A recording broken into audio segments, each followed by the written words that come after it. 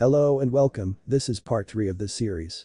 Please like and subscribe to my channel so I can continue to do this type of content. Also, I would like to tell you that I do not plan on enabling advertisements in the near future. I do this because it's something I enjoy. Nami and Zoro were feeling rather relieved if they were honest. Since they had met Monkey D. Luffy, he had captivated them with his strength, his ideals. He was a fair teacher if what you wanted taught was combat. His explanations may not have been the greatest, but you were able to understand the point he was trying to get across. He had taken down a tyrant, taken down multiple big names in East Blue, and all with only minimal usage of his devil fruit. To Nami especially, he had started to seem almost unassailable. His only downside seemed to be him not being the brightest bulb on the shelf. So, it actually felt fairly good to find something that he downright sucked at. Well, the pirate's flag is supposed to be a symbol of death, Zoro smirked. I suppose it is quite terrifying if you look at it like that. I guess it could be abstract art. Nami offered in bemusement. You're so artistically challenged I barely have words. Usopp coughed. Luffy was still grinning cheerfully. I worked really hard on it. It sucks. The three deadpanned. Usopp stepped forward and grabbed a clean black flag and the painting utensils. Leave it to the pro. He said with a mighty look on his face, I've been doing graffiti for 3 decades. I'm a master artist. And while the decade portion was a lie you would think he would have learned after what happened with Kaya and the villagers, the master artist portion may not have been too far off. It's done. He declared happily, showing off his creation. Both Zoro and Nami punched him in the back of the head, idiot. Luffy had drawn a misshapen skull and crossbones with a giant grin and his signature straw hat on its head, inside a white, stylized sun on his black flag. Instead of cleaning it up and drawing it properly, Usopp had instead drawn a long-nosed skull facing the right with a bandana and one of the crossbones replaced with a slingshot. You completely changed the symbol. Nami yelled angrily. A few minutes later, they were standing above the completed flag. Luffy cried, stars in his eyes, it looks awesome. It's perfect. Nami clapped her hands in delight.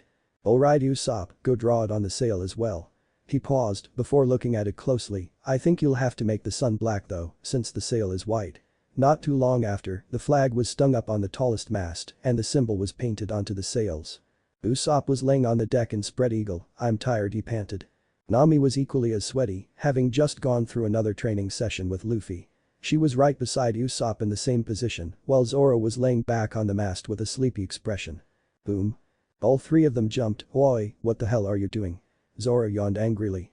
He had almost been asleep when Luffy decided to try blowing their eardrums out. Luffy turned around and blinked. I'm testing out the cannon, of course. He said as if that should have been immediately obvious. He turned and looked out at his target with a frown. Can't get the stupid thing to shoot properly though. Usopp stood up, rolling up his metaphorical sleeves. Stand aside, my amateur friend. He cracked his fingers and slipped his goggles down onto his eyes. He stared at the rock Luffy was pointing at in concentration. Wind is low, small adjustment calculating drop needed for this distance, that should about do it. He yanked on the cord that fired the cannon and it went off with another huge bang. The rock was practically blown in half when the cannonball hit it. Wow. Luffy yelled in excitement, you got it on your first shot. You're right. I did. Usopp yelled in excitement before straightening up with a cheesy grin on his face. I mean, of course I did. I'm an old hand at this, you see. I'm an expert at aiming. Feel free to worship my skills as captain. Luffy grinned and clapped him on the back, making him stumble. I've decided, you're definitely our sniper. Usopp blinked, you mean I'm not the captain? He sounded legitimately puzzled here. Luffy glared, making a shiver go up his spine. Fine. Usopp said as they all went inside the cabin, but if you ever chicken out on something, I'll be the captain. Nami immediately glared a hole into him at that. There's only one man I would call captain, and his name does not start with a U. Usopp shivered again at the promise of pain in her gaze. Yash touchy. He mumbled, head down in disappointment. Luffy grinned despite himself at Nami's declaration before a light bulb appeared over his head. Oh right. Luffy said, clapping a fist into his open palm, we have one more crucial position to fill before we enter the Grand Line. Nami smiled, brushing her bangs back. That's right, this is the kitchen, isn't it? She had a knowing look. Well, I suppose I could do it for some cash. She grinned greedily. Zoro was smiling lazily, an indispensable crewmate for long voyages, huh? Luffy grinned widely, you think so too, right? Yep, what a pirate crew really needs is a musician. Are you retarded? They all yelled with wide eyes and shark teeth. Nami slapped a palm to her face, and just when I thought you would say something smart. Do you have any idea what sailing is actually like? The pirates love to sing. Luffy protested, looking utterly crestfallen. Hum out, you goddamn pirates. An extremely loud, extremely angry voice roared from outside on the deck. Usopp jumped roughly 3 miles into the air, spilling his coffee everywhere. "I'm going to slaughter all of you." "The hell?" Luffy asked, before running outside with Nami hot on his heels. He kicked the cabin door open, practically off its hinges, and went into the sunlight. Some guy was standing there with a dadao in his hand. All around him were destroyed, thankfully, empty barrels. Some of the wood on the ship also had slash marks on it. "What the hell? Who the hell are you?" Luffy yelled furiously, jumping down onto the main deck of the ship. The man grit his teeth. "Who am I?" He started trembling in rage. "I should be asking you who the hell do you think you are, killing my buddy?" He ran forward and swung his sword down. Luffy growled and backhanded the blade straight out of the man's hand. He gasped as it flew sideways and clattered on the floorboards. Luffy closed his hand and drilled him right in the jaw. The man swore he felt his jaw crack from the impact as he flew in the direction of his sword. Almost he coughed. "Had him." "No, you didn't." Nami deadpanned as she landed over him. She stuck her staff under his jaw and pushed up. "Now, why the hell were you wrecking our ship?" Zoro walked out of the kitchen with a yawn, before blinking twice. "Huh? That you, Johnny?" The man who was apparently named Johnny gasped and tried to sit up, before remembering the staff at his throat. "Zoro and Ikki, is that really you?" he croaked. Zoro ignored the question. "Where's Yusaku, huh? Isn't he always with you?" Johnny grit his teeth as Nami decided to throw him a bone and allowed him to sit up. "Yusaku is sick." A few minutes later, they had collected the sick man from Johnny's dinghy and brought him onto the deck. He was a mess. He had a small bit of blood dribbling from his lips and was lightly bleeding from various wounds. He was fine a few days ago. Johnny cried, then he started turning pale and even started passing out. His teeth started falling out, his gums were bleeding, even old wounds reopened. He bowed his head. "I was trying to let him get some rest on top of a rock we found, but then this ship shot a cannonball at us." Usopp and Luffy both jaw-dropped. Their mouths were wide open, hanging as if they were unhinged. They were both sweating profusely. "We were very sorry." Johnny looked miserable. "It's fine." He sighed. If apologies could solve every problem, there would be no need for Marines. If anything, that just made Usopp and Luffy look even more contrite. "Yusaku and Johnny, we were infamous enough to have pirates quaking in their boots. We've lived and worked together for years. This can't be how it ends." Mount Nami had enough and finally exploded. "Are you all bloody idiots?" "What was that?" Zoro growled at her. "Hey lady, I won't let you mock my friend's suffering." Johnny looked ready to attack again. "Am I the only one on this ship who knows a single damn thing about the sea?" she yelled, before sighing and running a hand down her face. "Usopp. Go get a pitcher and some limes from the kitchen and squeeze out the juice. Now." Usopp ran off in a hurry. "Limes?" Nami leaned back on the rail. "Your idiot friend has scurvy." She glared at him. "This is what happens when you don't eat enough fruits and vegetables. How is it that not one of you knew something every sailor should know?" Luffy was pouring the lime juice down Yusaku's throat while Usopp held his head up. The man seemed to be swallowing instinctively. Johnny looked shocked and ecstatic. He sprang up and got right in Nami's face, practically spiting on her. "Are you telling me the truth, sis?" Nami backed away slightly. "Don't call me that." She sighed and closed her eyes. "Scurvy is caused by not eating right. If you don't eat fruits and vegetables, you lack many of the essential nutrients found in them. In the past it was practically a death sentence. We didn't have the technology needed to store fruits and vegetables for long, so voyages often had many sailors die from it." "Wow." Luffy looked awed. "You're like Dr." Usopp was crowing. "Yeah, I always knew that girl was special. Captain Usopp's eyes are never wrong." Nami's wide-eyed shark teeth face made a return. "If you're going to be sailing, you should at least know this much. Your stupidity will be the end of you." "Yosh. I'm charged up and full of nutrients. I'm ready for action." Yusaku sprang to his feet in a burst of energy. "Yes. My partner is fine now." Johnny yelled in excitement. "Like hell he is. No one recovers that fast." Nami screeched at them. "Lay down before you hurt yourself." Again. "Sorry for the late introductions," Johnny said, resting his fist on his face. He was a tanned, average-sized man with short black hair. He wore sunglasses and had a tattoo on his cheek which read, "C." He had a light blue jacket over a purple shirt and gray pants. "The name's Johnny. And I'm Yusaku," he said, lifting a cigarette to his lips. He had a green coat over a black shirt and plaid yellow shorts. He had some strange red headgear and unshaven legs. "Zoro used to bounty hunt with us in the past. Nice to meet all of you." He grinned. "I have no idea how to thank you all.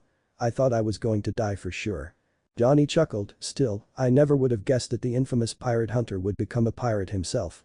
He would have gone on, but Yusaku keeled over, coughing up blood. Johnny turned around with his mouth wide and gaping. "Yusaku. Just get some rest already, you idiots." Zoro roared at the two. Nami smacked her face with her palm again, let this be a lesson to you idiots. The sea is a rough place. You have to eat properly or even that will kill you. Zoro sighed, yeah, I guess these are the kinds of dangers we'll have to face if we'll be on long voyages. They both probably would have died if we didn't come by them. Usopp was sitting on the mast as he said this, we definitely will need to stay healthy. We need a chef of the sea. It's one of the most important skills you can have on the sea. Nami said, I'm not a bad hand, but I'm certainly no chef. I've decided. Luffy grinned widely, let's go get ourselves a sea cook. Eating good food can never be a bad thing. Bro. Johnny said, raising his hand in the air like a schoolboy, if a cook is what you're after, I know just the place. He grinned, though recruiting one will be a whole other matter. He spent a few minutes describing the place. The restaurant on the seas. Everyone looked pretty excited at this. That's right. It's a fair ways away, about 2 to 3 days. He crossed his arms, looking serious, but that place is close to the Grand Line. Lots of dangerous folks around these parts. You don't know the meaning of the word. Nami deadpanned, nudging Luffy gently with a grin. Johnny continued, ignoring her, even that hawk-eyed man you've been looking for has been sighted there before. As the ship turned to the north, a slightly sweating Zoro could only look both terrified and exhilarated. Zoro grit his teeth so hard he was starting to become afraid of chewing through Wado. Luffy they all had discovered was a complete demon with a staff or pipe, in this case. The thought that his brother Ace was even better than him with more than a little sobering, when Luffy himself could hold all 3 of them back at the same time. Zoro grunted as Luffy's pipe danced and knocked 2 of his swords high. A dull thunk rang through the air as Luffy's leg hit his side for a devastating impact that almost lifted him straight off his feet. Growling, he swung 2 of his swords in a scissor-like motion, aiming for his captain's neck. Luffy vanished, that massive grin of his still on his face. He appeared behind Zoro, who whirled around and got ready, Rankyaku. He yelled and kicked upward, sending a powerful blade of compressed air straight at the swordsman. Zoro grunted and his right blade flashed. He swung it upwards, his own compressed air blade flying from his sword. The two connected in mid-air and caused enough friction to generate a little bit of static before dissipating. Shishishi, you've gotten pretty good at that, Zoro. Zoro panted heavily. He was covered in a light sheen of sweat from their spar, and if he were a weaker guy, he would no doubt be covered in bruises. Either that or he would be just one massive bruise, thanks Captain. He said clearly, despite the blade in his mouth. He had a tired but happy grin on his face. Ever since they had started actually sparring, Zoro could feel himself grow stronger by leaps and bounds. Luffy had also been slowly ramping up the amount of force he used in his hits, increasing the amount of punishment Zoro was forced to take. By necessity, the swordsman had started learning the beginnings of Tekai. Every time Zoro thought he had the damn move down, Luffy would just break through it and correct that sentiment. They had given Kami up as a bad job for now, seeing as how Zoro couldn't bring himself to limber up the same way Nami could. He had also taught Zoro the basics of Rankyaku. Zoro had obviously chosen to apply them to his swords rather than his legs. Johnny and Yusaku, who were watching the spar carefully, were both blue. Zoro and Nikki is so strong and he can't even land a good hit on Luffy and Nikki. A stray lead ball beating Johnny in the head reminded them that they weren't the only two sparring. Usopp's physical conditioning was pretty piss poor, even though he could take a rather shocking amount of damage without collapsing. So, until that could be improved, Luffy had instructed him to spar with Nami, who was really starting to get the hang of Zoro by now. Usopp was increasing his firing speed with his slingshot, trying to hit Nami with every single shot while she was dodging and attacking him. Nami, who was rather annoyed with Tweedledee and Tweedledum for constantly calling her bro, had made sure she positioned herself so that they would be collateral damage occasionally. Usopp was also covered in welts and bruises from her staff and kicks. Luffy had been quite clear that they would face strong opponents on the Grand Line. If you were on the crew, you trained, and you trained hard. Johnny and Yusaku, after taking one look at the insanity the captain was leading them through, had quietly sat back and tried to look inconspicuous. Finally, Luffy called a stop to the day's practice. Nice job guys. Shishishi. Zoro let out a giant sigh in relief, sheathing his swords as he walked stiffly over to the mast and instantly falling asleep against it. Usopp crumbled and lay spread eagle, his tongue hanging out of his mouth. Nami came out of a sorrow and fell to her knees, propping herself up by leaning on her staff. She was covered in a heavy sheen of sweat and her chest was heaving from her heavy panting. She was also covered in some light welts from her earlier practice with Luffy himself. He practiced with all of them and he's not even breathing all that hard. Yusaku was in awe and was feeling pretty intimidated. Johnny was thanking his lucky stars that these were cool pirates, otherwise he probably would have already been dead, stuffed, and hung on a wall inside the ship for his earlier attacks. Shishishi, Luffy looked pretty amused at the state of his crew. He was also really proud of them. Other than some bellyaching from Usopp who kept claiming diseases to try to get out of training, they were all taking to it like fish to water. Okay, so you two. The two bounty hunters stiffened to attention. How close are we to this restaurant? Donnie was the one who replied, oh, I'd say we're about 6 hours out. Nami grinned happily, awesome. That's enough time for me to have a nice, long soak. She wobbled to her feet and walked shakily to her room, eager to hop into a hot, relaxing bath. Zoro just continued sleeping. Usopp looked like he had passed out. Luffy, you go shower too after I'm done. She called before heading inside. Luffy blinked, why? He yelled at her retreating form. Because you reek. She yelled back, already inside. Luffy blinked again, before sniffing under his arms. His nose wrinkled a bit. Nami had a point, he chuckled to himself as he walked into the ship after her. Zoro and Ikki. Luffy and Ikki. Usopp and Ikki. Nami and Ikki. The swordsman duo called out, we're here. Nami came by and walloped the both of them, leaving them smoking on the deck with cartoonish lumps growing out of their heads. Stop calling me bro, goddammit. Still, the duo had done their jobs as they all grouped up on deck for their first looks at the Baratie. It was a very strange-looking boat. It was a decent bit bigger than the Going Merry with 3 visible decks and likely 4 levels.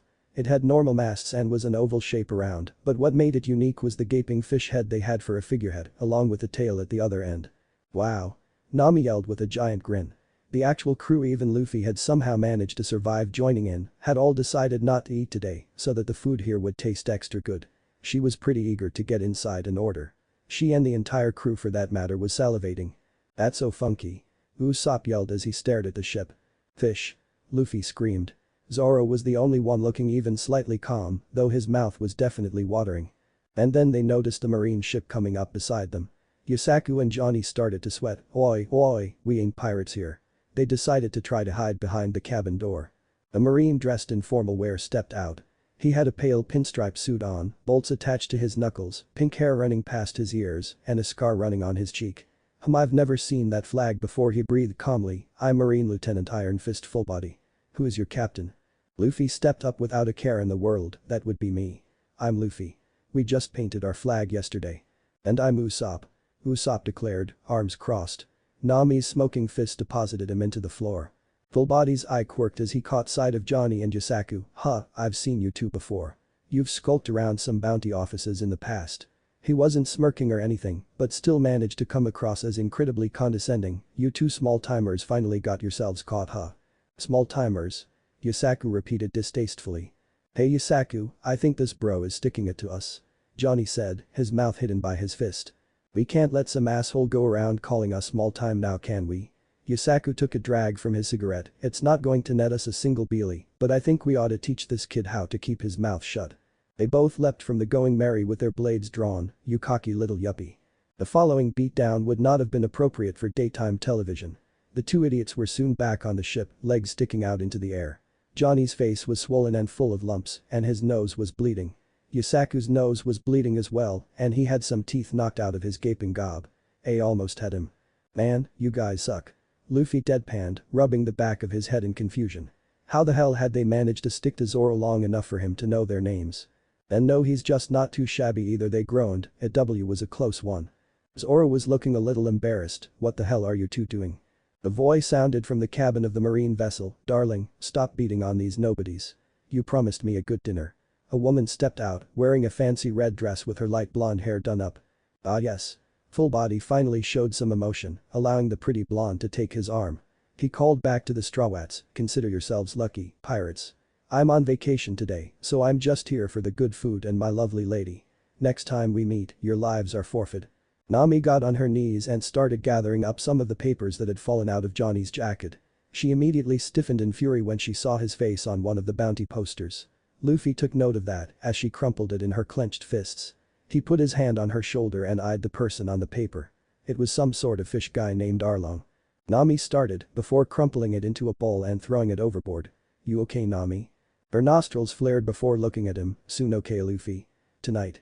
She whispered, standing and wrapping her arms around him. He returned the hug as she placed her head in the crook of his neck. And Luffy understood. This guy had something to do with Nami's anger against pirates. We're in trouble. Usopp yelled in terror, interrupting their moment. Fullbody had already taken his dinghy over to the Baratie, but before he had done so, he had ordered his men to sink them once he and his date were inside the restaurant. Usopp was sweating as he pointed at the ship. They're firing at us. But the boom, the marine cannon fired, sending a cannonball speeding towards their ship. Luffy let go of Nami and lazily caught the large iron ball.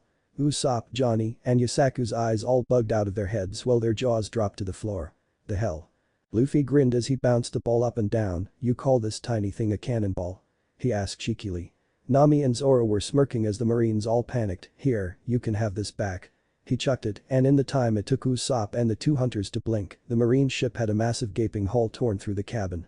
The mast, which had also been in the path, had 80% of the wood blown away about 3 feet above the deck. It creaked and groaned before falling over. Don't shoot at us again, or next time I'll actually sink you. Luffy called out before going to their dinghy. Oh wow. It's Marine Lieutenant Fullbody sitting there. Look at how classy he is.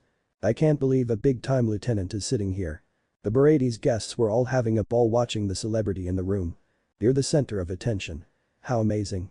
Fullbody's date held a glass of wine up. Nonsense, I'm sure they're all looking at your brilliance.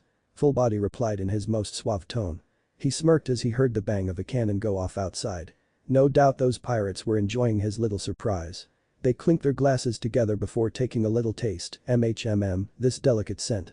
It must be from milkweed of the northern lands.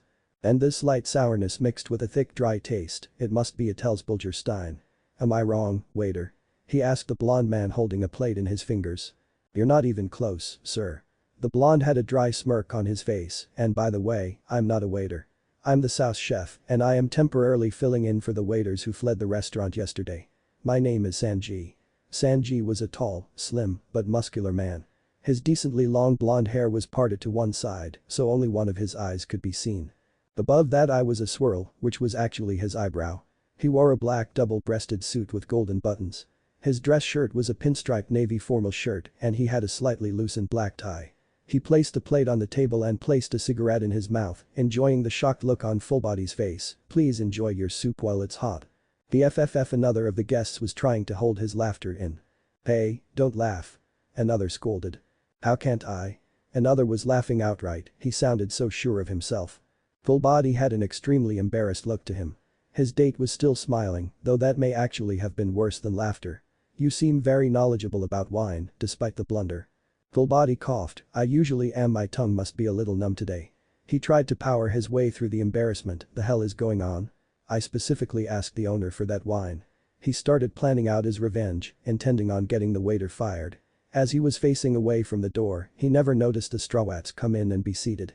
His date noticed, but her attention had been all on Fullbody at the time, so she didn't realize they were the pirates that Fullbody had ordered sunk.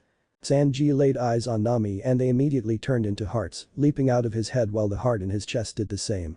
He practically noodled over to their table. Oh, blessed are the oceans for this day. He got on bended knee and bowed to the orange-haired girl, who had a wicked greedy smirk on her face. Blessed goddess, thank you for gracing our restaurant with your glory this day. Please, accept this fruit Macedonia, as well as this glass of Grand Mariner. Oh, thank you so much, sous chef. Nami clapped her hands together with a wide pleased smile. Sanji looked even more love-struck by her words, and that she got his title correct. She put on the act of a love-stuck schoolgirl, and she did it fabulously. I'm afraid the food here is a little expensive for me, though. She trailed off leadingly, her hand on his cheek. Sanji sniffed. Please, a goddess such as yourself has no need to pay for your food. I would be delighted to serve you for free. Ah, thank you so much. Nami gave him a hug. Luffy was eyeing them with a strange feeling. He didn't know why, but he really didn't like seeing Nami acting this way with the blonde, though he did like his cooking from the few fruits he had already stolen from Nami's glass. Nami saw Luffy with a vaguely angry glint in his eye, and it made her smile even wider. Oh, sous chef, I believe I'll have one of every meat dish on the menu, as well as a lot of rice and vegetables. She winked at Luffy, and he broke into a wide grin, barely holding back a laugh. Some minutes later, they were both digging in and found the food to be absolutely glorious. Hey! Usopp yelled, serve the rest of us as well, cook. This is gender discrimination. I'll sue. Sanji's joyous expression disappeared as he turned to face Usopp. I already gave you your tea. Be a little grateful, punk. You want to start something? Usopp had a comical look of rage on his face. I won't go easy on you. Go get him, Zoro. Get him yourself. Zoro drawled lazily, taking a sip of the tea. This is some pretty good tea too. Delicious. Nami exclaimed, having tasted a few of the fruits. She shared a few with Luffy as well. She looked at the two. Oh, you two, please don't fight over me. She even had a convincing sad look on her face, with her hands clasped together in front of her as if in prayer. "Who's fighting over you?" Usopp roared at her angrily. "Anything for you, miss." Sanji was back into love mode. "Damn lecher." Zoro muttered from behind his cup. The Strawats all were awed by how delicious the food they had was. When asked, Sanji told them that he made everything himself. Luffy was gorging himself on all the meat Nami had ordered, much to Sanji's dismay. But, he couldn't do anything about it, as Nami had specifically shared everything with him. "It's so good." Luffy yelled in excitement, "This is the best food I've ever eaten." The rest of the table echoed the sentiment, putting a proud smirk onto Sanji's face. He was still miffed over Luffy eating the food he had made special for Nami, but that comment earned him a few points. Suddenly, Full Body called from another part of the room, "Oh waiter." Sanji growled and walked over to their table. "I believe I've already told you I'm not a waiter."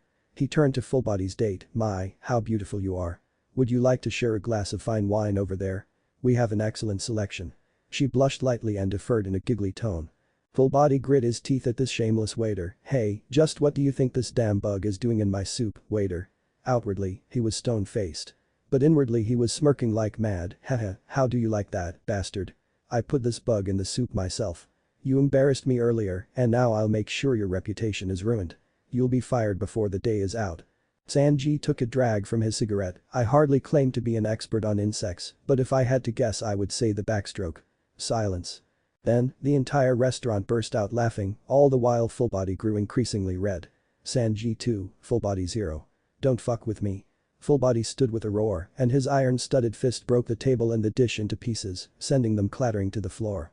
Most of the room gasped, while his date skidded her chair backward with a scared shriek. "You don't seem to have any idea who you're messing with," he growled, clenching his iron fist in front of him. Sanji's eyes were shadowed. "All you had to do was remove the bug you put in, and it would have been edible." The vein bulged on Full Body's neck. "You're real fucking full of yourself for a damn cook, aren't you? I'm a paying customer." Sanji got on one knee and picked up a shattered piece of plate. "I spent 3 days and nights on this soup." Full Body's date panicked and held her hands helplessly in front of her. "Full Body, stop, please forgive him." "Can money fill your stomach?" Sanji asked, danger in his tone. At that line, the rest of the waiters and chefs all panicked, almost choking. "We have to stop him." "Stop South Chef Sanji." Full Body charged, and seconds later was absolutely covered in blood. Sanji's fancy dress shoes had simply flashed as he kicked and pummeled Full Body as his horrified date looked on. His suit was completely ruined by the red fluid. Before Full Body could fall, Sanji held him up by his collar with one hand. Going against a chef of the sea is tantamount to suicide. Full Body's eyes were rolled back into his head. "Don't you dare waste food, you imbecile." Zoro cringed at the scene and mechanically turned his head towards Luffy. He didn't bother biting back a groan. Luffy had stars in his eyes as he stared at Sanji. He ran a hand down his face. "Why him? Of all the cooks in this damn restaurant, it just had to be him." He turned to Johnny and Yasaku, who were looking quite embarrassed. "So, he's just not too shabby either, huh?" They shrunk into their seats in embarrassment as Zoro smirked at them. A new guy appeared. He was a comically muscular man. His biceps were small, but his forearms were huge with very skinny legs, but a huge torso and a head shaped like a pear. His lips and his chin were huge, surrounded by a short black beard, and his head was shaved bald, with a white rope tied around it. He wore a navy blue shirt with golden buttons on both sides. He had a white cloth belt holding up his shorts, which were the same color as his shirt. His name was Paddy, and he had been in the bathroom giving himself a pep talk. With the waiters fleeing, the cooks had to wait the tables, and Paddy was definitely not a people person. So, he had been practicing cheesy lines in front of a mirror, all the while saying, "Customers are gods." So now he walked into the dining area, saying, "The customers are gods. The customers are wide. The customer is being." He had a comical, shark-toothed look of shock on his face. It morphed into an angry growl of rage. "What the hell are you doing to our customer, Sanji?" He then noted who said customer was and his eyes bulged. "Not only that, but he's a marine lieutenant." Sanji looked back, still holding Full Body up by the neck. "Oh, it's just you, the shitty cook. Don't say my name so costly like that." Smoke erupted from Paddy's nose. "I ain't going to stand here and let a shitty cook call me a shitty cook." He walked forward. "Customers are gods, Sanji. So how do you explain his injuries, huh?" Sanji carelessly tossed Full Body away. "Of course you would call customers gods. Some of them can actually stomach your shitty cooking, oceans know how." He took a drag from his cigarette. "He dared waste our precious food and insulted a cook. I just taught him some manners is all." Full Body awoke with a bloody cough and struggled to sit up. "What the hell is wrong with this place? They're just like pirates. How can you mistreat your customers like this? He yelled furiously, I'll report this place to headquarters and have you shut down, do you hear me? Sanji stiffened and turned to him, looking surprisingly normal for the fury practically wafting off him. You're going to shut us down, huh? Well, I'm afraid that leaves me no choice but to kill you. Full body choked, wah. It just gets me so angry. Sanji started off at a normal tone, but his volume had increased to shouting level, even as 3 other panicked cooks tried to hold him back, afraid that he would actually kill the marine lieutenant to see a spoiled son of a bitch like you. Stop, Sanji. You're going too far. Just who the hell do you think you are? Sanji almost bit through his smoke. A new man entered the dining room. He had a peg leg and a hilariously tall chef's hat. It was practically twice his height. He had dull yellow hair and a long braided mustache with a short pointy beard. He wore a horizontally striped purple and orange shirt, dark pants, and a chef's uniform draped from his shoulders. Sanji. Are you running wild in my restaurant again? Shut up, shitty geezer. Sanji replied in an even tone. It's exactly as it looks. Head chef Zeff. Sanji beat up some idiot marine lieutenant.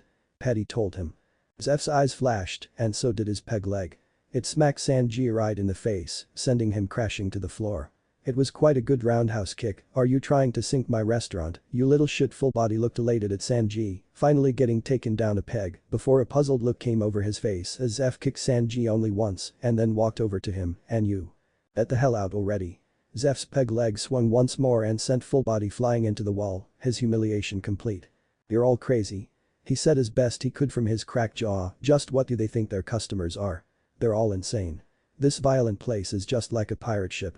He then laid eyes on Luffy and his crew for the first time since they entered. What are you pirates doing in here? My ship sunk yours. Nami smirked cheekily and chirped back at him. Oh, you mean that cannonball? Oh, we don't like having our ship destroyed, you see. She had such an innocent look on her face, you would think she was actually an angel, so our captain returned it to you. I hope you swim well. She waved cheerily. Bye. Luffy burst out laughing as full body's humiliation was now extra well done. The Strawwats and unknowing future Strawwat joined him in laughing. The marine burst into the room, soaking wet from sweat with a look of terror on his face. Lieutenant Full Body, sir. It's an emergency. He eyed Full Body, not even noticing his decimated state. That Krieg pirate we captured escaped the brig.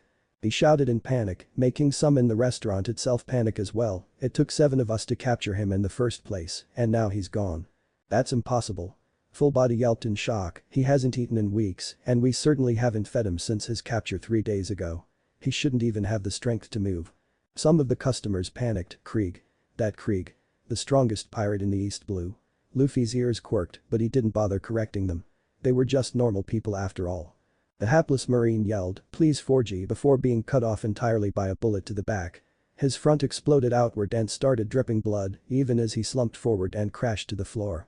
The man behind him walked forward, his boots clacking on the wooden floor, audible in the nearly silent restaurant.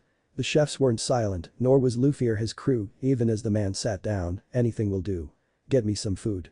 He said clearly, inclining back on his chair and laying one of his dirty legs on top of the clean table. This place is a restaurant, isn't it? He was a relatively thin man of average height with short, scruffy hair, a scruffy beard, and a barely visible mustache. He has dark circles under his eyes, as though he hadn't slept in quite a while. He had a green shirt with a very skinny white jacket over it, embosomed with a red dragon. He also had grey pants and a white and blue striped headband. Eddie came forward, his cheesiest grin on his pear-shaped face. He would have looked absolutely hysterical if it wasn't so creepy. Welcome, you squid-faced crook. Off to the side, Luffy started to snicker while the rest of them bit their lips. The man scowled. Do your ears work? I'm only going to say this once more, so listen up. I'm a customer, so bring me food. Now.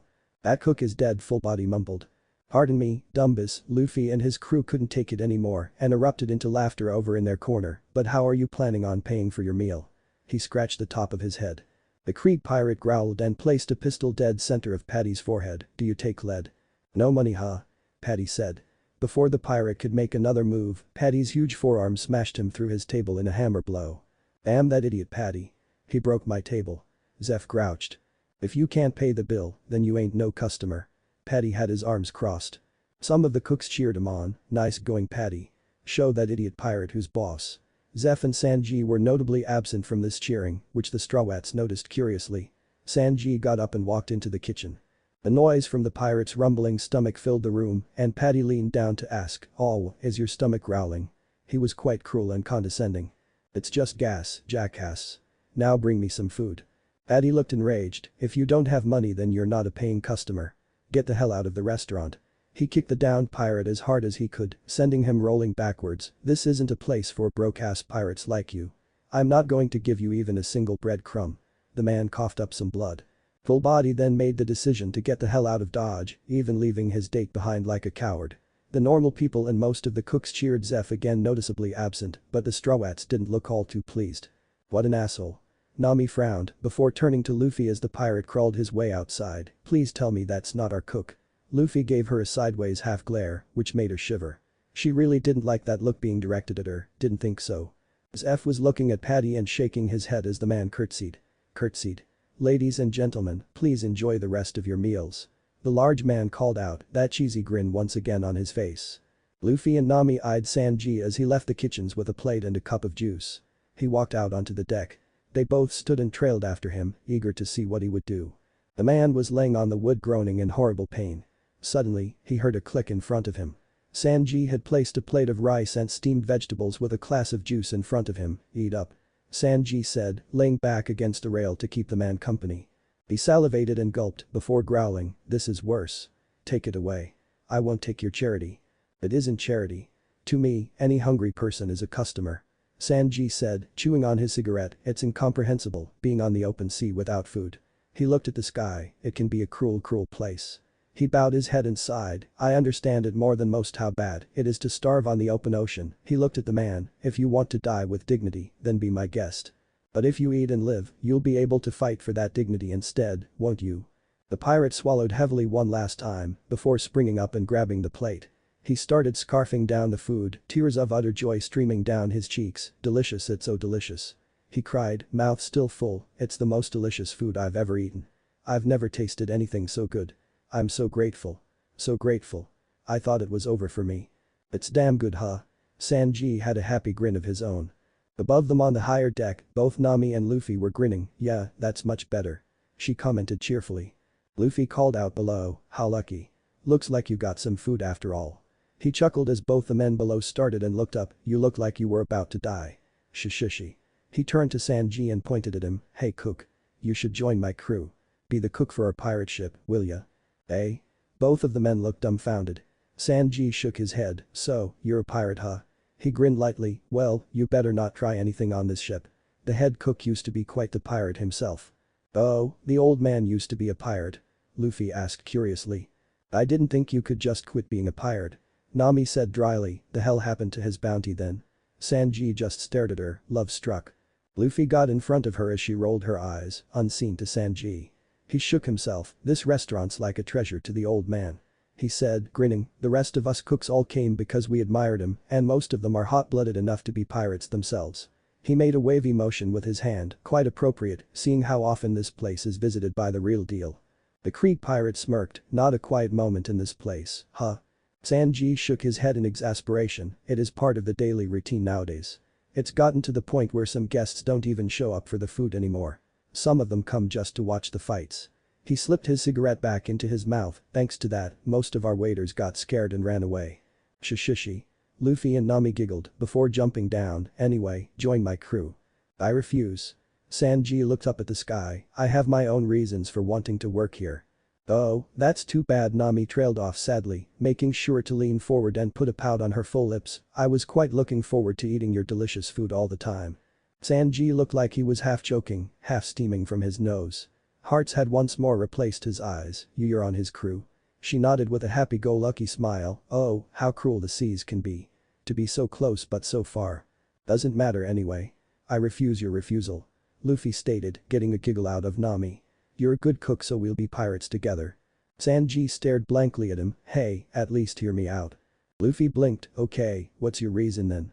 "No need to tell you." He exhaled a puff of smoke. "Are you some kind of idiot? You just told me to hear you out." Nami couldn't help it anymore and burst into laughter. Sanji grit his teeth and snarled at him. "I just meant you should listen to people's opinions. Don't make me chop you up, you shitty strawwat." "What did you say?" Luffy snarled back. "You insult my hat again, and I'll send you flying." Sorry to cut in, the Krieg pirate butted his head into the conversation. "What is it?" Both of the furious men snarled at him. "The name's Jin." The newly named Jin said, I'm a member of the Krieg Pirates. You say you're a pirate kid. What's your goal? One Piece. Luffy said, his scowl dissolving and grinning brightly, I'm going to become the Pirate King. Sanji's eyes widened, though Jin simply stared at him blankly. One Piece if you're still looking for a cook, I'm guessing that means your crew isn't so big then. He's fifth. Luffy said, pointing his thumb sideways at Sanji. Why are you counting me you shitty strawwhat? I already said no. Jin sighed, you don't seem like a bad kid, so let me give you some advice. He looked haunted, just give up on going to the Grand Line. He turned away, you're still young. There's no need to rush things. He held his head with his hands, the Grand Line is just one ocean amongst the many of this world. If you want to be a pirate there are plenty of other places for you to explore. Luffy stared at him before starting to pick his nose, One Piece is on the Grand Line, so that's where we have to go. Jin's eyes widened, don't you get it kid? He yelled at him, there's no way your little crew of 5 will survive on the Grand Line. You're some kind of idiot, aren't you? Luffy said, flicking a booger over the side, if all you ever do is run away from your dreams, how are you supposed to make them come true? Jin went wide-eyed, but unknown to them, so did Sanji. Jin said, before shaking himself, it's really no business of mine if you die. He shrugged, at least I tried. He grabbed himself a dinghy at Sanji's urging, thank you so much for the food, Sanji. Jin said, smiling for once, you're my savior. Would it be alright if I came back here to eat again? Sure. Sanji grinned, anytime. Sanji. A voice roared from above them. Ah, the old man. Luffy said, bending back to look up. Ah, sorry Sanji you're going to get yelled at because of me because you gave me food. Jin said contritely. What are you talking about? Sanji asked, kicking the plate and cup lightly and sending them off the side of the ship, how can I get scolded if there's no proof? Jin got on his knees as the boat started sailing away and bowed down, thank you Sanji. I'll never forget this. Just don't get caught again, Jin. Sanji waved him away. Back to work. Zeff yelled before turning away, a soft smile coming across his face for the briefest of moments. They had caught up with Zeff before Sanji turned to Nami with hearts in his eyes, oh love laugh if you will at my poor self who cannot resist his tortuous passions. Were it I could be with you, I would sail any ocean and walk any path, be it pirate or devil. Alas, there is a great obstacle between us. Obstacle you say? Zeff turned around and looked gruffly at Sanji, whose hard eyes shattered as he turned away from the beautiful orange-haired girl, don't mince words, you shitty brat. You're talking about me. He crossed his arms, it's a good chance for you to get off this boat. Get out of here and join them. I don't need someone like you in my restaurant. Sanji did not look pleased, excuse me? Not sure I heard you right, shitty geezer. He said, standing tall and staring at Zeff, I've been the sous chef of this place for near a decade. So just what exactly do you mean when you tell me I'm not needed? Zeff scoffed, it's no big mystery, you shitty brat. Well now we know where he learned to talk from. Nami poked Luffy in amusement. He chuckled. All you ever do is pick fights with the guests and sniff around the ladies like some mud and heat. Zeff didn't look apologetic in the least, you can't cook a decent meal to save your life, both the strawwats frowned at that. Sanji's food was the best they'd ever had before. They noted Sanji's clenched fists, you're just unnecessary baggage holding the place down. Not to mention the fact that none of the other cooks want you around. So, go be a pirate you shitty brat. It's better if you just get the hell off my ship. Sanji reached forward and snatched Zeff's collar in a tight fist, you shitty geezer. Have you been wanting to say this garbage for long? He almost bit through his smoke, I can ignore all the rest of your drivel, but I can't ignore you insulting my cooking. I'm staying here no matter what you say. Got that? Zeff grabbed him by the arm and flung him over his head and slammed him onto the deck so fast that Sanji couldn't even react to it.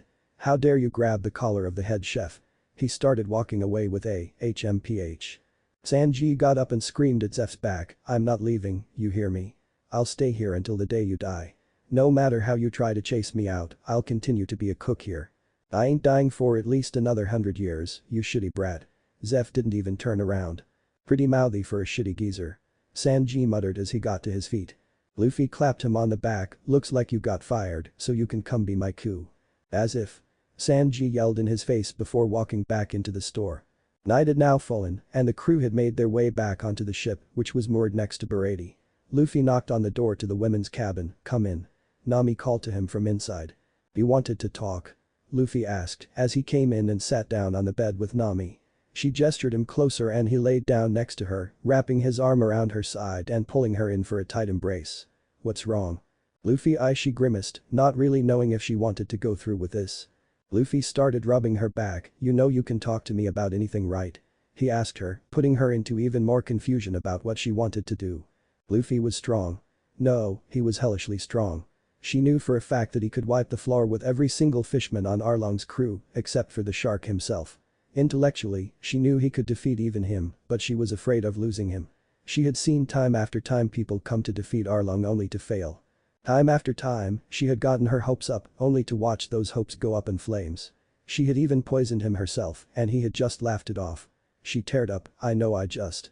He reached up and wiped her tear away. "I told you I would do anything for my nakama for you, didn't I, Nami?" She reached up and grabbed his hand, entwining her fingers with his with a small smile, "Just trust me." She sighed, biting her bottom lip. "Okay," she whispered, "It happened years ago." She took a deep breath. "Me and my adoptive sister Najiko, we both lost our parents young. A marine woman named Belmere found us on a battlefield." She closed her eyes, still able to see her beautiful mother in her mind's eye. "She left the Marines and adopted the both of us. We were family. None of us were related, but we were a real family. She encouraged us to express ourselves, and I found my love for navigation, for drawing maps of the world." She choked back a sob, "But we were poor. Belmere barely made enough to feed and clothe us. She often had to survive only on her tangerines for us to eat. One day, we had a fight after I got caught stealing navigational books because of it, and I said some really mean things to her." She choked, hiccuped, and then her expression changed. Her sadness changed into sheer hate which warped her face, throwing Luffy for a loop, and then he showed up. She snarled, "8 years ago, a fishman named Arlong showed up in my hometown of Kokoyashi." She began trembling in rage, unconsciously squeezing Luffy's hand harshly in her fury. "He was the captain of the Arlong pirates," she said, "but he wasn't kind like you say a red-haired Shanks was. He was a cruel monster." She hissed venomously. Luffy brushed her hair back. "What happened?" His navigator was literally trembling in fury, tears pouring from her eyes.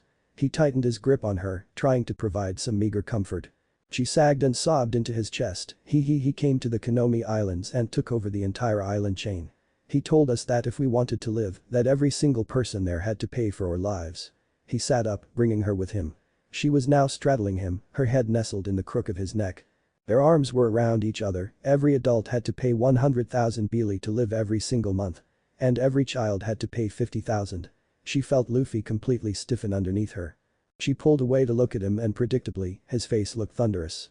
She sighed and steeled herself for what came next. "Belmere didn't have enough for the three of us, she only had 100,000. She whispered, tears dropping from her eyes. "Arlong didn't know about either me or Najiko, we could have been safe, but Belmere was never like that. She would never deny us, deny being our mother." She closed her eyes. She gave Arlong the 100,000 and told him it was for us.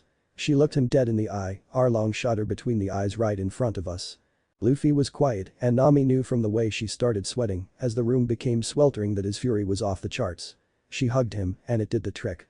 The heat dipped again, and then it got worse. His breath hitched. "I attacked him, and one of his subordinates found my maps." She smiled bitterly as she let go of him and gripped the hem of her shirt. Originally, she was just going to pull the sleeve back, but with it drenched in sweat, she just didn't care anymore.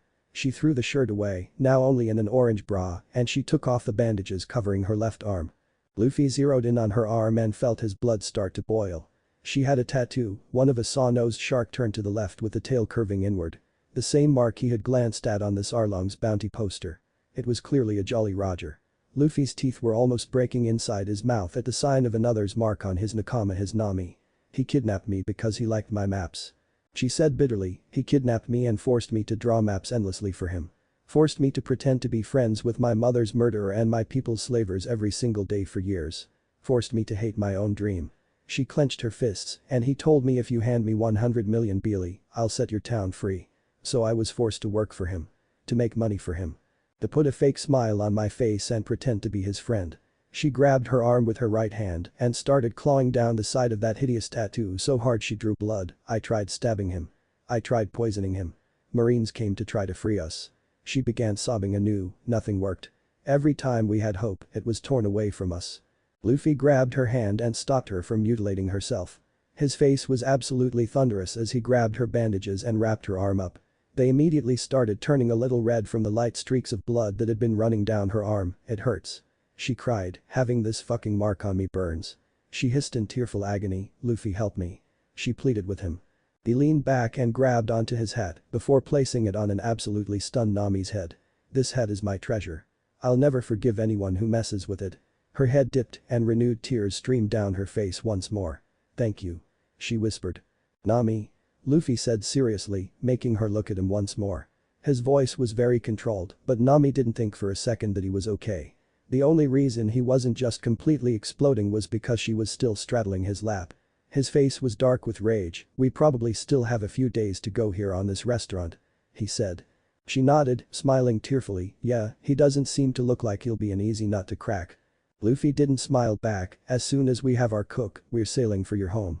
Nami choked back a sob. We'll get there, and I'm going to completely destroy this bastard fish.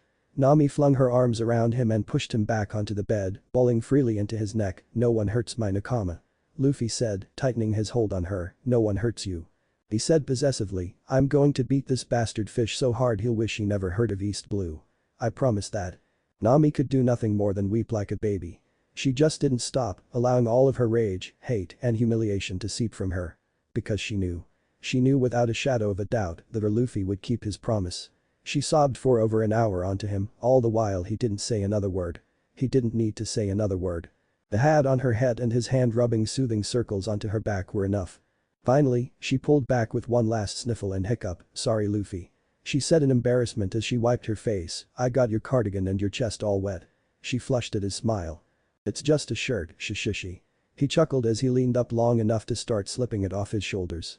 Nami pulled it off of him, moving back and sitting on him. She dried the rest of his chest before hanging the shirt on her bed. She brought her hands up and touched the brim of the hat for a moment before slipping it off her head and hanging it off the bedpost as well. She looked at him with a small smile. Stay the night. Sure. He pulled her back on top of him. She moved so she was half straddling him, her left leg and arm on top of him, while he held her shapely form close with his left arm. Good night Nami. He said, smiling down at her. She didn't say it back yet. She looked at him into his eyes. She smiled and her left hand, which had been tracing small circles on his muscular chest, trailed upward. She grabbed the back of his neck and pulled while moving up herself. His eyes widened before he mimicked her and kissed back. He wasn't really sure why she was kissing him, but it really felt amazing and he was enjoying it. He hoped they would be able to do it some more. Nami, however, was just too exhausted from the day's training and the rollercoaster of emotions. She settled down and snuggled into him. Good night Luffy, she whispered before falling asleep with a smile on her face, leaving Luffy stewing for a few minutes with feelings he had never experienced before. Finally, he fell asleep too, a grin on his face. 2 days had already passed, and the Straw Hat crew was once again on the Baratie after a morning of intense training. Nami in particular was like a woman possessed. Ever since that first night on the Mary, she had been pushing herself just as hard as Zoro did. Luffy hadn't known why she had been pushing so hard until that night in her room, but after hearing her story, it made perfect sense. Through their sparring and through weight training, she had progressed marvelously in Zoro and had progressed so rapidly in Kami that even Luffy was a bit dumbfounded. Thus, he had started teaching Nami Gepm as well, and she was really taking to the 3 movement-based Rakishiki skills like a fish took to water. They almost seemed to be perfect for her. But more than just sparring, she had begun weight training as well. Before they had arrived to Baratie, she had started doing some squats with some of Zoro's smaller very relative weights, and the sight of her made Luffy feel very hot and sweaty. Which was strange since Luffy never felt that way anymore since eating his devil fruit. After yet another morning of training, they had been inside the restaurant enjoying a well-earned, delicious breakfast cooked by Sanji when a scream ruined the atmosphere of the place. It's Don Krieg's pirate ship. A terrified guest yelled. Another was staring out the window in terror, a skull with 2 Hergulesses to either side to threaten their enemies. There's no doubt about it. That's Krieg's flag. Why is he here? Pandemonium erupted in the ship as a pale Patty stood there trembling with his head in his hands. Come on, it was just a light tap, he would have gotten worse in a bar fight. He can't be coming here to kill me, right? Are you happy, Patty? Another chef asked hysterically. Aren't you so glad you messed with him? Well. Are you going to chase him off, Mr. Tough Guy? Usopp looked like he was panicking. This is really bad. Shouldn't we set sail and get out of here? That's a pretty huge ship. Luffy said in excitement. He, Zoro, and Nami were completely ignoring Usopp. Nami looked a little nervous, but she wasn't backing away in the slightest. You think Jin came back to repay his debt? I doubt it. Sanji took a drag from his cig, but it's strange, they all gazed as the ship came into full view and they could make out details. That ship is in complete shambles. What manner of hurricane did they sail into? Indeed, the giant galleon was an utter mess. The sails were torn and ripped. The figurehead of a snarling saber-toothed cat had a huge chunk of it torn off. The mainmast was off kilter roughly 50 feet up, the wood barely staying together. All in all, it just looked like it had been mauled by a very, very large tiger. To turn a giant galleon into this state, this certainly isn't the work of humans. Sanji stated ominously. The door leading into the restaurant slammed open, revealing a large shadow. Everyone's eyes went wide as the shadow came into the light. It was Jin, carefully holding up a much larger man. He was pretty huge and muscular. His hair was graying, and he had huge sideburns, with gauze wrapped around his head. He wore a yellow cheetah print shirt with a fur-lined cape over it, secured to him by a large golden chain. He might have possibly cut an intimidating picture if he wasn't hunched over looking absolutely miserable. Jin was literally having to hold him up, pardon the intrusion, even his voice sounded weak, but could I have some food and water? If it is money you want, I got plenty. Even his voice sounded exhausted and miserable. He's starving. Luffy noted. Wonder what happened. Sanji looked at the man with understanding eyes. The heck? Patty asked. This weak-looking guy is Don Krieg. Krieg tried to take another step forward, but he just keeled over and fell, unable to stand any longer. Don Krieg. Jin yelled in shock, please, save my captain. Get him some food and water. He'll die at this rate. He looked out onto a sea of faces, searching for some sympathy. But as Zeff wasn't here and Sanji and the Strawats were to the side, he found none. He had a look of disbelief on his face as no one did a thing. Eddie burst out laughing, ahahaha. He crowed, this is just perfect. This is what the infamous Don Krieg looks like. Jin looked absolutely enraged, we're paying customers this time. He roared out. We have money. Plenty of it. You can't turn us away, you damn bastards. You there? Call the Marines. They won't get another chance like this. Patty said, ignoring the furious man, don't let him get a single scrap of food. Most of the guests were in agreement, that's right. This is punishment for all the crimes he's committed. It's only right that he should die after all that he's done. One of the chefs was sweating, if we feed him, it's obvious that he'll just attack the ship. I ain't giving him a single damn drop of water. I won't do anything. Krieg croaked, if you give me food, I promise I'll quietly withdraw, please help me. He was bowing, on his knees. Don Krieg. Jin had tears in his eyes, stop. Don't do this. A great man like you shouldn't be lowering his head. It's too shameful. I'm begging. I don't care if it's scraps or leftovers. I'll eat anything you have to give me. Anything. Krieg's voice was hoarse and defeated. Tears were leaking from Jin's eyes. Some of the customers were even looking a little doubtful at the display. Patty was unmoved. He harumphed, trying to earn some sympathy points. Hey, move it Patty.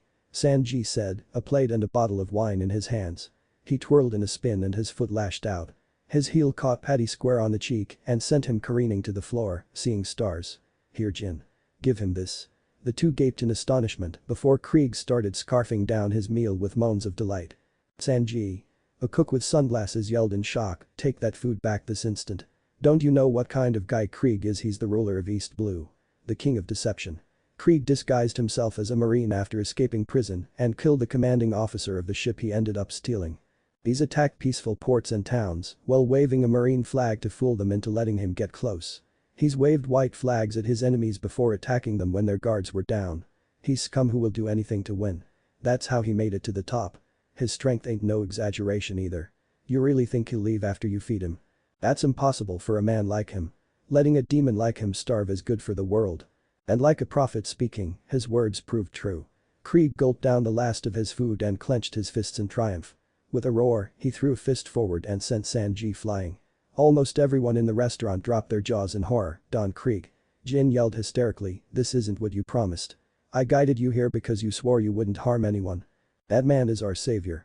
Don Krieg's comparatively massive hand grabbed onto his shoulder and tightened like a vice. Gahhh. Jin screamed in pain as his shoulder was crushed beneath his captain's grip.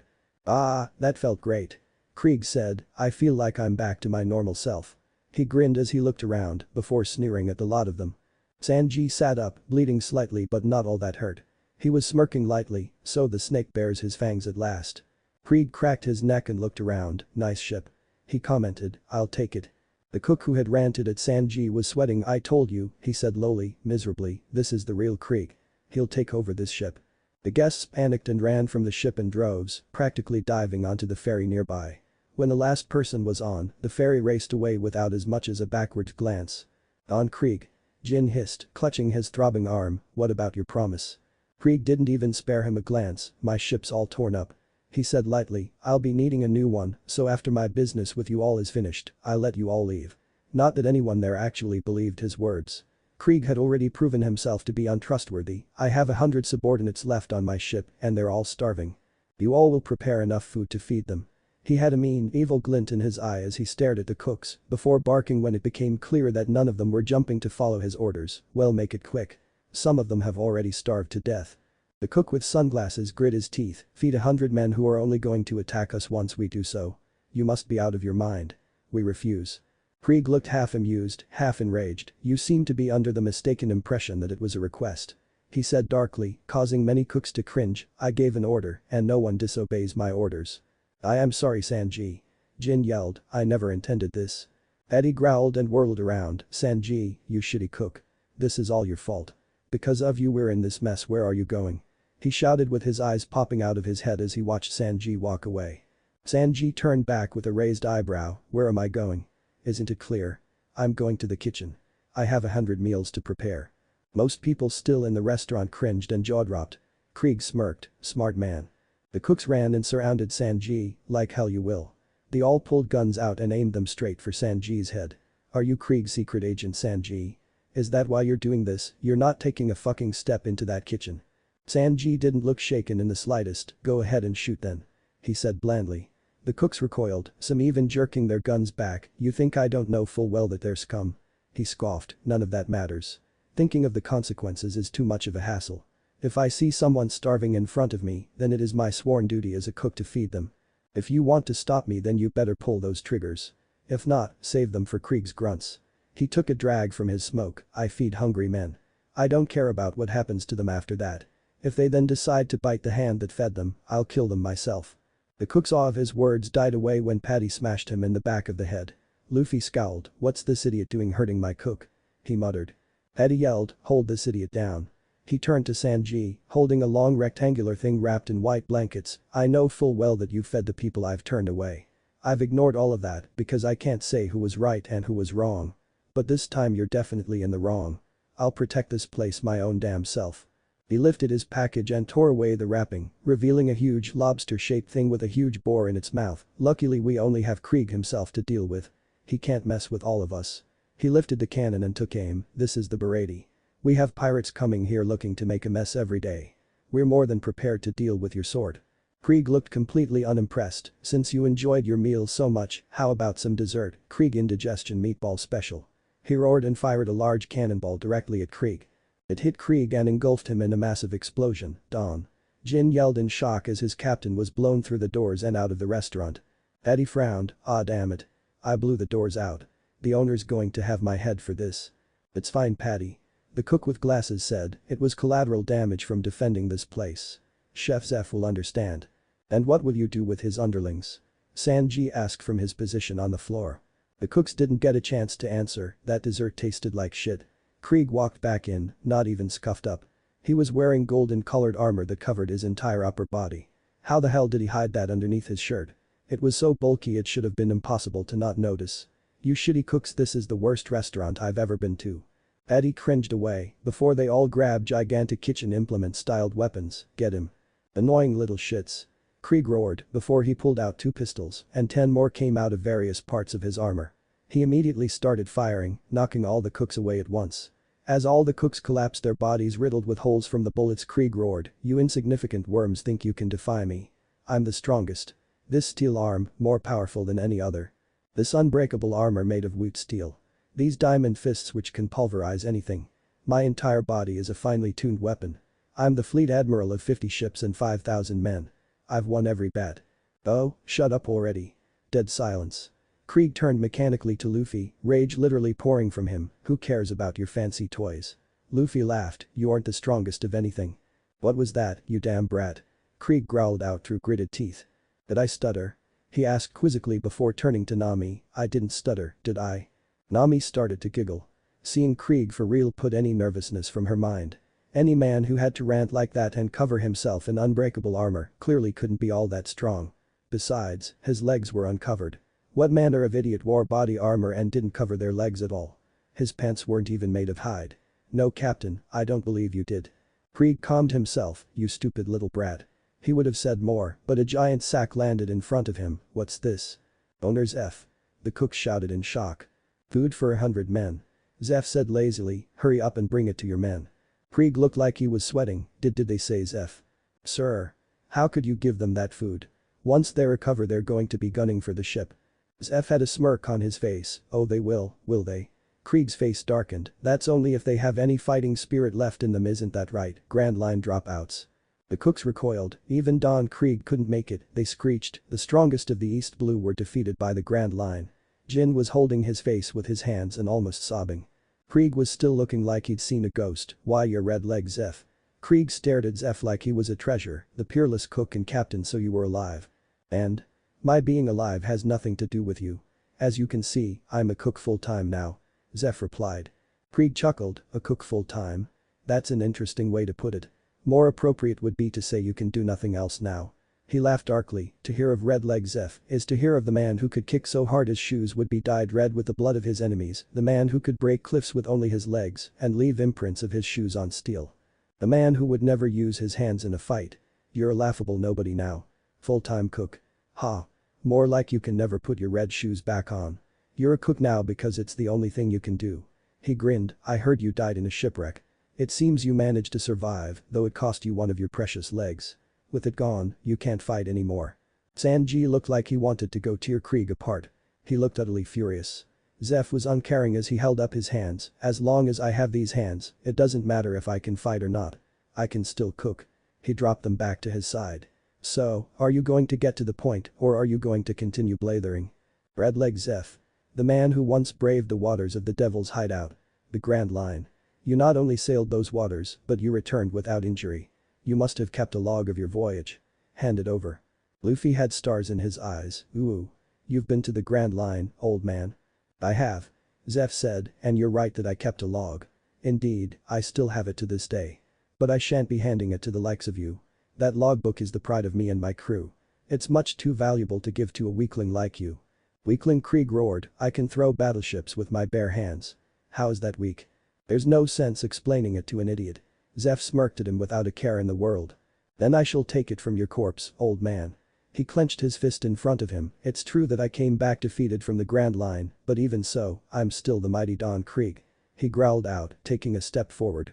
Zeff didn't flinch whatsoever. That dark sea which sends weak men to their knees. I had the power.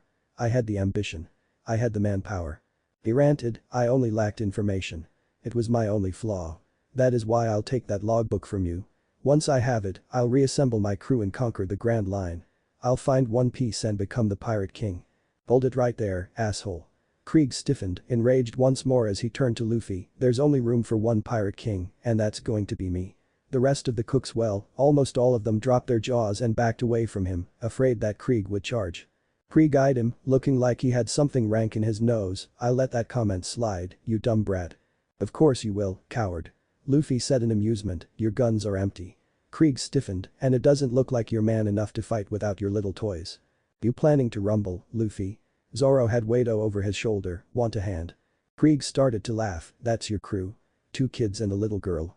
Don't make me laugh. Them as well. Luffy said, jerking a thumb toward Sanji, who immediately yelled at him, so that's 5. Don't fuck with me you little shit. Krieg finally bellowed, my entire crew of 5,000 men were wiped out on that hellish sea. All because we lack. What does it matter if you had 5,000 men? Nami said in amusement, forcing him to swallow his tongue in shock. She draped herself over Luffy's shoulder, wrapping her arms around him from behind.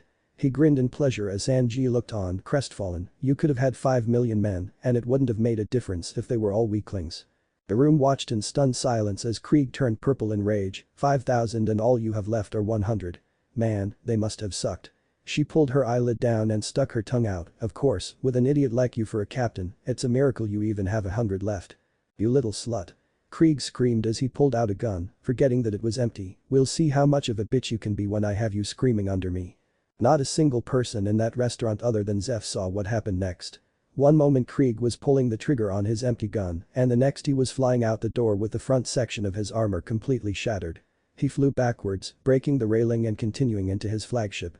The impact was so hard that the entire massive galleon rocked back, sailing backwards and almost capsizing entirely. Before it settled down and drifted back to where it had been moored, one of its anchors snapped entirely, and the chain dropped to the ocean floor, never to be brought back up. Past. Zeff looked vaguely impressed as Luffy put his leg down, standing in front of where Krieg's outline could still be seen. The entire Straw Hat crew had massive scowls on their faces. The rest of the cooks, even Sanji as well as Jin, were twitchy and gaping with their eyes popping out of their heads. Nami came up behind him and gave him a peck on the cheek. "Thanks Luffy, though I kinda wanted to do that myself." She scowled at the galleon. He smirked at her, delighted at her words, before turning back. Luffy grabbed the bag of food before vanishing. He appeared on top of the galleon, where Krieg had just peeled off a wall and was laying on the boards, groaning in pain. The entire front of his armor had shattered into dozens of pieces and it was crumbling from his form. So much for unbreakable. He put the bag down. "Feed your crew, asshole." Krieg growled and body trembling made his way to his feet. "It'll be more fun to crush you at your best." He vanished again, leaving Krieg there trying to keep his armor together. Krieg grit his teeth before barking out orders. "Eat. We're taking over this ship when you're done." The smell had revived his crew and they all flooded, and by flooded he meant crawled to the bag. Krieg meanwhile went inside the ship. Clearly his armor had been damaged in the Grand Line. Yeah, that had to be it. It must have already been weakened from those 7 hellish days. It was a good thing he had a spare. He would have to buy a new one though. He didn't like the ungilded look of his spare set. Luffy appeared back inside the Baratie and almost everyone there looked at him like he was a ghost. Jin almost looked like he wanted to attack him for hitting his captain, but knew Krieg would want him untouched. His captain would want to beat the one who attacked him himself. His teeth ground in shame before he bowed to a man he wanted to call a friend. "I'm so sorry Sanji. I never intended this. I had no idea this would happen." "There's no need to apologize, kid," Zeff said softly. "Every cook on this ship did what they thought was right." "Owner Zeff." The cooks yelled, "How could you side with Sanji? What's the meaning of this? It's his fault we're going to be attacked." One of them turned to Sanji and started screaming in his face. "Was this your plan all along, Sanji? Was this how you wanted to become the head chef, or have you just completely lost your sense? Huh? Which is it?" And then Zeff spoke. "Shut up you stupid eggplants." The cooks cringed back, looking wide-eyed at Zeff. Sanji's head dipped, his face shadowed before the light of a match illuminated his face momentarily. "Do any of you know what it feels like to starve? Do any of you know what it feels like to be so hungry you beg for death?" They all looked at him, lost and shocked. "Not one of you numbskulls know how terrifying and painful it is to be lost at sea with no food and water. The difference between you and Sanji is that he knows." The cooks turned to an uncaring Sanji, shock plain in their gazes. Zeff scoffed, "There's no use crying over spilt milk. If you want to leave, there's the door." The cooks all hardened their gazes and gripped tightly onto their comically enlarged kitchen implements of doom. "I'm staying right here. I couldn't live with myself if I left without a fight," Patty said. "Same here. I live and work in this place. Ain't nowhere for me to go." "What are you all doing?" Jin yelled hysterically. "Haven't you all realized how strong Don Krieg is already? You're all going to die. I told you, didn't I?" Sanji stared at Jin. "As a cook, my duty is to feed starving people. The ones coming to attack will all be fed." He stared at Jin blandly. "So you better not complain when I kill them." His face was dark and shadowed. "If someone's coming to steal this ship, then I'll kill them myself even if that someone is you. Got that?" Jin stared at him in shock. "HMPH. Patty said, slinging his giant fork onto his shoulder. "You save them only to kill them afterwards. What a guy." "Shut up, shitty cook," Sanji said. "Hey Jin." Luffy called out, "You guys have been on the Grand Line, right?" Jin cringed, going back to holding his head. 7 days for 7 days we sailed aimlessly. I still don't know if I was actually awake for any of it or if it was just one giant nightmare." Then on the 7th day he appeared. Sanji looked curious. "I think the entire 50-ship Krieg fleet it was all sunk by one man. Now that got most of the ship to recoil in shock." "Impossible." Sanji and Patty looked completely terrified of the thought. The entire fleet was crushed by one man, even Nami and Zoro looked unsettled. Jin continued on, "Well, we still had no idea what was going on. He started sinking our ships one by one. If it wasn't for a freak storm that picked up our ship and hauled it away, even the flagship of the Krieg fleet would have been sunk. I have no idea if anyone else got away." Luffy whistled. "Man, you guys have some shitty luck." Jin whirled around to stare at him, dumbfounded. Luffy didn't sound surprised in the slightest. Hell, he was picking his damn nose. "So, who'd you run into?" "I can think of a few guys who could do that like Grandpa." He shivered. Everyone except Zeff, Nami, and Zoro cringed. "Grandpa?" Even Zeff looked unsettled at that. "Who's your grandpa, kid?" "Garp," Nami said, and even Zeff joked, "Yes, that Garp." She had a massive grin on her face as she stared at the sea of dumbfounded faces. Jin shook his head before continuing his story in misery. "I don't know his name but he was the most terrifying man I've ever come across." He closed his eyes. "I see him still, with his terrifying gaze. I want it to go away. I don't want to think about that hawk-eyed man anymore." Zoro stiffened and broke into a sweat. Zeff crossed his arms, then it was his work for sure. Jin lifted his head and stared, simply calling him hawk-eyed is no proof that it was him but his handiwork proves it for you. The fact that he sunk your entire fleet is proof enough. Who is he? Usopp asked curiously. Hawk-eyes, Mihawk. Zero stated seriously, the man I've been looking for all this time. Eh? Hawk-eyes. One of the cooks said, don't know nothing about no hawk-eyes, but that reminds me of good old red eyes. He laughed, he came here often and got so drunk his eyes went completely bloodshot. He went and caught himself on fire and died. Man, those flames were something else. Zoro was shooting a death glare at Johnny, so, the hawk-eyed man I'm looking for shows up here huh? Johnny cringed back, sweating profusely. So, why did he attack you? Sanji asked, did he bear you some grudge? No. Jin yelled hoarsely, he attacked out of nowhere, for no reason. Perhaps you disturbed his afternoon nap. Zeff mused aloud. That's bullshit. Jin roared, he destroyed our entire fleet for that. Zeff snorted, that's the kind of place the Grand Line is. Besides, it was just an example. No need to get all irritated. Luffy was grinning madly, sounds fun. Shishishi. We definitely have to go there. Could you at least pretend to be scared like the rest of us? Usopp was predictably ignored. Zoro was grinning, looks like I made the right decision, huh Luffy? My own goals lie in the path of yours. Sanji turned away, bunch of idiots. He deadpanned, you're the type to rush to your deaths. True. Zoro said easily, but leave out the idiot part. He cast his gaze to the blonde chef, ever since I decided I would become the greatest swordsman in the world, I cast away any attachment to life. The only one who can call me an idiot is me. Luffy grinned, same here. Nami's head dipped and she smiled softly, gripping Luffy's hand with her own, ditto. Usopp crossed his arms, as a man, I must say the same. Zoro knocked his blade's pommel into his head for the clear lie. Zeff finally had an expression on his face other than seriousness. He was smirking broadly, looking at the small crew. Outside, the surviving members of the Krieg pirates were gorging themselves happily, enjoying the feeling of strength returning to their bodies. We're saved. They cheered, we're alive. It's like a dream. We finally escaped that nightmare. The pirates' graveyard. That's right. Krieg was sitting smugly, back in his backup set of ungilded steel armor, and we'll sail right back to the Grand Line soon. The crew froze and stiffened up, looking at him as though he were a ghost, what's with those expressions? His smirk had vanished. We're going back there? A hapless pirate asked in terror. His answer was a bullet to the head. Any others disagree as well? The pirates plastered on fake looks of excitement and started cheering. Krieg returned to smirking, first we'll lose this destroyed ship and seize this restaurant. He told his crew, your enemies are a bunch of shitty cooks, so there should be no issues. Inside, one cook yelled, brace yourselves. I can hear them coming. But they didn't come. Zeff stiffened up, an expression of shock on his face. Seconds later, the massive galleon split into 3 pieces. The sea surged and roiled as water started rushing into the breached hull. The cuts were utterly perfect. Not a splinter was visible. Don Krieg. Our ship's been cut. What the hell do you mean it's been cut? How does a huge galleon get cut? The Baratie shook and rode the waves caused by the massive ship starting to sink. And this time, there was not a single eye in the restaurant that wasn't wide open. What the hell was that? Hoist the anchor. Zeff roared in panic. He really didn't want his ship sunk and unlike with Krieg, he couldn't actually do anything about this. Oh no. The Going Merry. Nami screeched before grabbing Johnny and Yasaku and pulling them out of the ship as fast as she could onto their ship. After a few minutes of barking orders to the 2 bounty hunters, she was able to get the ship to settle down and took it a bit further out from the sinking wreck. As she couldn't perform the real Geppen for too long yet even the week or 2 they had been training hard on the Going Merry for wasn't enough time for her to build up the strength and stamina, yet she performed a much easier, bastardized version that had her looking like she was running on the water. She reached Luffy's side once more, panting a little from the exertion, she's safe. She smiled weakly. Good job Nami. He pulled her to him in a hug. They both blinked as they watched Zoro walking forward as if in a trance as the ship settled down. They all ran outside to watch what was happening. The idiot duo had managed to swim back to the Baratie. It was a miracle they weren't pulled under.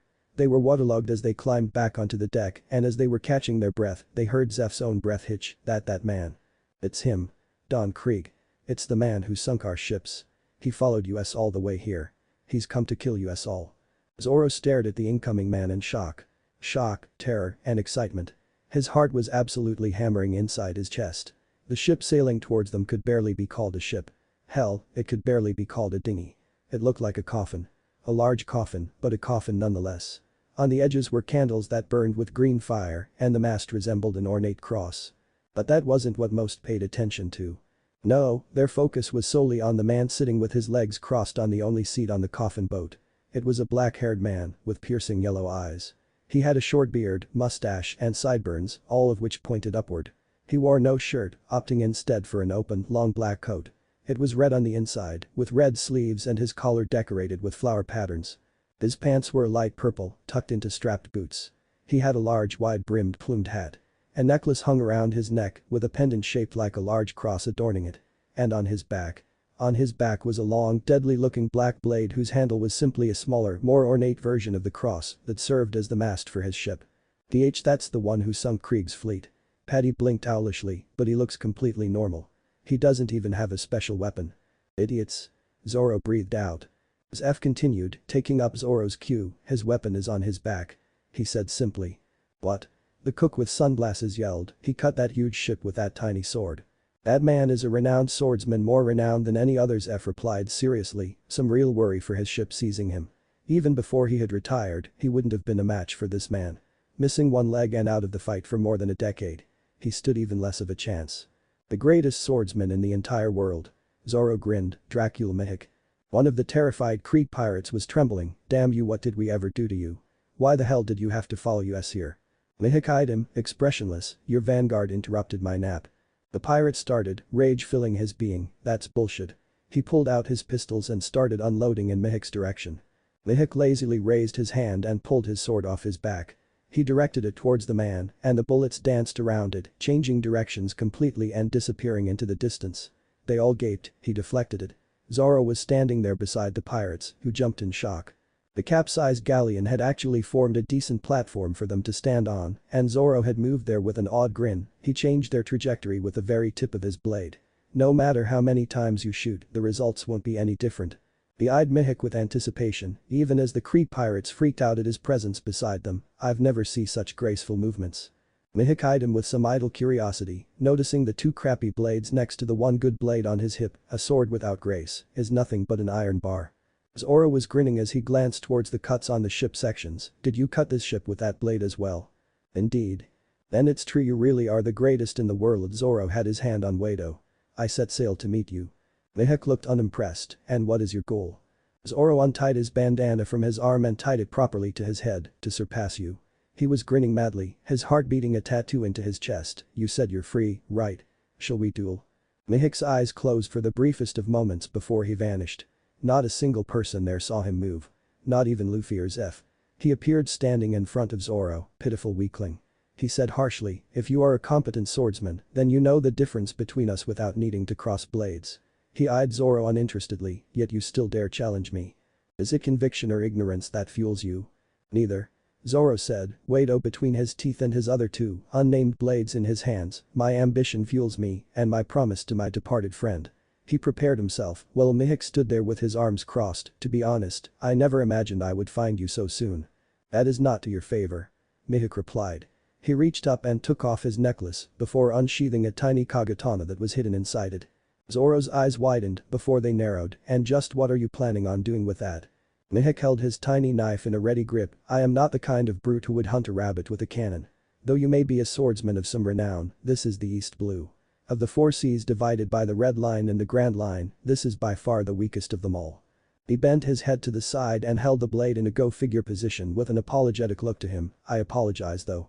Unfortunately, I have no knife smaller than this on me. Zoro clenched his jaw, there's a limit to how much you can underestimate me. He roared and charged forward, don't regret it when you die. Oni. Hear me, little frog in his wellier, but someone who has yet to experience the real world. Mihawk said, not even flinching at Zoro's headlong charge. Jiri. Zoro roared, his three blades aiming to carve Mihawk into three pieces. Chink. Jaws all over dropped as Mihawk's tiny knife. It honestly could have been an oversized toothpick for how large it was. Impacted the attack in the exact place the three blades were crossed. Zoro's forward momentum was completely halted, and no matter how much of his absurd strength he put into it, he couldn't even get the knife to budge a centimeter. His own blades were trembling from his exertions, even as his muscles bulged in effort. Mihawk's single arm didn't waver in the slightest. A yawn wouldn't have been out of place. Johnny and Yasaku were trembling and terrified. Zoro and Iki's onijiri was stopped. It's never failed before. Not once. Luffy and Nami had their jaws set in worry, while Usopp joined most of the rest in gaping hysterically. I can't move Zoro though. A bead of sweat dripped down his chin, not a single man has ever seen through this attack. Not one. How is he stopping it with that toy? He stared at Mihawk's expressionless face, his piercing eyes practically boring a hole through his spirit. This is ridiculous. Zoro backed up and charged again, swinging wildly. The world can't be this far away. No matter how fast or hard Zoro swung his 3 blades, the results were the same. Mihawk's toy parried every single strike as easily as a normal man would flip his newspaper. Finally, a harder push from Mihawk knocked Zoro's ass over to Kettle and to the floor. There shouldn't be such a vast difference between us. There can't be. He got up and charged again. I trained too hard to be defeated by a toy. Memories of every fight with Kuina, every bit of training he did, being given Wado Ichimonji by a proud sensei, his harsh training with Luffy and the rest of his crew, all of those thoughts flashed through his mind as he attacked madly, without direction. Such ferocity. Mihawk commented blankly. He was disappointed. He truly was. The man he was facing had completely lost himself and was giving an even poorer showing than Mihawk had thought he would. Zoro panted for a moment before readying another charge. Mihawk danced around the blade and readied an axe hand. His hand snapped forward and caught Zoro right on the back of the neck, sending him crashing to the floor. What burdens you so, weakling? What do you desire at the extent of your strength? How dare you call Aniki a weakling? Johnny screamed, drawing his dadao. We'll teach you a lesson. Yusaku roared in response, drawing his as well. Sit the fuck down. The uncharacteristic furious roar from Luffy as well as his now smoking fists stopped the two in their tracks. They crashed to the floor, groaning in pain. But Luffy. Usopp exclaimed, Zoro's getting decimated right now. He needs help. Not one of you will move. He said commandingly, this is Zoro's dream. This is Zoro's mission. This is why he set sail. Not one of you have a right to take this from him. Nami eyed him sadly. Luffy was burning with anger. His hands were clenched around the rails, digging into the wood so hard that it was being crushed. Light smoke was wafting from his hands as well as his feet as his devil fruit started burning the wood, even at the relatively low temperature he was outputting with his partially futile attempt at control. She could see the same anger in him that she was feeling, the same desire to go out and help their friend. But she knew he was right. She felt as helpless as she had whenever she thought of Arlong before she met her Luffy. She clenched her own hands and watched. This was Zoro's dream, so they could do nothing to help him. But suddenly, a thought came to her. Maybe they couldn't help him, but maybe she could help him help himself. Zoro climbed to his feet, having taken yet another tumble. Before he could charge again, a piercing screech rang through the air, Rurano Zoro. Zoro stutter-stepped before glaring at Nami, stop fighting like a fucking enraged idiot. She screamed at him, you're better than that, and you damn well know it. Stop letting him get in your head. Let him use that stupid toy if he wants to. Prove him wrong and make him draw his sword. She was looking as angry as he'd ever seen her, and it was all directed at him. Zoro quit staring at her and let the words echo in his head. For a moment, he closed his eyes and took a deep breath before exhaling. He opened them and his eyes, which had been filled only with blind rage, were sharp again. Heh, don't tell me what to do, you damn witch.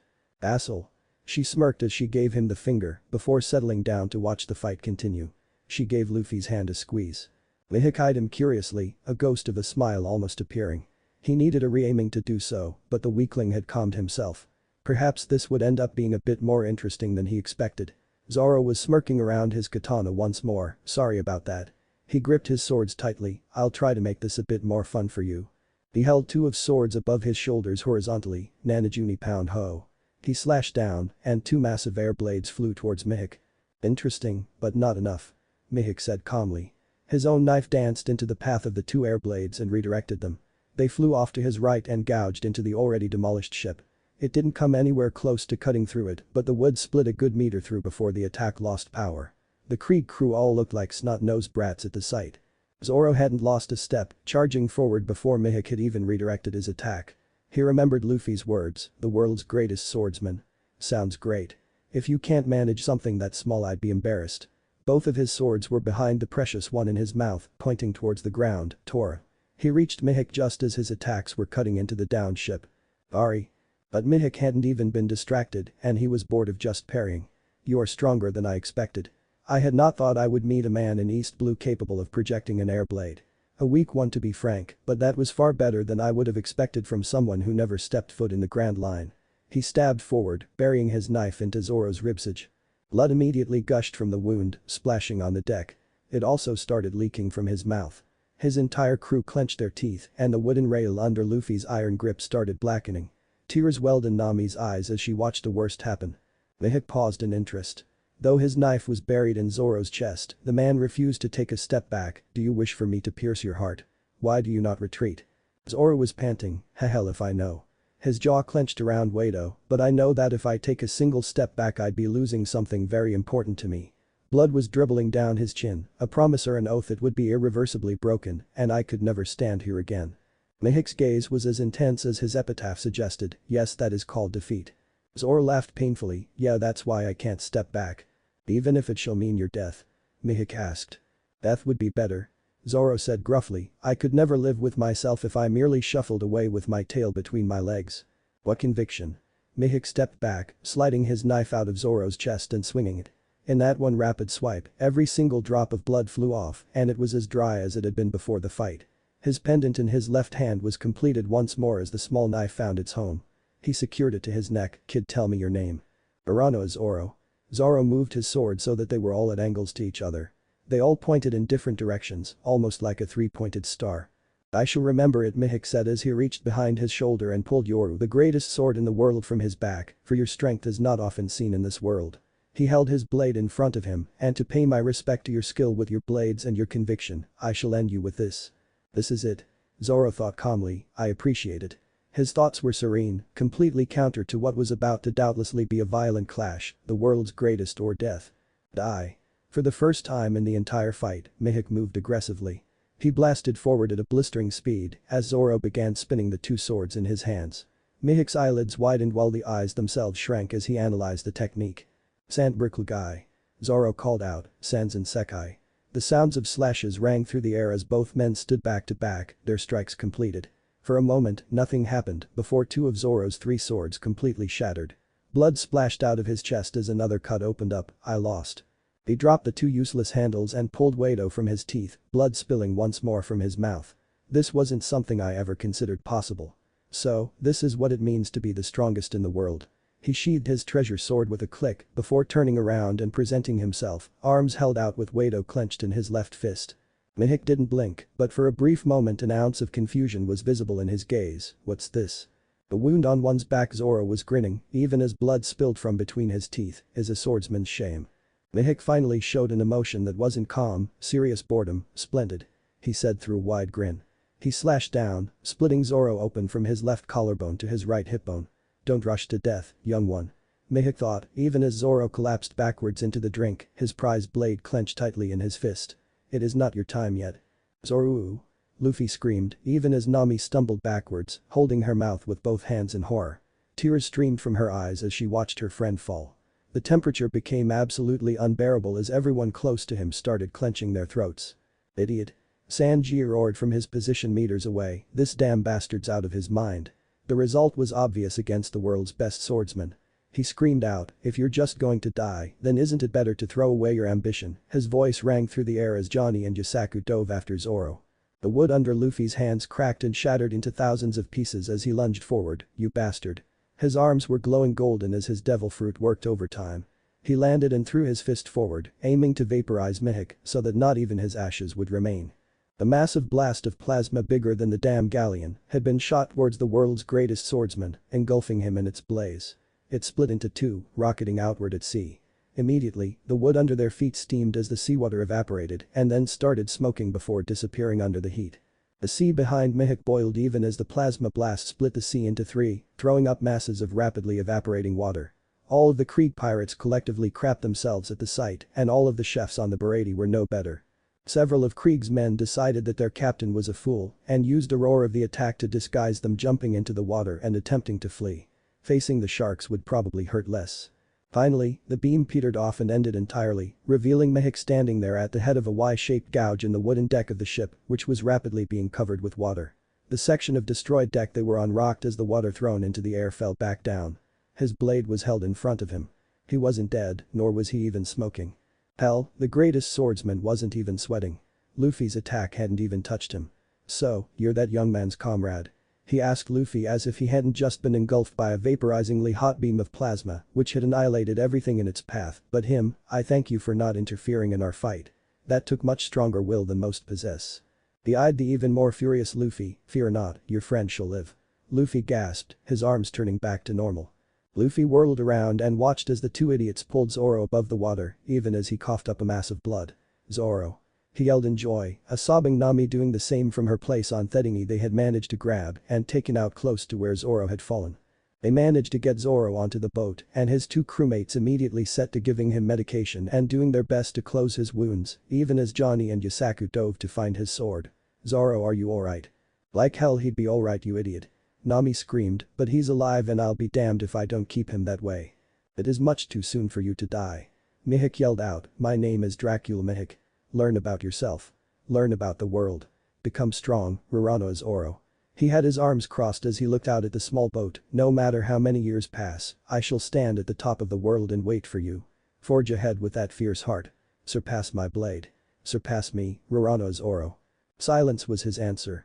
On the Baratie, Zeff was staring at the proceedings in much more profound awe than any of the other people watching, to think that Dracula Mihawk of all people would be heard saying words like that. "Boy, what is your goal?" Mihawk directed his attention to Luffy. "To be the Pirate King." Luffy faced off with him with the same conviction Zoro had. Mihawk closed his eyes and gave off a little chuckle, "Then you're an even bigger fool than he is. That's a tougher path than his shall be." "Don't care." Luffy said, "I will be the Pirate King." Mihawk grinned broadly, both at Luffy's words and at what happened next. Zoro lifted his last remaining sword high in the air, pointing it to the sky. Hey Luffy. See, can you hear me?" "Idiot." Nami said with tears dribbling down her cheeks, "Stop exerting yourself." Zoro ignored her as Luffy responded, "Sorry for worrying you, I know that if I don't become the greatest swordsman, you'll be embarrassed." He coughed out blood, making Johnny and Yasaku panic. "I swear that until the day I fight him and win I'll never lose again."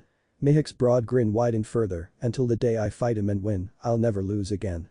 Luffy joined Mihawk in grinning widely. "Any problems with that, Pirate King?" "Shishishi. Nope." Luffy relaxed, grinning as he knew his crewmate would be alright.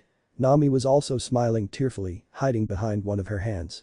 Sanji stared with an open jaw. Wow, what had just happened? He lost that badly and not only swore to keep going, but had gotten the world's greatest to practically endorse him on top of it. Unbidden, a dream of a chef's paradise rose up in his mind. With one final smirk, Mihawk turned, "You make a great team. I shall be watching your crew closely." He started walking away. "Hey Hawk Eyes." Krieg called out, unseen to anyone there. Mihawk couldn't resist rolling his eyes. He turned back, as calm as ever. "You came for my head, didn't you? The head of the infamous Don Krieg." Mihawk was once again expressionless. "I did." He confirmed, "But I've had my fun for the day. I'm going home." "You may have had your fun, but I haven't." His crew all started to panic. "How about you die before leaving?" His gun chambers on his armor opened up as he pulled out his pistols and he started unloading. Mihawk closed his eyes in exasperation. HMPH. There are some fools who make the world move for them. Some fools though, are just fools. He swung his sword and a massive blast of wind rose up, distracting everyone there. When it died down, neither hide nor hair could be seen of either Mihawk or his boat. He got away. Krieg said as Luffy appeared back on the Baratie, "No worse for wear." "Oh well, we were planning on getting rid of our ship anyway, so its destruction is irrelevant." He eyed the floating restaurant and grinned, "Look at that goofy ship. Once it's ours, we won't need to fear the Grand Line at all. It'll be far better than hanging a white flag or pretending to be Marines. It'll be the perfect disguise for us. With pirates teeming in every ocean, rebuilding our fleet will be a cakewalk." But Don. What if we run into another monster like Mihawk when we return to the Grand Line? His answer was also a bullet. "Don't be stupid. Do you really think a human can just cut a giant galleon like that? He's clearly got a devil fruit power." They were out of earshot, so Luffy didn't hear this comment and therefore didn't start taunting Krieg again. "We've only heard legends of fruit users, but the Grand Line is full of them. Even that dumb brat in the straw hat is just another run-of-the-mill guy there. Red Leg Zeff spent a whole year on that sea. He had to have found a way to deal with people like them.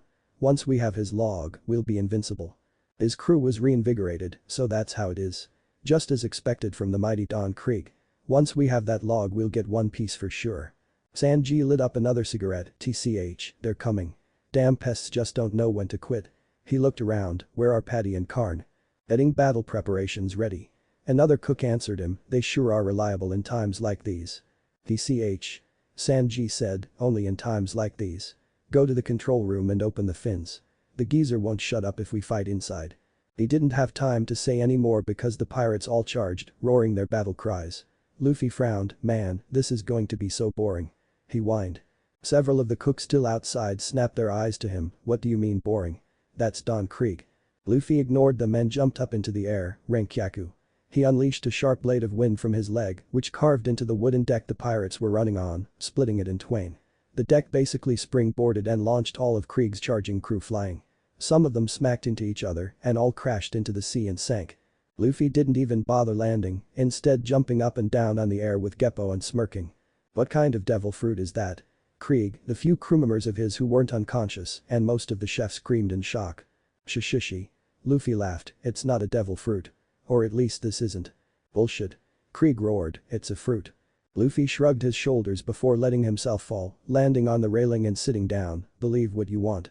It's not like an idiot like you will ever make it anywhere to be proven wrong anyway. Krieg grit his teeth and his armor opened up again, revealing his arsenal of guns. The bullets rocketed forward at Luffy, who merely grinned widely. His right arm flashed dozens of times, moving in a blur. Finally, it stilled and he held it in front of him. He laughed his ass off at the gaping looks from almost everyone. In between each finger were the bullets Krieg had fired. Shishishi, not going to work. As he let the bullets fall uselessly to the ocean floor, his eyes bugged out and turned into stars. Whoa. Awesome. What the hell is that? The fish head figurehead had detached itself from the Baratie and had turned directly at Krieg with its maw open, revealing a triple-barreled cannon. Paddy and Karn the cook with the sunglasses were pedaling madly. Cannonball after cannonball flew forward, missing Krieg by a mile, but damaging the destroyed galleon even more. As they were doing that, the Baratie's fins opened, revealing a collapsible deck which had just been raised. Now they had a good platform for a fight. Sanji grinned, if you shitty pirates want to fight, then bring it. Paddy and Karn continued pedaling towards Krieg, who stopped it with one hand.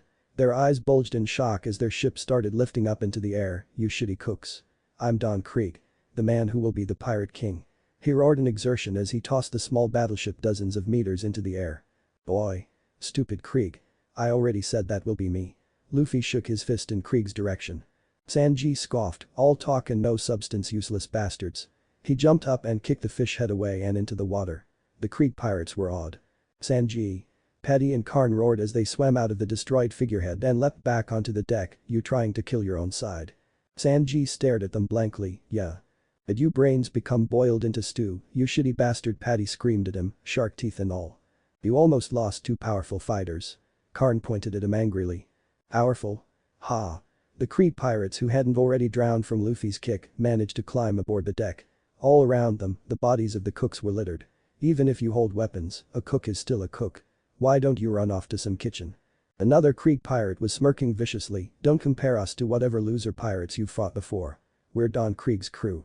One of the nameless cooks cringed as he got up and started crawling backwards, these guys are different from the pirates we've been able to beat before. Shit, these guys are strong. Paddy roared, are you going to let yourselves be beaten that easily and you call yourselves fighting cooks? So what if you're fighting cooks? We fight for a living. So just shut up and hand the boat over. Paddy picked up his giant fork, 10 years I've been a cook. I've searched through more than 300 restaurants and have been refused at every one for getting into fights. Karn gripped his giant knife, after searching for years, we ended up here. Fighting or cooking, we can do it to our heart's content. There's nowhere as good as this ship. Like hell we give it to you. In seconds, the two had run through every single Krieg grunt still alive. Then, they turned as another man joined them. Their eyes widened as he jumped up onto the deck and laid the two out flat in one hit each. The new guy started laughing, behold. My invincible iron wall. He was wearing the most stupid looking attire any of them had ever seen, and that included Bucci and Sham from the Black Cat crew. He had giant iron plates on both his front and his back, which made him look round. They covered everything from crotch to collar. On his feet, knees, elbows, hands and head were smaller iron plates, and every single one of them had a brilliant-looking pearl in the middle. The pirates cheered as Pearl started ranting about his attack, and one of them went over to Paddy and tried to take his knife. Keyword being tried. No matter how injured, Paddy absolutely refused to release his hold on his knife, so the two began to struggle. Sanji's face was shadowed before he blurred, and the cheering pirates were rudely interrupted via his fancy shoes breaking their teeth. Every single one of them flew backwards and crashed into Pearl's armor. A chef's knife is his soul. It's not something amateurs like you should even think about touching. He handed the knife back to Paddy, here. I'll handle the rest. Make sure you kick the bucket for good this time. Who fuck you, Sanji? Paddy groaned in pain. Pearl started laughing, beating them all using only your legs. How lazy. Or maybe that's your policy. Sanji grinned back, a chef's hands are his life. I can't risk them in fights. Don't worry. My feet will be more than enough. You? Take me down. Don't make me laugh. Pearl started chuckling, in the past 61 fights I've been in, I've won them all without a single scratch. You might protect your hands in a fight, but I protect my entire body. He boasted, in every single fight I've been in, I've not lost a single drop of blood. Not a single drop. That's proof of my invincible strength. That's why they call me Iron Shield Pearl. He grinned, his teeth pinching in the light, my iron defense is quite fashionable too. What a dandy, Nami muttered, having appeared behind Luffy.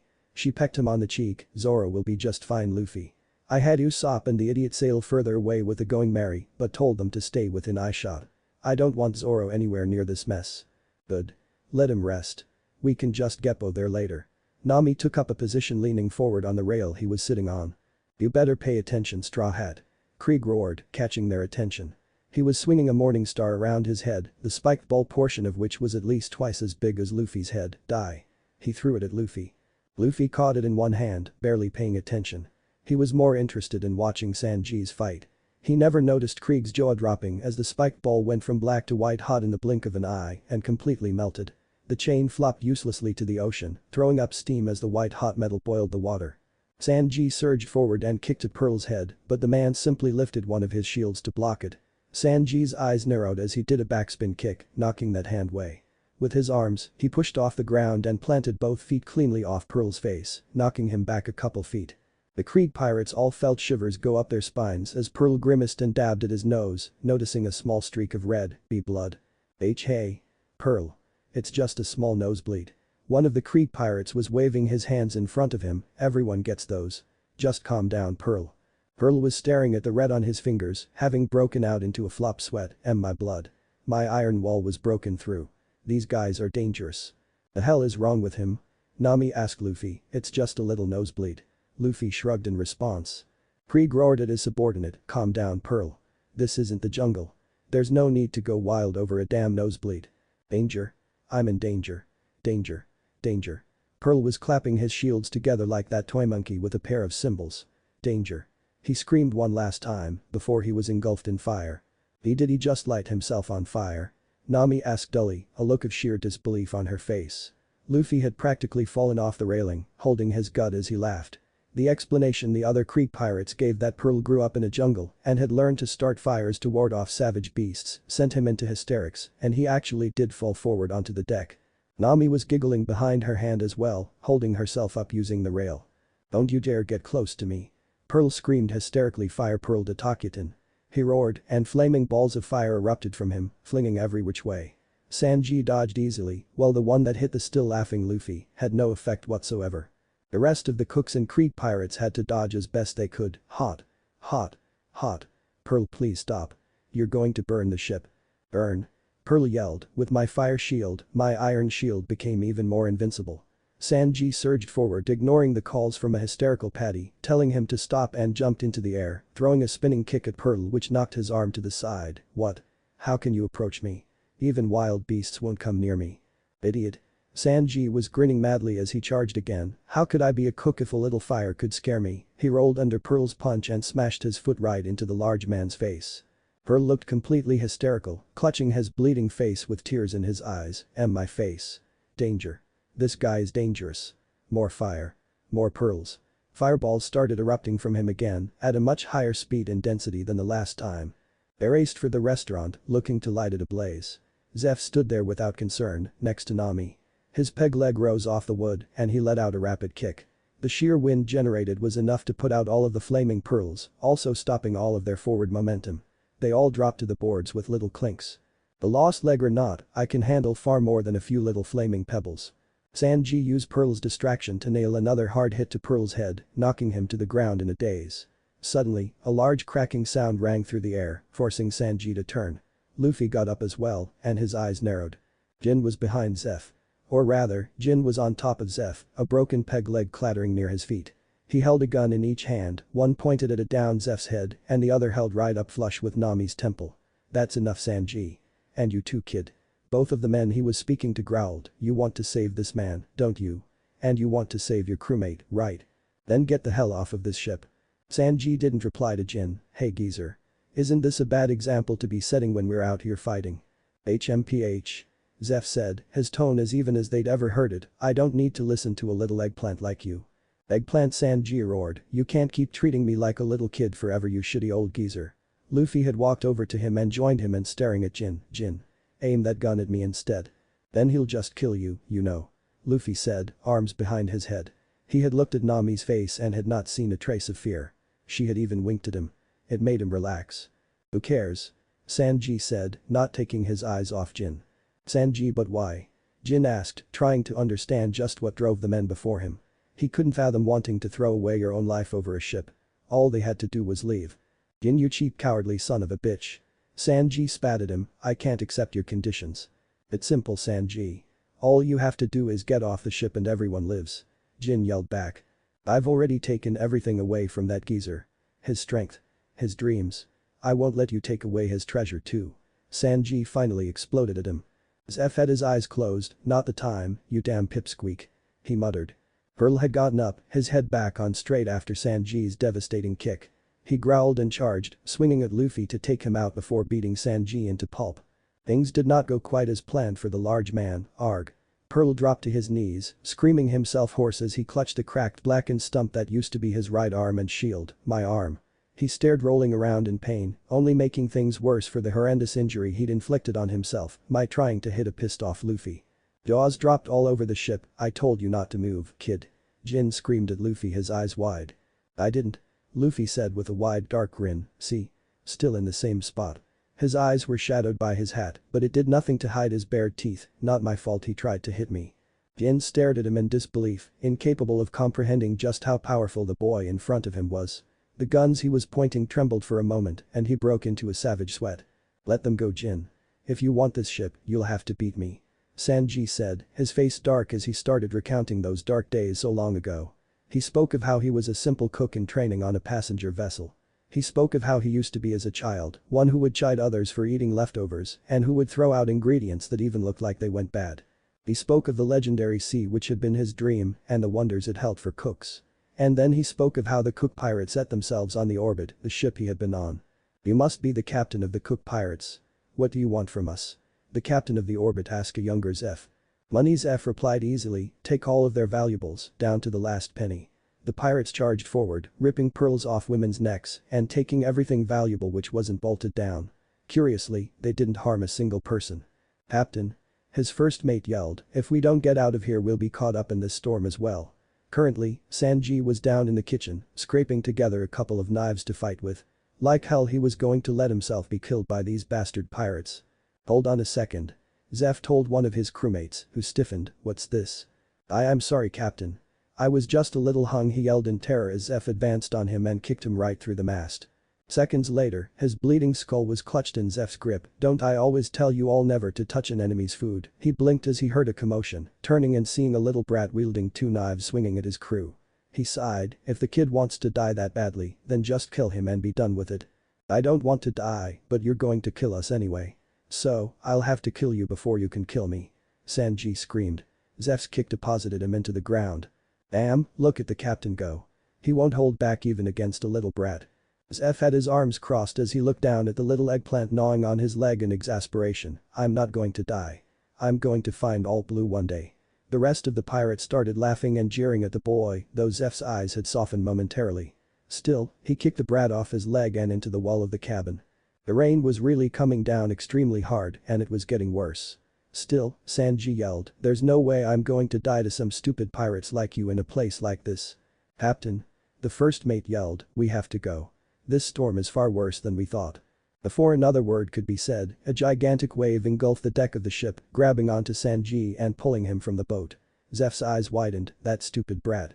He leapt and kicked right through the mast, sending it and himself into the deep after Sanji. Another wave, an absolutely titanic wave far bigger than the one that had swept Sanji to sea, crashed into the ships, engulfing them entirely. The sounds of cracking and breaking wood were drowned out by the roar of the waves and the howling of the wind. A few days later, Sanji woke up to clear blue skies. So, awake are you, you little eggplant? You're pretty lucky. Zeff's voice startled him. He tried to sit up before groaning in agony, of course you can't move. Zeff scoffed, just whose kick do you think you received? Sanji groaned, "Where's the ship?" "Who knows?" Zeff sighed, "It probably sank, but I can't say for sure." My ship on the other hand, he looked forlornly at the pieces of wood strewn around the giant rock plateau in the middle of the ocean they were on. "It definitely sank. I can tell from the wreckage." He closed his eyes. "I can only be thankful that I didn't see any of their bodies." He opened them again. "In any case, it's been 2 days since the storm. You and I are stuck on this godforsaken rock without a single plant, fruit, or animal to eat." He chuckled darkly. "Of course, there are plenty of fish in the sea, but the waves have carved the walls of this damn rock into sheer cliffs that are impossible to climb up. In other words, we're stuck here without a way to get any food. Feel free to cry if you wish." Sanji growled and yelled at him, "Like hell I'm going to cry. This is all your fault, you damn geezer." Zeff almost smirked, but he held himself. "If you don't shut it, I'll eat you instead." He turned back to the calm ocean waters. "In any case, waiting for help is our only hope now. If we're lucky, we'll be saved tomorrow. If not, only our bones may be waiting here by the time someone shows up." Sanji started, an image of his skeleton filling his mind and terrifying the young boy. Zeff held up 2 bags of 2 different sizes. "This is your share, eggplant." He put the smaller bag near Sanji. "This is what little food got washed up on this rock with us. If you eat normally, it'll last you 5 days. If you're smarter and ration, it should last a fair bit more than that." He said, staring seriously at the boy. "Good thing we're both chefs." Sanji pointed a finger at him angrily. "Why the hell is your bag bigger?" "I'm an adult, you dumb little eggplant. Clearly I'll need more to eat than you." He put his boot on Sanji's head. "That's how it is, brat. Let's try to get along until we're saved." "You damn geezer." Sanji yelled. "You should consider me nice for even giving you food in the first place. Don't expect me to be any nicer than that. Now stay on this side of the rock and don't bother me unless help comes. I'll be on the other side of this rock doing the same." He left Sanji clutching his bag of food. "Pray for luck." Sanji sat there, alternating staring at the sun's reflection on the waves and at his bag of food. Occasionally, he reached a hand for the bag before recoiling, remembering Zeff's words.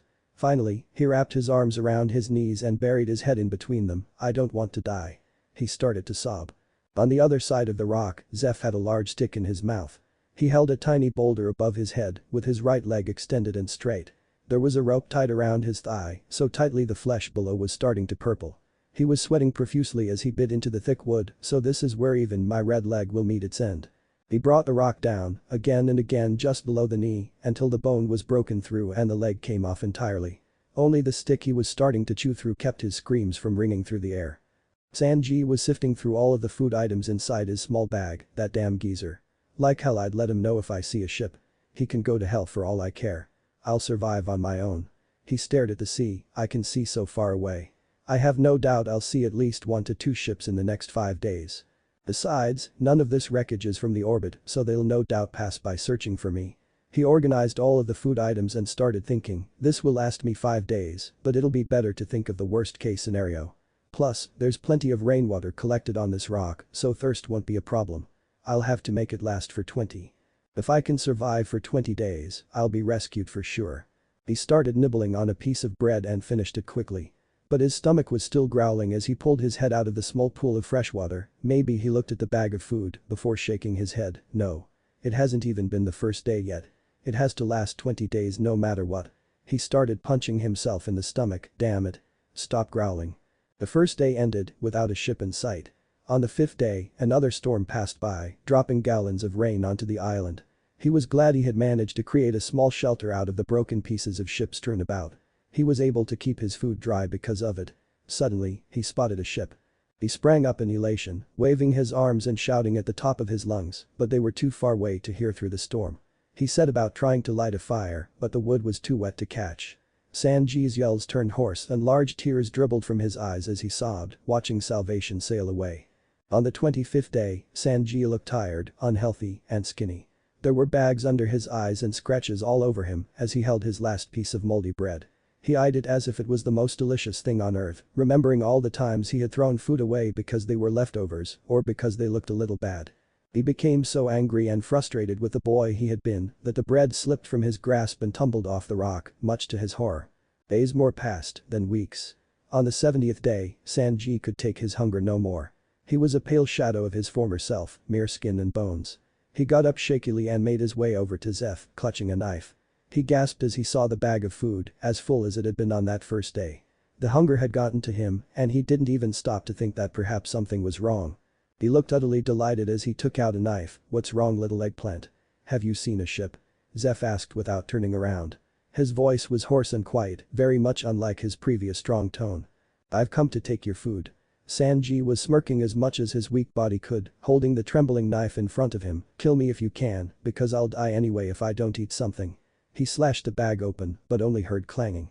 The knife dropped limply from his fingers. "Whoa, what's this?" He was on his knees, staring helplessly at the piles of treasure spilling from the sack. "Little eggplant." Zeff sighed. "Didn't I tell you no contact until one of us had seen a ship? It's all gold and jewels." Sanji stuttered. To be filthy rich and yet not able to eat. Strange, isn't it? "This bag is nothing but treasure," Sanji said hoarsely. "Where's all the food?" He stumbled forward, gripping onto Zeff's equally emaciated shoulder. "Just what have you been eating all this time? How did you survive? Didn't you have that huge bag of food?" He started and fell back in shock and horror as he eyed Zeff's leg. "Yo, your leg." Tears started pouring from his eyes. "Did you eat your own leg?" "Yes." "Was the food you gave me all there was to begin with?" he cried out in utter disbelief. "Yes. But you can't be a pirate anymore without your leg." Sanji cried out in grief. "Why would you do that for me? I tried to kill you. I never did a single thing for you. So why? We share the same dream." Zeff smiled softly at his disbelief. "It exists. I know it. When the times comes, go to the Grand Line and find it. I may not have been able to do it in the single year I spent on the Grand Line, but I saw the possibility of its existence." He sighed. "But I've lost all my comrades, so I can't be the one to find it anymore. I can't imagine life as a pirate without those guys, the ones who stuck with me through thick and thin. They were good guys." He sighed as he fell backwards, unable to stay sitting any longer. "Gee geezer. Don't die. Don't you dare die on me." Sanji cried as he rushed to make sure the man hadn't given up the ghost already. "The sea is too big and too cruel." Zeff said hoarsely. "I wonder how many men have died despising the vastness of the seas." He stared up at the sky. "In all my years as a pirate, I've gone through my fair share of times without food. And each time, I would think about how nice it would be if there was a restaurant that floated on this vast ocean. If I ever manage to get off this damn rock, I'll build it if it's the last thing I do. The only one who could run a place like that in this age of pirates is me." "Yeah." Sanji said as he cried. "Then I'll help out too, so you better not die, old geezer." "Ha. An eggplant like you is too weak for that." "Then I'll get stronger." Sanji ordered him. 15 days. That was how long it took for help to arrive, and by that time both Sanji and Zeff were knocking on death's door. But they survived, and when they were hale and hearty once more, Zeff built his floating restaurant. Sanji was bowing his head as he finished his story. He turned burning eyes at Jin. "I took everything from him. He ate his own leg, so I could live. I'll be damned if I let you take this place from him, and I'll be damned if I let you kill him. If I can't put my life at risk to save his, I'll never be able to repay my debt to him." Wham! Luffy's fist connected with Sanji's cheek and sent him crashing to the floor. He hit off the floorboard so hard that his body bounced a foot back into the air. He lay there, groaning as Nami gasped, "Luffy." Luffy ignored her, wrath all over his face as he grabbed Sanji by the collar and hauled him up, under the gaping gazes of every single other person there. "You damn idiot." He roared in Sanji's face. He shook him until his eyes refocused. "What good will throwing your damn life away do? That old man saved you, so you could live out both of your dreams. He didn't cut off his own leg so that you could spit on his sacrifice and throw your life away." Sanji stared at him, shock in his gaze. He dropped Sanji to the floor as he heard Krieg laughing at Sanji's story, calling out Zeff for being an idiot. A blast of plasma cut that laughter short, vaporizing a semicircle out of a piece of wood Krieg had been sitting on. The large man dove out of the way, and when the beam cut off, he stared at his previous location in shock. The wood was black and darkening further away from the initial burn by the second from the residual heat. "I told you to cut it out, Straw Hat." Jin yelled. "Don't think I won't blow her pretty little head off." "Then do it already, you coward," Nami said heatedly. She was as saddened by Sanji's story as anyone there with an actual heart, and these pirates were absolutely pissing her off. Jin stiffened and turned to her, taking one gun away from Zeff and pointing both at her. "You think I won't do it, little girl?" he asked angrily. "Don't think I won't pull this try." "Then do it," Nami said, deathly serious. She turned her head from the temporarily suspended fight below and eyed him. She smirked, making sure Luffy would hear her. "Guns aren't for show, you know." Luffy grinned broadly. Jin growled before his arm jerked and he pulled the trigger. Bang. The gun went off with a plume of fire and a tremendous crack, but despite being at point-blank range, the only thing he hit was Nami's afterimage. Teeth flew from his mouth as she appeared exactly where she had been, staff in high gear. The impact spun him so that his back was facing the lower fins, both his guns flying from his hands. She vanished again and appeared in front of him, to his right. Her staff flew true once more and caught him right under the chin, sending him twirling and tumbling out from the higher deck. He managed to reach the apex of his flight right in the middle of the burning fin, before Nami appeared above him one last time. She and her staff hurtled downward, cracking him in the forehead and sending him rocketing to the ground. His head impacted the wood and broke right through it, burying him up to his shoulders in the wooden deck.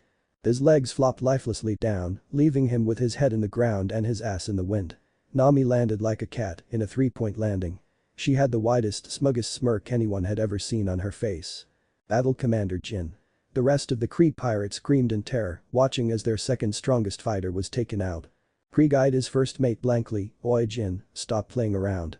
Jin slumped further. "If anything, Jin. You're my battle commander and I'm telling you to get up." Jin didn't move a muscle. A large vein started pulsing on Don Krieg's temple as he started to grit his teeth. He was practically foaming at the mouth. He began to howl in fury. "Damn you, you worthless trash." He looked the very picture of a villain having his villainous breakdown. One of his teeth cracked in his mouth as he kept grinding, the snap ringing clearly in the silent air. "We're the Krieg pirates. The strongest in East Blue. There's no way you can be beaten by some little bitch." Nami didn't even bother scowling anymore. Those kinds of taunts wouldn't get to her anymore. She had her staff over both shoulders behind her neck and her hands were hanging of it lazily. She was grinning as madly as Luffy as she came to stand shoulder to shoulder with him. "You aren't the strongest of anything." She stuck her tongue out and pulled down her eyelid. "Biggest maybe." She grinned before gaining a surprised look to her. "Oh, but you aren't even that anymore. Guess that makes you, well, nothing really." Krieg looked apoplectic. I see now." He pulled one of his large shoulder plates off and aimed it in their direction. "I didn't lack information, I lacked a strong crew. You fucking weaklings." He howled, trembling in sheer rage. The mouth of the Krieg Jolly Roger on the shield opened up, revealing a cannon as he grabbed a fancy mask from his side and fastened it to his face. The rest of the Krieg crew panicked and started scrambling for the gas masks on their belts as well. No one put on a mask. Krieg bellowed at the sight. "Not one of you is worth your mask. If you survive the poison gas, I'll kill you with my bare hands." The masks dropped limply from their hands, staring at their foaming mad captain in horror. They all started to sob, while some dove off the fin in a desperate attempt to get away. The open mouth on the shield started to glow. "Die. All of you. Die. Lethal poison gas bomb. MH5." The cannon fired, launching a large black projectile shaped vaguely like a warhead. It flew towards the ship of panicking cooks and pirates before Luffy lazily raised his fist. Enten no enjk. A thin blast of plasma the same as he used against a lord of the coast near his hometown engulfed the bomb. When Luffy lowered his arm, the MH5 bomb had completely disappeared. Once again, the rest of the boat was filled with snot-nosed brats. Even Krieg himself, shown by the waterfall of snot coming out from his mask. Shushi. "You're next, stupid." "Hey, Luffy." His ears quirked as he turned to look at Nami, who was looking at Krieg with a vicious smirk. "I think I owe that asshole, don't you agree?" Luffy grinned right back at her. "If he's the kind who will kill his own crew, then he's even weaker than I thought." Krieg growled at the girl as he pulled off his gas mask. "There's no need for you to waste your time on this weakling. How about I get some practice?" She turned to him with a smile. "After all, I'll hardly be ready for the Grand Line if I lose to this asshole." She dropped one of her arms and swung her staff into a ready position. Shushi. Luffy started laughing out loud as he fell back and took a seat on the stairs. "Have fun, Nami." Wadwadwat Sanji immediately got in his face and started shaking Luffy. "What are you doing?" "That's Don Krieg. Why are you sending the god?" Luffy punched him in the gut, bending him over. "Shut up. I still owe you an ass kicking."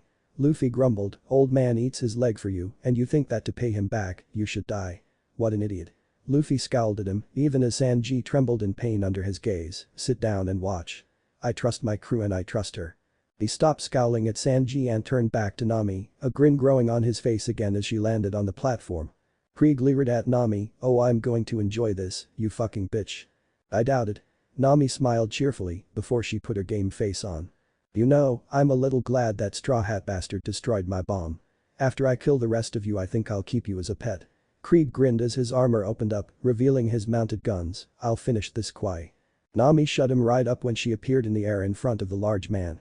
He had no time whatsoever to react as Nami's staff caught him square in the teeth, rattling his brains and sending him crashing to the floor. "Get up, Krieg. I know that wasn't enough to take you out." She was spinning the staff lazily as she licked her lips. When did I start actually enjoying fights?" She wondered absently. She certainly hadn't been into it before. She had always been a thief, HMPH, for all the good that did me. It's been almost a decade and I still haven't raised enough, and that's if Arlong doesn't try to get me on a technicality. She had been terrified for so long and hopeless for so long. She smirked. Maybe this would actually be better. She could take care of herself now, and she liked it. Krieg finally decided to stop laying about and jumped to his feet, turning and thrusting his shield at Nami, who danced out of its path and jumped. She landed a clean kick to Krieg's head which sent him a few steps backwards. He turned to her with a bloody smirk. "You don't hit so hard," he said victoriously. He replaced his shoulder plate onto his armor and held out his clenched fists. "One hit from me and you'll be down for good, bitch." "By all means then, Don. Hit me." She grinned. "Stop being so cocky, you little weakling." Krieg roared and punched out at her. She dodged so fluidly with Kami-e that it almost looked as if she was being lazy. Krieg charged forward like a wild animal, sending punch after punch towards the nimble girl, missing every single one. Every time he did hit something such as the wooden mast of his destroyed galleon, he pulverized it. His physical strength was actually pretty immense, and Nami certainly didn't want to be hit by him. "Are you even trying to hit me?" she taunted, sticking her tongue out. She was used to using her feminine wiles to get men to do what she wanted. This was a little different, but at the same time, it was just more of the same. She wanted him angry and stupid. She realized after that first hit that she wasn't going to beat this huge guy the way she beat Jin. She would need to get him and get him hard. Taunting the raging bull seemed to work wonders in keeping him open for hits. Like the one she just gave him. Wham! Her staff swung upwards and cracked him on the chin, forcing his teeth to clack against one another from the impact. GRK. Krieg groaned as he felt blood welling in his mouth. He had bitten his tongue because of that. He raised his fist again, but before he could do anything more, her staff hit the bridge of his nose and knocked him back a couple steps. "You fucking uppity whore." He growled before grabbing his cape and swinging it around his body, revealing a mass of spikes. "I'd like to see you hit me now. You can't even come close." He charged at her, looking to barge straight into her like a large spiked wall. Nami vanished and he skidded to a stop, growling. She appeared above him, standing on his cape harmlessly. They were huge spikes after all, and she had small feet. She could easily fit them in between each spike. She was grinning. "I'd suggest you reconsider those words, but I really don't like you." She thrust her staff down like a spear and got him right in his widened eye with the butt of her staff. "Fuck." He howled as she back-flipped off of him as he swung his massive hands up to his now bleeding, useless eye. "My eye." He howled in agony, swinging his body wildly in pain. Finally, he settled on one knee, holding one hand to his face while the other was clenched, arm muscles bulging under his armor. The hand on his face was leaking blood and Nami really didn't want to see what was behind that hand. She had just eaten a couple minutes ago, after all. And no way. One of the Krieg pirates screamed, "I've never seen Don on his knees." She grinned, "Invincible armor, huh? You're full of weak spots." Krieg spat at her before punching. His gauntlet exploded, launching a huge iron net at her. "Drown you bitch." "No thanks." Nami vanished and appeared behind him. Crack. She smashed her staff as hard as she could into the back of his dome. Krieg went down, slamming his forehead against the floorboards. She looked angry as she took in her staff, or rather the small crack running down it. "Fuck. What is your damn head made of?" She yelled at Krieg, even as he got up and tried to backhand her. She jumped out of range and complained, "You cracked my staff." She sulked. She liked this staff. She jumped back as Krieg got up again, howling like a mad beast and shooting a dozen guns at her. She bobbed and wove around the bullets with Kami-e. "I can't put him down. Damn it." She was starting to tire a little and her breath was coming a little harsher. Zeff noticed that immediately. "She's tiring," he said needlessly. Sanji was clenching his fists in worry as he watched her. "Damn it." Sanji growled, "He has so many weapons and strong armor. She can't bust through. She'll figure something out." Luffy was still grinning, without concern. He trusted her. "She's come a long way. She isn't about to lose to that asshole." "Damn it. That's Don Krieg." Sanji yelled at him, even if his crew was crap, he was still strong enough to throw that mini battleship. And he has more weapons on him than that battleship. He screamed in worry as Krieg started using a flamethrower, looking to cook Nami alive. He swung the flaming arc madly in the attempt to catch her with it, but she used Zoro beautifully to stay out of its way. A kick to the back of Krieg's head sent him careening to the deck once more, though he bounced up as fast as ever, still trying to catch her with his flamethrower. This time, she appeared to his side and kicked him as hard as she could in his unarmored thigh. He grimaced in pain as she started a dance of sorrow, coming in as fast as she could and delivering a hammer blow to his unprotected legs each time. Because one of Krieg's eyes were useless, he was especially vulnerable on his left side. He just couldn't see her coming. Krieg had enough and spun in a circle, hoping to catch her with his fire. Nami took the smart way out and dove into the drink. Krieg quickly ran out of fuel for his flames and it sputtered before dying out. Nami climbed back onto the deck but she was noticeably panting. Damn it, she's getting really tired. Sanji's jaw was clenched. And yet she won't give up. Zeff countered, it doesn't matter how many weapons Krieg throws at her or how tired she gets. She just keeps going. He's no match for her conviction. He turned to Luffy, hey kid, how long have you been teaching her? How'd you know I taught her? Luffy blinked at him. Zeff laughed, she uses the same moves as you do, even if she's nowhere near as good at them, or as fast. He smirked at Luffy, so that makes you the teacher, doesn't it? Shishishi, it's been a couple weeks by now. He grinned, she used to be afraid of fighting even the weaklings. Then one day, she just got really serious about learning from me. His smile dimmed as he remembered her reasons, the nightmares that had given her that new conviction. She's been trying her heart out since then. A couple weeks. Sanji gasped, that's impossible. Zeff noticed how he got much more serious, people like her like you they don't go down without a fight. They never give up, even when things appear hopeless. A weakling like Krieg could never beat either of you. Luffy was back to grinning madly. Krieg's legs had their pants torn off and looked like two giant bruises. Every step he took sent a jagged fork of lightning up his legs, sending his nerves into screaming pain. Nami was grinning. She knew how to take him down now. She didn't have the power to bust through that stupid armor or his stupid head, so she would have to go around it. You fucking bitch. Krieg roared, grabbing both of his shoulder plates and slamming them together. A handle came out and extended it into a long spear. The massive round shield at the end spat out a triangle of sharp metal. I'll kill you. You haven't even touched me, stupid. Nami grinned as she merely jumped back out of the spear's range. She regretted that immediately. Her shrill scream broke through the air as the deck the spear hit exploded outward, peppering her with wooden shrapnel. She hurried to cross her arms in front of her face, avoiding getting hit in the head. But the blast knocked her down into the deck and she rolled, aggravating the wooden chucks embedded into her flesh. She cried in pain as blood leaked down her arms, fuck. She howled in agony as she grabbed the two wooden shards embedded in her left arm and above her hip and yanked them out. Blood started pouring from the wounds. She saw red, you son of a bitch. What appeared to be a miasma of death was surrounding her, her voice utterly wrathful. She struggled to her feet and vanished. The trained furious eyes of Zeff and Luffy saw she was noticeably slower after taking her first hit of the fight.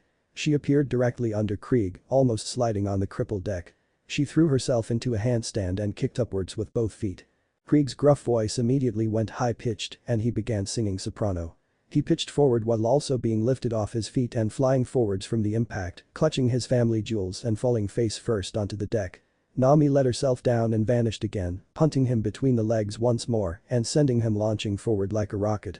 His face ground roughly into the damaged boards of the piece of ship they stood on, earning him not only a friction burn, but also peppering his flesh with splinters. He finally came to a halt by smashing into a broken mast. She stalked forward like an angry tiger and kicked him in the jewels again, and then again. Everyone watching turned blue, while the weaker-willed among them crossed their legs and crossed their hands in front of their crotches. Luffy raised a shaky hand, Nami. I think he's yep. He shut up as she turned a scathing glare in his direction, never mind. I think I still see him twitching. Their eyes popped out of their heads as Nami turned around, grabbed Krieg's fallen exploding spear and dragged it behind her. Wait, you're not going to. Yes. Yes, she was. With a growl of effort and an amount of strain she would definitely regret later, as exhausted and injured as she already was, she hefted the spear and swung it like a golf club. The whimpering Don Krieg knew no more. And unfortunately, the explosion also sent Nami and the spear flying, and she definitely regretted her decision. The flying spear was caught by Luffy and he casually handed it to Sanji, who almost fell over, having not expected it to be as heavy as it was. It only took him a moment to get used to it before he set it down gently. Luffy vanished and caught Nami before she splattered on the deck. She almost flailed, worried for a moment that even after all that abuse, Krieg was still awake. But no, Krieg was out cold and probably wishing he was dead in whatever dreamland took him. She recognized the beaming Luffy and slumped in relief. Her chest was heaving and she was pouring both sweat as well as blood. But she had a wide grin on her face. She had done it. She tiredly wrapped her arms around his neck. I think I'm going to take a nap. She mumbled before passing out herself. Shishi. Luffy chuckled as he carried the beautiful girl in his arms. He vanished and appeared with her on the Going Merry. Luffy? Usopp gasped as he saw Nami in the state she was in, is she alright? Luffy grinned, yeah, she's just fine. He gazed at her fondly as he placed her down on the deck, can you bandage her hip and her arm? I'll be right back. He grinned down at Usopp, who was busy doing as was requested. We can start sailing back to the restaurant. The fight's over. He vanished and reappeared back on the Baratie. Krieg was still down, with his men crowded around him. Even Jin was up again, staring at the defeated form of his captain in disbelief. This is impossible. He kept repeating blankly. Sanji sighed and got up. Give these idiots the boat we used to go out and buy supplies. What? Patty yelled, why should we do anything for these clowns? They attacked us. Just do it. Sanji yelled at them, and they hurried off while grumbling and whining about Sanji. Get out of here with the rest of these idiots, Jin. Don't come back. Jin looked shamed as he picked up Don Krieg. Sanji, I'm sorry. He sighed, I never meant for any of this to happen. Sanji stared at him without empathy. Funny how that happens, huh? He glared at the dirty, scraggly man. You lost all sympathy when you tried to blow Zeff's head off. Oh. Sanji turned away before coming to stare at Luffy. Jin bowed his head in shame and left. Kid. Sanji looked at Luffy, what did you mean? Luffy didn't have to ask what he meant. He saved you so you could live your life, idiot. He saved you because he couldn't accomplish his dream, but you could. Zeff was looking out at the open ocean, decidedly not looking at either of them. I don't know what this all blue thing is, but neither of you are ever going to see it if you keep being an idiot. Sanji was quiet for a moment. That true, geezer. Zeff was still silent, and Sanji bowed his head. That's why you always try so hard to kick me out. That's right, lil eggplant. Zeff finally spoke up. I've always hated brats. None of you ever pay attention to our lessons and always assume you know better. Sanji brought his cigarette up to his lips and took a deep drag. He exhaled, looking out at the sky. He looked down at Luffy. We both have crazy dreams, don't we? I guess I'll have to come along and be your cook. Luffy broke out into a wide grin. So where we headed, Captain? I don't know the name of the island. Luffy admitted. He wasn't really good with small details like that, and Nami had only mentioned it once. He didn't remember. But I know what we're doing there. He grinned and punched his left hand with his fist. I'm going to feed Arlong to saw his own nose. Another day had gone by, and Nami was once again up, even if she was still wincing when she moved sometimes. Zoro was awake, though still bedridden. Nami had given him a few lumps to go with the horrendous injuries he already had when he had tried to get up and train. The Going Merry was once again fully stocked by terrified chefs who stared at Luffy like he was a dead man. Everyone in East Blue knew who Arlong the Saw was. They had basically almost cleaned the place out of meat, and the crew along with Johnny and Yasaku were sitting against the rails, waiting for Sanji. Finally, he showed up, a cigarette in his mouth and a rucksack over his shoulder. The past day had been spent recuperating and reminiscing for a lot of the people there, and now it was about to be goodbye. He started walking forward in the path created by the rest of the cooks, leading to his new hope. Well, almost all the cooks. Eddie and Karn appeared above him, holding their oversized kitchen weapons. This is payback for all those years. Die. They were soon smoking on the floor covered in lumps. Sanji stopped by Zeff and stared at him. How's my cooking, geezer? Zeff smirked and scoffed. Still shit, little eggplant. Who's full of shit now, geezer? He walked away. He saw the truth in Zeff's eyes. That was just how the two of them had always been and how they would always be. Not going to say goodbye? Luffy asked him with a grin as he jumped up onto the deck of the Going Merry. It's fine. Sanji said, his face blank. Hey, Sanji. Zeff said, lips quirked under his mustache. Sanji's stone-faced look broke. Don't catch a cold. Tears started prickling in Sanji's eyes and his lips quivered. Owner Zeff. He yelled, whirling around and putting his head flat against the ship's rail. I'm eternally grateful to you for taking care of me for so damn long. Paddy and Karn broke into tears and started howling. Zeff held himself much better, willing his own tears not to start leaking. Even still, he wasn't able to keep his eyes from being extra shiny. Sanji wiped his tears with his left arm. I'll never forget it. Never, for the rest of my life. You damn idiots. Zeff said, men should say their goodbyes silently. He was still adamantly holding his own tears back. Set sail. Luffy hollered as the Merry broke from the Baratie and started sailing away. Usopp. Nami barged into the workshop Usopp was trying to set up on the ship. He jumped, spilling the ingredients for his new star. He growled at the wasted work. What's up, Nami? You said you were an inventor, right? She asked, were you telling the truth or was that another of your lies? He scoffed and crossed his arms. Of course I'm an inventor. Don't underestimate me. He blinked in sudden confusion. What's that got to do with anything though? Nami sat down and grimaced, holding her side. This. She hissed, I was way better than Krieg. I may not have been stronger, but he was no match for me until that stupid exploding spear. She jerked her head at said weapon, which they had taken along as a spoil of war, caught me by surprise. I should have beaten him easily, but I just couldn't take him down. I didn't have any attack strong enough. She sighed, and Luffy told me that unlike the movement abilities of the Rakishiki, the attacking abilities are much harder to learn. It'll be a long time before I can use them well enough in a fight, and that's not good enough. She put her finger on his nose and pushed it down, holding back a giggle as it sprung back up and wobbled, and you've not even started learning the Rakishiki yet.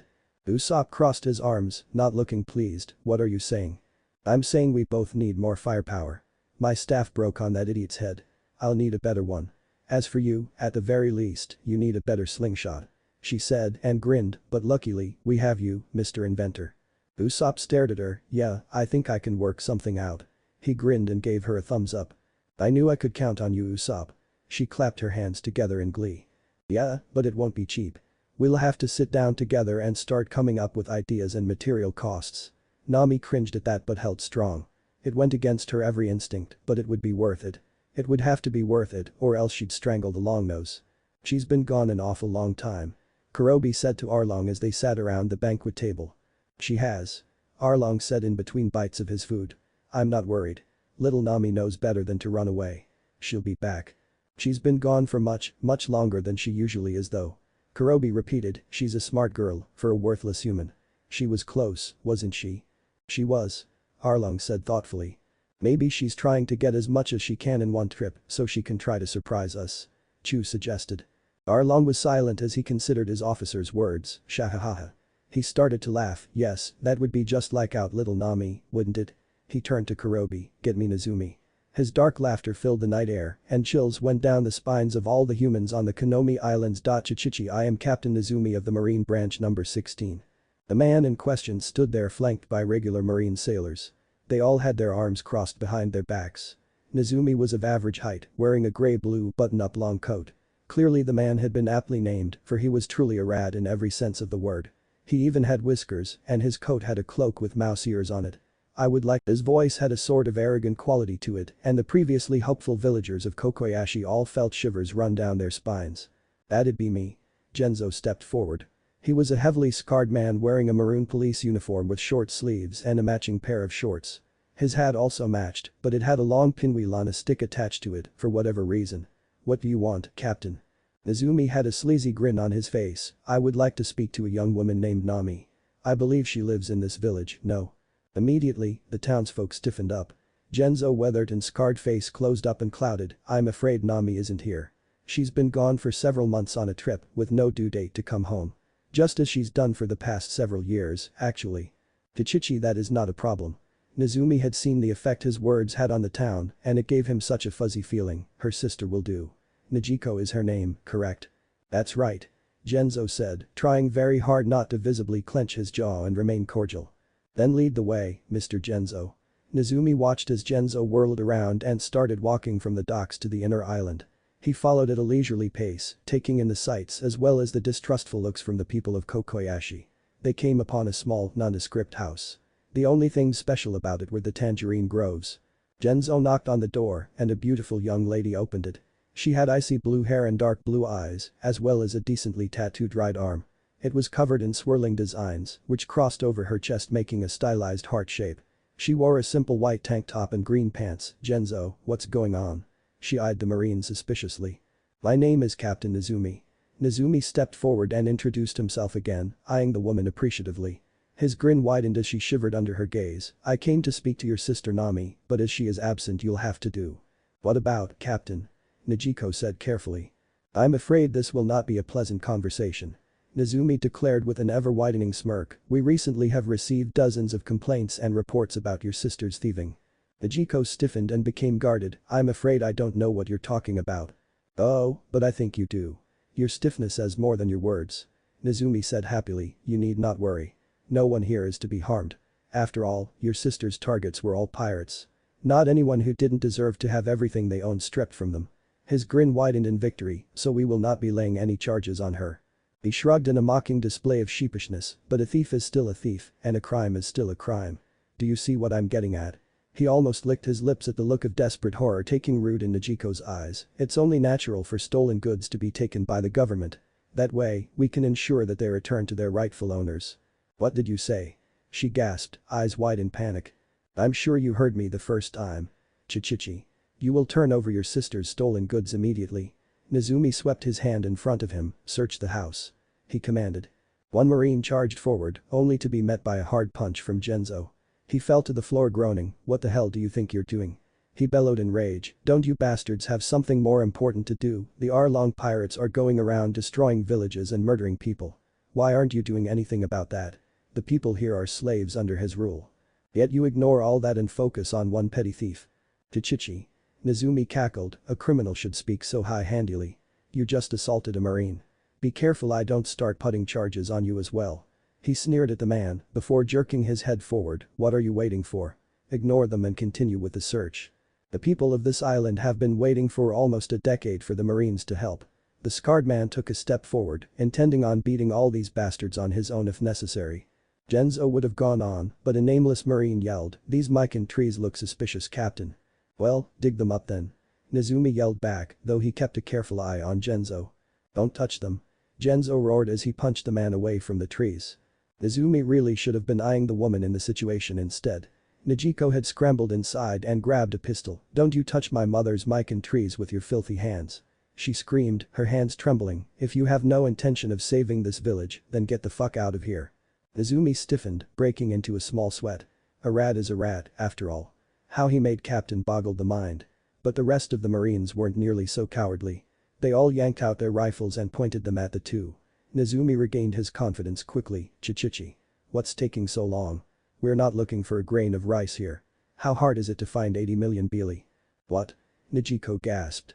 Her pistol slipped from her fingers and clattered onto the floor. She slid to her knees, how did you know how much money there was? Did Arlong send you here? Izumi's face looked almost demented in his joy, oh, I wouldn't go that far, we're just doing our natural duty of persecuting criminals. Nijiko grabbed her pistol and fired, an expression of sheer rage on her face, fuck. Nezumi screamed, falling to the ground and clutching his shoulder. You little bitch. He roared as a single marine fired a bullet into Nijiko's thigh. She went down, screaming her lungs out as she clutched her bleeding leg, the ammo-less pistol falling from her grip. Nijiko. Genzo roared, scrambling to her and pulling her into his arms. Ignore them and find the money so we can get out of here. Nezumi roared angrily as they raced away. Damn, he really wished Arlong hadn't told him not to harm them. Why, even he didn't know. He clutched his bleeding arm as he got to his feet, glaring hatefully at their retreating forms, get me to the ship. I'll leave this to the rest of you. He spat at his underlings. They'll get theirs in time. He forced a chuckle, I think I'll use some of this money to buy her from Arlong. I'm sure he wouldn't mind. Chichichi. Dr. Neko. Genzo roared as he practically kicked down the doctor's door. Neko wore a black bandana with a red cross on it, as well as a white doctor's coat with red crosses on the shoulders. Neko jumped roughly a foot into the air, Genzo, what is the meaning of TH? He trailed off, looking at the bleeding woman in his arms, Nijiko-chan. Lay her down. Quick. Dr. Neko quickly set to work, giving the poor woman painkillers before digging out the round. He cleaned and dressed the wound as expertly as he could, what happened? Neko asked in disbelief, how did little Nijiko-chan get shot? Genzo was gritting his teeth and clenching his fists, that bastard Arlong, he hissed, he sent his fucking corrupt marines here. They stole all of Nami's money. That can't be. Neko gasped on horror, his skin turning the color of milk, it's all gone. Genzo grit his teeth and didn't answer Neko. He turned and ran out of the doctor's home. Genzo. Where are you going? Genzo. Don't do anything foolish. 8 years ago, we swore not to throw our lives away. Genzo was surrounded by villagers with all sorts of melee weaponry, we swore that no matter how painful living under Arlong's rule was, that we would endure as long as Nami was okay. That we would play the long game. This is how they've answered us. The villagers looked burly and angry, our only chance at liberation has been stolen from us. He bellowed in rage, we no longer have any hope, but we will never forgive those bastard fishmen. They dared toy with our Nami's kindness. He looked at all of them, any objection? No way. As if we'd accept their rule after this. The angry people roared. Just as Genzo was about to lead the charge, a voice yelled, stop. Nijiko was hobbling towards them, using Dr. Neko as a cane. She was visibly in agony, but she kept moving forward, limping closer to them, stop this right now everyone. We can't do this right now. What are you talking about, Nijiko? Genzo roared at her, they've betrayed us. There's no hope for salvation anymore. We may all die, but we'll take some of those sons of bitches with us. And what will Nami do when she gets home and finds us all dead? What will she do when she finds out and confronts Arlong? He'll chain her to that fucking cartography desk for the rest of her life. She screamed in his face. Genzo recoiled in shock. Finally, she couldn't take it anymore and groaned, getting lowered to her knees by Neko. She turned tearful eyes to Genzo, "We can't." She whispered brokenly, "Not until Nami is home. We have to make sure she leaves as soon as she can. We may all die, but she doesn't have to. Maybe she could take some of the children with her." Genzo's sword clattered to the dirt as he crumbled to his knees, "God damn it," he whispered brokenly, "God. Damn it." He roared as he pounded his fists into the dirt, utterly defeated. Sanji grunted as he was sent to the floor yet again. Like the rest of the crew barring the captain himself, he was battered and bruised. He clenched his cigarette hard between his teeth as Luffy gave him a hand up, "Shishishi, good job Sanji." Sanji was sweating profusely and breathing harder than ever before. The moment that the Baratie had been out of sight, the crew had started their training once again. And for Sanji, it had been a huge wake-up call. He had been terrified for Nami when she had faced Don Krieg, and rightfully so. The man's one lucky shot using that damnable surprise exploding spear had almost taken her out. But she had proven herself to be stronger than he had ever expected, and he had assumed that without his devil fruit, Luffy would be about the same. Even after seeing evidence to the contrary, he had never been more wrong. It was only when he was learning Zoro on the deck of the Going Merry that he realized Luffy had practically been playing around when he kicked Krieg through his ship. He took a drag from his smoke as he was finally given a break, "Not sure I agree. You manhandled me." Sanji sighed. "Everyone gets manhandled by Luffy." Usopp deadpanned. He was sweating profusely and visibly straining, "Luffy is the strongest person here, by far." "Don't slack off, Usopp," Zoro said lazily from his place on Usopp's back. Nami had told him quite firmly that he wouldn't be doing any training himself for at least a couple more days, and his attempts to ignore his doctor's orders were painful to say the least. So for now, he sat on Usopp's back and polished his sword while the young man did push-ups. "My turn, Luffy." Nami was twirling a new staff. As her old one had cracked, Usopp had made a temporary one for her while she waited for his creation to be finished. This one was a light blue, like her last one, with silvery metal reinforcing both of the ends. Luffy grinned and pulled his pipe from his back, "Yeah, let's go." He vanished, Nami following suit. Only when they reappeared, it wasn't due to a clash between them. Instead, Sanji was between the both of them, Luffy's pipe warping his face from the impact and Nami's staff smacking square into his shoulders as she swung up to block. Sanji crashed onto the deck as the two landed. "Oh Sanji-kun," Nami sang sweetly, her voice positively angelic. She had a bright, happy smile on her face as she walked towards the downed blonde. Sanji scrambled to look at her, hearts in his eyes, "Yes, Nami Swan." Just as he finished turning around, her staff cracked him across the nose and sent him hurtling away, "Damn it Sanji. It's been a week of this. Stop interrupting us." She screamed at him, wide-eyed and angry shark teeth in her mouth. "I can't help it." Sanji sat up, not looking contrite in the least, "I can't bear to see a lady in danger, much less a goddess like you," he said solemnly. Nami grit her teeth, "How am I supposed to get stronger if you keep interrupting our training?" She yelled at him, "Stop it. It's getting really annoying." Sanji just had a stubborn look on his face, "If you don't cut it out, I'll remove what makes you a man and make you eat it." Sanji and the rest of the crew gasped, crossing their hands in front of their crotches, "Not his Kantama." Luffy yelped in fear. "Nami Swan, you wouldn't." Sanji looked rightfully terrified. "Try me. I'll do to you what I did to Krieg, you idiot." She screamed before straightening up and blowing her bangs out of the way, "Now go rest you idiot. Luffy, let's go." And finally, she and Luffy were able to train without having to do it in secret. Hours later, everyone except for Luffy, Johnny and Yusaku were exhausted, and Yusaku took the opportunity to finally ask the question that had been burning inside his mind, "Luffy and Ikki. Why are we going to the Konomi Islands? Isn't your dream to go to the Grand Line? This is in the opposite direction. The man who rules the Konomi Islands is terrifying." Luffy ignored him entirely, "So, shall we eat?" he asked Sanji cheerfully. Yusaku and Johnny practically went into hysterics, "You're too naive. Listen." He yelled, "There's something about the Grand Line that you have to know. The reason the Grand Line is called the Pirates' Graveyard is because of the three great powers. One of those powers is the Shichibukai." "Shichibukai?" Luffy asked quizzically, finally paying attention to the duo. "That's right, simply put, there's 7 extremely powerful pirates who are sanctioned by the world government," Yusaku told them. "Why the hell would the government permit pirates?" Sanji asked him. The rest of the crew were listening in interest, except for Nami. She was leaning on the mast, stone-faced with her arms crossed.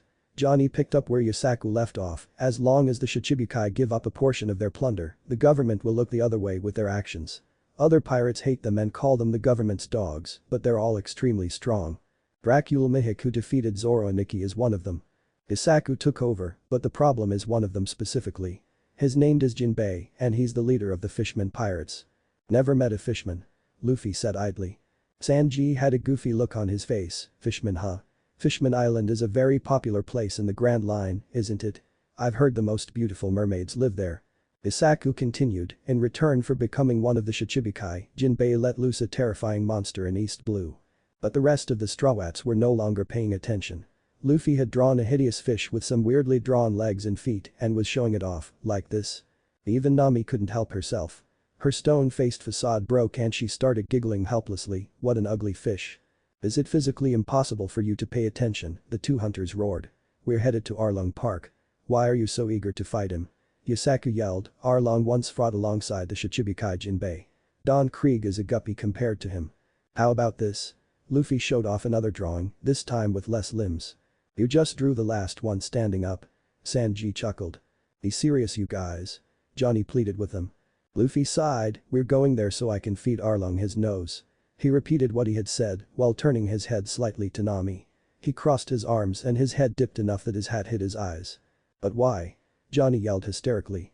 No matter what he had seen, he just couldn't comprehend someone being stronger than that monster. But he was thinking of Arlong's strength as being more on the higher side, like Jinbei. It couldn't have been more from the mark, but for someone in East Blue, he may as well have been correct. Nami finally had enough. You all know of the Konomi Islands as Arlong Park. She said, her eyes closed and her head down. She stopped leaning on the mast and walked forward. I know of it only as home.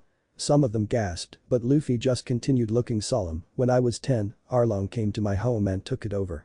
He shot my mother between the eyes right in front of me. She uncrossed her arms and lifted her sleeve, revealing her tattoo, which now had 4 claw marks over it from when she had scratched down the mark. He forced me onto his crew as his cartographer and made me pretend to be his friend, while telling me that if I gave him 100 million Beely in one payment, he would free me and my town. Her face may as well have been carved from marble, but I always suspected that he would find some way out of our deal, so now I'm going to get him before he does. She smiled softly as she gripped Luffy's hand. They shared a small smile before looking out at the rest of the crew. Sanji was predictably steaming mad. Johnny, Isaku and Usopp had tears streaming down their faces. And Zoro. Zoro got up and walked away. Usopp gasped and Nami even looked a little distraught. Where are you going, Zoro? I'm sure we can get more wind out of these sails. He replied without stopping, the ship's too slow. Nami smiled in gratitude and joy, thank you guys. A singed tear dropped from her eye. Everyone. We're close now. Nami yelled, pointing off into the horizon. So, that's it huh? Luffy said, from his place beside her. The island was still quite small, but it was growing larger every minute that they sailed forward. He punched his fists together, I'm going to beat that fish so badly that he'll never come back. Not so fast. Nami told him, I purposely made sure that we came around the island's backside. Arlong Park is on the other side. Until the Mary is safe, we can't do anything. Fishmen will sink us before we can even react. They're 10 times as powerful in the water. Will they have a sentry? Usopp asked her, looking out with his binoculars. They will have one. Nami told him, so we'll have to do this a bit stealthily. Like ninja. Luffy gasped, before forming a weird hand signal, nin. Nin. Nami facepalmed, but she giggled, okay, Usopp, your eyes are the best right? Usopp crossed his arms, of course. He said proudly. Alright, I need you to pretend that you're on the island right now. As soon as you feel that you would be able to start picking up on our ship without a binocular, you need to tell me. Nami told him seriously. Usopp gulped, realizing he had a big job this time. Got it. He dipped his goggles down and settled them over his eyes, and he began straining. Around 15 minutes passed before the island was close enough. Nami, we've got probably 5 minutes before people over there start noticing that a ship is approaching. Nami didn't respond verbally. Instead, she jumped straight off of the ship and dove into the water. Her idea worked beautifully. She may not have had a fishman's gills or webbing, but she had something that was almost as good. Luffy. She stayed under the water and applied the leg-kicking lessons she learned from Zoro and Geppo to speed her way towards the island. Every 10 kick application sent her forward hundreds of meters.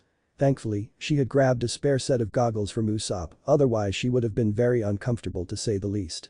Every once in a while, she allowed herself to slow enough to lift her head out of the water and take a massive breath before diving back down. Soon, she was close enough that she saw him. He was a smaller size for a fishman and was clearly based off a seahorse. He was lazing about on the rocks she was headed to, occasionally taking a cursory scan of the ocean. He had a baby den mushi on his wrist. She swam carefully and rested until she was ready. She jumped up using Geppo and combined it with Soru to get on top of the fishman. She didn't even know his name. He tried to jump up in a panic, but she didn't let him. With a quick jab of her reinforced staff, she smashed his windpipe. He clutched his throat in agony as another 3 quick swings bloodied his face. The 4th whack to his temple had the fishman out cold. She sighed and smiled before turning and waving at the ship. Usopp, who had expertly tracked her direction from her head showing as she surfaced to breathe, sighed in relief. She did it. Shishishi. Let's go. Luffy called out. As they came close enough, he tossed Nami the rope he had been holding, and they watched as Nami proceeded to hogtie the nameless fishman so thoroughly that he wouldn't be able to twitch so much as a finger. With a cheery little salute in his general direction, she backflipped back onto the Mary and continued guiding the ship to safety. She sighed in relief as they finally moored and disembarked. Perfect. She said happily, that was really the only thing I was worried about. Let's go to Kokoyashi. She led them through the trees and rocks, but their good mood evaporated rapidly. She sighed as she took in the sight of the destroyed Gosa village. The village looked almost like a set, as if everything was fake. There were giant buildings and houses simply flipped over. They looked like giant models on a board game that had the table flipped and the pieces scattered. Nami knew better. This was very real, and the loss of life had been great. Dozens of her people had died. All over a single missed payment. Arlong deserved everything that was coming to him. What happened here? Luffy asked her, clearly not in very good mood. Arlong happened. She sighed, a single person did not have enough money to pay Arlong a couple months ago. He flipped out and well flipped out. No one found the dark humor funny. The fishman did this. Usopp was trembling in horror, this is insane. Suddenly he keeled over and fell to the dirt and began wheezing, oh no, my icongonophrithritis is acting up. Zoro didn't skip a step as he grabbed Usopp by the scruff of his neck and started hauling him forward, no. Zoro. What are you doing? He cried crocodile tears as they dragged him onward. Stop shouting you idiot. I don't want the fishmen to know we're here yet. Nami grouched. They continued through Gosa before making it to Kokoyashi where people were milling about. Nami frowned as she took them in. They all looked even more defeated than usual, though some of them had turned looks of confused interest on them as they saw her crew. But most of them met eyes with her and then looked away in a strange mixture of rage and shame. It confused her. She was used to hateful glares whenever she came into town. This was new. Nami stopped one of them, hey, what's going on? He looked at her for a moment before looking away, tears in his eyes, you should go to Dr. Neko's house, Nami. She stiffened, did something happen? Is my sister alright? She's alive. Tears started leaking from behind his closed eyelids, she's not even badly injured but just go see them. Nami trembled for a moment before taking off at a good clip. The rest of the Strawats followed, Luffy keeping an even pace right behind her. Nami got to Neko's house and slammed the doors open, Najiko. She yelled, making all 3 of the people in the house jump. She took in the sight of them, all looking completely defeated. Genzo in particular looked like he had been put through the ringer.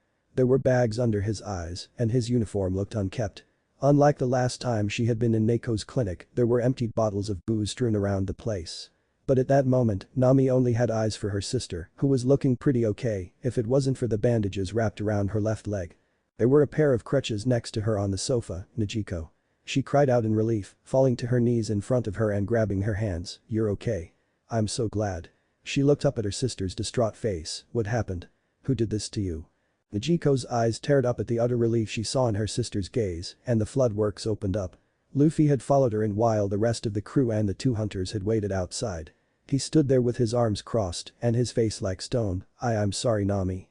Najiko sobbed as she wrapped her sister up in an embrace, it's gone. It's all gone. Nami looked shocked, her arms flailing a little before she wrapped them around her sister, gone. What do you mean? What's gone? Your money. Genzo's hoarse voice came from the side. The money that was supposed to save us all. He was looking down at the floor and refused to meet her eyes as she pulled away from Najiko. She stared at him, open-mouthed, jaw working up and down soundlessly. He looked up, tears in his gaze, are you surprised, Nami? Did you really think any person in the entire village thought you would willingly work for that murderer? We got the full story from Najiko the second you went out on your first trip. We all knew all along. We never said anything to make sure it wouldn't pressure you. To make sure you had an out if it ever became too much. He started to sob, and that son of a bitch broke your heart. He broke everyone's hearts. He sent his corrupt marine lackeys here 3 days ago. They tore up Belmir's Mikan groves and took all the money you've spent the last 8 years gathering. Nami's head tilted down, her face shadowed. Her fists were clenched on her thighs. Nijiko sounded despondent. When we tried to stop them, one of them shot me in the thigh. Her sobs hadn't let up in the slightest. I'm so sorry, Nami. All your hard work and it was all for nothing, everything is gone. The two of them sounded utterly defeated and the looks of rage and shame they saw coming in now made sense.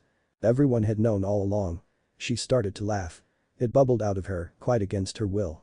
The three villagers stared in abject disbelief as she threw her head back and cackled like a mad witch. They looked away, obviously thinking the poor girl was having a mental breakdown at the thought of 8 years of her life vanishing in a puff of smoke. Finally, Nami settled down and faced the ceiling, her eyes closed. She had a peaceful smile on her face before her eyes snapped open. She got to her feet and started walking away. Let's go. She told Luffy, who opened the door and let her out. Nami? Nijiko gasped. Where are you going, Nami? Genzo called out to her as he scrambled to follow. Nami stopped at the door, isn't it obvious? She turned back, a confident smile on her face. We're going to destroy Arlong Park. Genzo jerked and his jaw dropped. And without another word, she walked outside. She was a step behind Luffy, though she took the lead in order to show them where they were actually going. Zoro was sitting on some crates, with his katana standing up in front of him. He was wearing a Hawaiian shirt with all the buttons undone, showing off all of his bandages. Sanji was smoking one of his cigarettes and looking up at the beautiful sky. Usopp was sitting on the ground, his head down, and his arms crossed. On his back was Krieg's giant spear with a little handle sticking out of it near his head. All signs of it having belonged to the reality-challenged madman were gone, replaced with the Straw Hat Jolly Roger on one side and his own Jolly Roger on the other. Neither of them broke step as Luffy called out, let's go. The three Straw Hats all followed, Roger. Genzo rushed out from behind them, looking equal parts exhilarated, furious, and terrified. Arm yourselves. He roared, and the villagers cheered, rushing for their makeshift hidden weapons in eagerness for the fight ahead. Nami was tempted to tell them not to bother, but instead she turned to Johnny and Yusaku, who met up with them a little further ahead. You two, keep them out of it. She jerked her head towards the following villagers. Even Nijiko was among them, slowly following beside Neko on her crutches. If they were all going to die, then she was going to do it beside her sister. You got it, sis. They told her, forcing her to stifle a growl. The massive procession went through the entire town and further out, close to the coastlines of the island. That's when they saw it. It was a massive, sprawling, gated compound. An equally massive pair of steel gates decorated with images of sea life stood closed in front of them. Luffy overtook Nami, and everyone who hadn't seen him in action before gasped as his right leg started glowing. Every step he took made a clear imprint of his sandal, burned into the very dirt itself. With a look of utter fury on his face, Luffy planted his left leg and swung his right in a roundhouse kick, Enten no Kizu.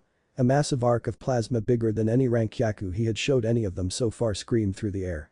The crescent-shaped arc of plasma raced forward and hit the wall. A massive plume of smoke and fire roared out, blasting burning wood and sizzling lumps of hot metal into the compound. Several fishmen were taken out immediately, before they could even scream. When the smoke cleared, the gate itself had vanished while most of the wall was utterly demolished. Nami passed him just after he launched the attack as she assembled her staff with one hand and jumped into the compound. I'm home. She called cheerily. The people behind the crew all stared with dropped jaws and their eyes popping out. The biggest fishman looked pissed. He had vicious-looking teeth, a saw-like nose, and light blue skin. He was wearing a floral print shirt, dark green shorts, and a brown Ashanka. He had a huge dark red sun tattooed onto his left pec, as well as a stylized saw-nosed shark on his left arm. Arlong, who had narrowly avoided getting smashed in the head with a piece of rubble, turned to her with vain, angry eyes. Nami, what are you doing? Do you mean to tell me that you've betrayed me? Nami scoffed, betrayed. Don't be so full of yourself, Arlong. You have to be loyal to something to betray it. She smirked at his dark, furious look. Oh, what's wrong? Did you actually think I was one of you? That I would be your friend if you showered me in clothes and food? A vein was bulging dangerously on Arlong's forehead. Well, sorry, you bastard. My mother's in a grave because of you, and I know your marine lackeys came to steal my money. Don't you worry, she sneered at her tormentor of 8 years, once we put your head on a pike, he'll be next. Luffy pushed past her, brushing against her shoulder. She shot his back an affectionate grin. So, you're Arlong, huh? Arlong turned his furious gaze to him. That's right. Who the hell are you, filthy human? I'm Luffy. A pirate. Luffy stalked forward, his fists clenching by his side. I'm Nami's captain. He blurred forward, slipping right through every single member of the Arlong pirates without them even noticing. He reappeared in front of Arlong, whose eyes widened in shock, and you made my navigator cry. Wham! Arlong's face molded itself around Luffy's fist. His entire face distended, and he swore he felt a dozen tiny hairline fractures appear on his cheekbones. The blow lifted him clean off his throne and sent him flying through one of the marble pillars holding up their shade. He hit the ground and rolled, digging a trench into his perfectly maintained grass before coming to a stop by impacting into the wall on the other side of the compound. He crashed into its spread eagle and cratered it in the shape of his body, with cracks beginning to radiate out from his impact zone. A small bit of blood flew from his gaping gob. Luffy opened his fist before slowly closing it again as he stalked forward like a predator. Cracks rang through the air as his knuckles popped. He completely ignored the small fry, having eyes only for Arlong. Several of the fishmen grunts roared out in anger and drew weapons, charging at him. Nami appeared in front of Luffy's back, her staff already swinging into action. With a single swipe, teeth shattered and flew as one more fishman was taken out of the fight immediately. She vanished again and appeared above another, her right leg pointing to the air. She crashed down and smashed her heel right into his skull, sending him hurtling into the dirt and digging a hole from her picture-perfect axe kick. Without even landing, she vanished again, reappearing next to a fishman and clotheslining him in the throat with her staff. In the same motion she swung low and did a spin kick, taking out an enemy's legs and sending him into the air. Shit. He roared in shock as Nami's staff practically folded him in half. Spittle flew from his unconscious form, the whites of his eyes the only things visible. The residents of Kokoyashi village trembled in utter shock. Is that really Nami? Nijiko gasped. She had gotten so strong. She was utterly manhandling the grunts of the Arlong pirates. Who were these people she had befriended? How had one of them sent Arlong's giant hulking form flying with a single punch? The fishman, who was bigger than most of the others, was gritting his teeth in rage and could take it no more. He charged forward, howling his fury, "Nami, you traitorous bitch. I knew we should have drowned you when we had the chance." He was a gray-skinned, somewhat short, but very bulky fishman named Kurobi. He had black hair and a red sun tattooed on his chest. His elbows had fins extending from them and he wore a dark blue karate gi. He was leaping at her, his fist extended and ready to take her goddamn head clean off. Sanji appeared in front of a smiling Nami and his dress shoes imprinted themselves on Kurobi's face. "I'm sorry, who exactly were you calling a bitch?" He looked quite pissed off. "I won't stand idly if you plan to insult and hurt a lady." His hands were in his pockets as he lowered his foot, watching as Kurobi rolled back to his feet and dabbed at his bleeding nose. Kurobi flinched momentarily from the stinging before focusing on Sanji. "So, you're stronger than the average human, huh? Doesn't matter." He hissed, "You inferior humans are all the same. You can't even breathe underwater." He charged forward and threw a punch out, looking to lay out Sanji in one hit.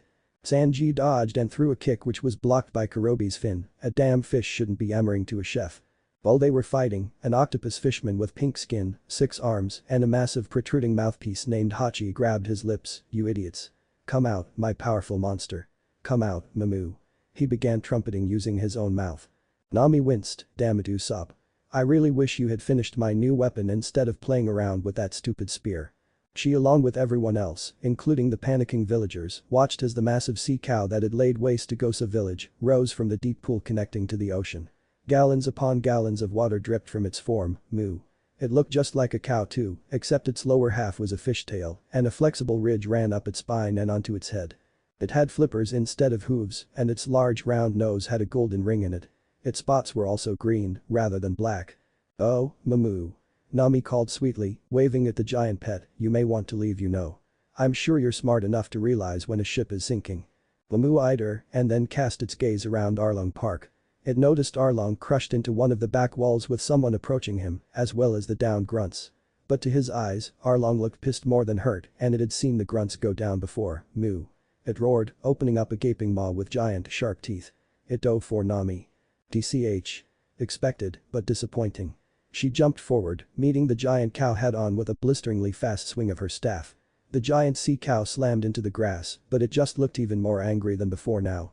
Nami may have been getting a lot stronger, but her hits were nowhere near the level of even Sanji's. "Catch me if you can, Mamu." She called as she flipped over it and used her Gep water walk to run away from the land. She led the giant sea cow away, to the gobsmacked looks of the rest of her village. Hachi grabbed a massive hulking piece of rubble, octopus black on the rocks. He roared, bringing the gigantic slab down, looking to crush Zoro. He simply slashed upwards. His sword never touched the concrete, but it split in two all the same. "Grrr, who the hell are you?" Zoro held his katana in front of him with a confident grin. "Rarano Zoro." The octopus gasped. "Zoro? The user of Santmrik?" He grinned. "My name is Hachin, and I'm the worst opponent for any swordsman. It'll be an honor to kill you." "You guys aren't going to be doing any killing." Zoro grinned back. "That's our line." The last of Arlong's officers was a light blue fishman with thick protruding red lips named Chu. He sucked in a lot of air, getting ready to unleash a water cannon at the traitorous woman who was rapidly vanishing from sight. He never got the chance. Something hit him and exploded, sending him crashing to his back. "Why, your opponent is me," Usopp said through chattering teeth. "How do you like my Kyakubashi?" Chu sat up, basically uninjured. "You're looking to die, aren't you? Allow me to make it quick." He got to his feet and began chasing after a terrified Usopp, who had his arms waving in the air. The two quickly vanished from sight, leaving puzzled villagers staring at their retreating forms blankly. Zoro and Hachi began fighting in earnest, with Zoro dodging out of the way of the sticky black ink fired from the octopus fishman's mouth. "I'll end this quickly, Takoyaki," Zoro yelled, swinging Wado at Hachi's head. Hachi gasped and ducked, but 2 of the 5 spikes that made up his hairstyle were cut off. "Naiu. My hair." He grabbed at his head. "You bastard. I'll forgive you," he said cheerily. "It's only hair. It'll grow back. The important thing is that I'm still alive." He charged forward. "How kind of you." Zoro deadpanned before he grimaced as his wounds started to ache painfully. He bit back a groan as he could feel his stamina start to sap away. He would have to finish this quickly. Sanji twitched as he caught it out of the corner of his eye, that idiot. He dodged one of Kurobe's punches and retaliated with a kick. "You know, Rorano Zoro, I'm quite strong against swordsmen." "Do you know why?" Hachi asked Zoro. "Like hell I do." Zoro charged and swung down. Hachi got into a horse stance with all 6 of his arms ready, Octopus 3 continuous naked sword catching technique. He clapped all 6 of his hands together and caught Zoro's katana. Or he would have, if Zoro was a weaker man. The sword slipped right through his palms and slashed his forehead, drawing first blood. "OWWW. Stop playing around, idiot," Zoro yelled at him with shark teeth. Hachi used his 6 hands to display 9 digits, Teiko Hachi number 9 suction cup. He completely dodged Zoro's slash and stuck himself to one of the pillars, upside down. Zoro growled angrily, "Get your ass down here this instant," he roared. When Hachi showed no signs of moving, he growled and swung his sword, Itmrik. Sinjikroku pound HM. An air blade flew towards the octopus man, who panicked and leapt back to the ground. The air blade sliced through the pillar and part of Arlong Park's main building. The cut section slid off and crashed to the floor. Hachi was about to say something when he noticed Zoro had fallen to his knees and was clutching his chest. That move had really been too much for Zoro. His injury started to open up again. He ground his teeth together and forced himself up. "Damn it, why now of all times?" "What are you doing, Rorano Zoro?" Hachi eyed his bandages, which had slowly started to stain red. "Do you really intend to fight with an injury as bad as that one that must be?" Sanji grit his teeth as the rest of the people there stared at him in surprise. "That damn idiot. I knew he was faking." On the sidelines, Yusaku was gritting his teeth in panic. "His wounds are just too deep. They haven't healed over yet." Johnny growled at him, "Of course they haven't."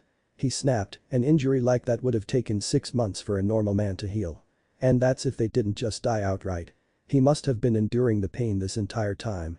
I knew something was up when that idiot just kept acting norm grrhhh." Sanji groaned out as Kurobe took advantage of his distracted state to punch him in the chest. He flew out past the gathering from Kokoyashi and landed on the dirt, much to their terror. "You shouldn't take your eyes off of your opponent." Kurobe chided him, "I'm a level 40 fishman karate practitioner." "Damn cook." Zoro panted, "Pay attention to your own fight." He gripped his katana with steady hands, which defied Hachi's sense of belief. "How can you hold that blade so steadily?" He eyed the deep red stain on Zoro's front. "If you really intend to fight like that, then I won't disrespect your decision. You wait right there, Rorano Zoro." With that, he jumped through one of Arlong Park's windows. Zoro fell to his knees, panting heavily. Elsewhere, Luffy stood in front of Arlong, who swung his arms out from their rubble prison and broke himself free. He growled angrily, showing off his sharp teeth. His muscles were bulging hideously. "Your little crewmates don't seem to be doing so well." He taunted, "Why don't you join them in hell?" He roared, raising a fist and bringing it screaming down towards Luffy's head. Luffy met his punch head-on with one of his own. The impact sent out a shockwave that demolished the ground they were standing on and crumbled even more of the already broken wall behind Arlong. A sickening crack rang through the air and Arlong pulled back, howling. His right hand was trembling, bent downward at the wrist. His fingers weren't looking too good either, as they hung limply except for his thumb. "Shishishi, why would I do that? You think a crappy little punch like that could take down Sanji?"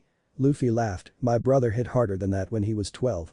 Back near the center of the courtyard, Zoro grit his teeth as Hachi landed in front of them, showing off his 6 swords. Zoro's face was shadowed as he took his bandana off his arm and tied it onto his head. "Let me tell you something, little octopus, there's a man I have to meet again, no matter what, and until I do, not even the Grim Reaper will take me."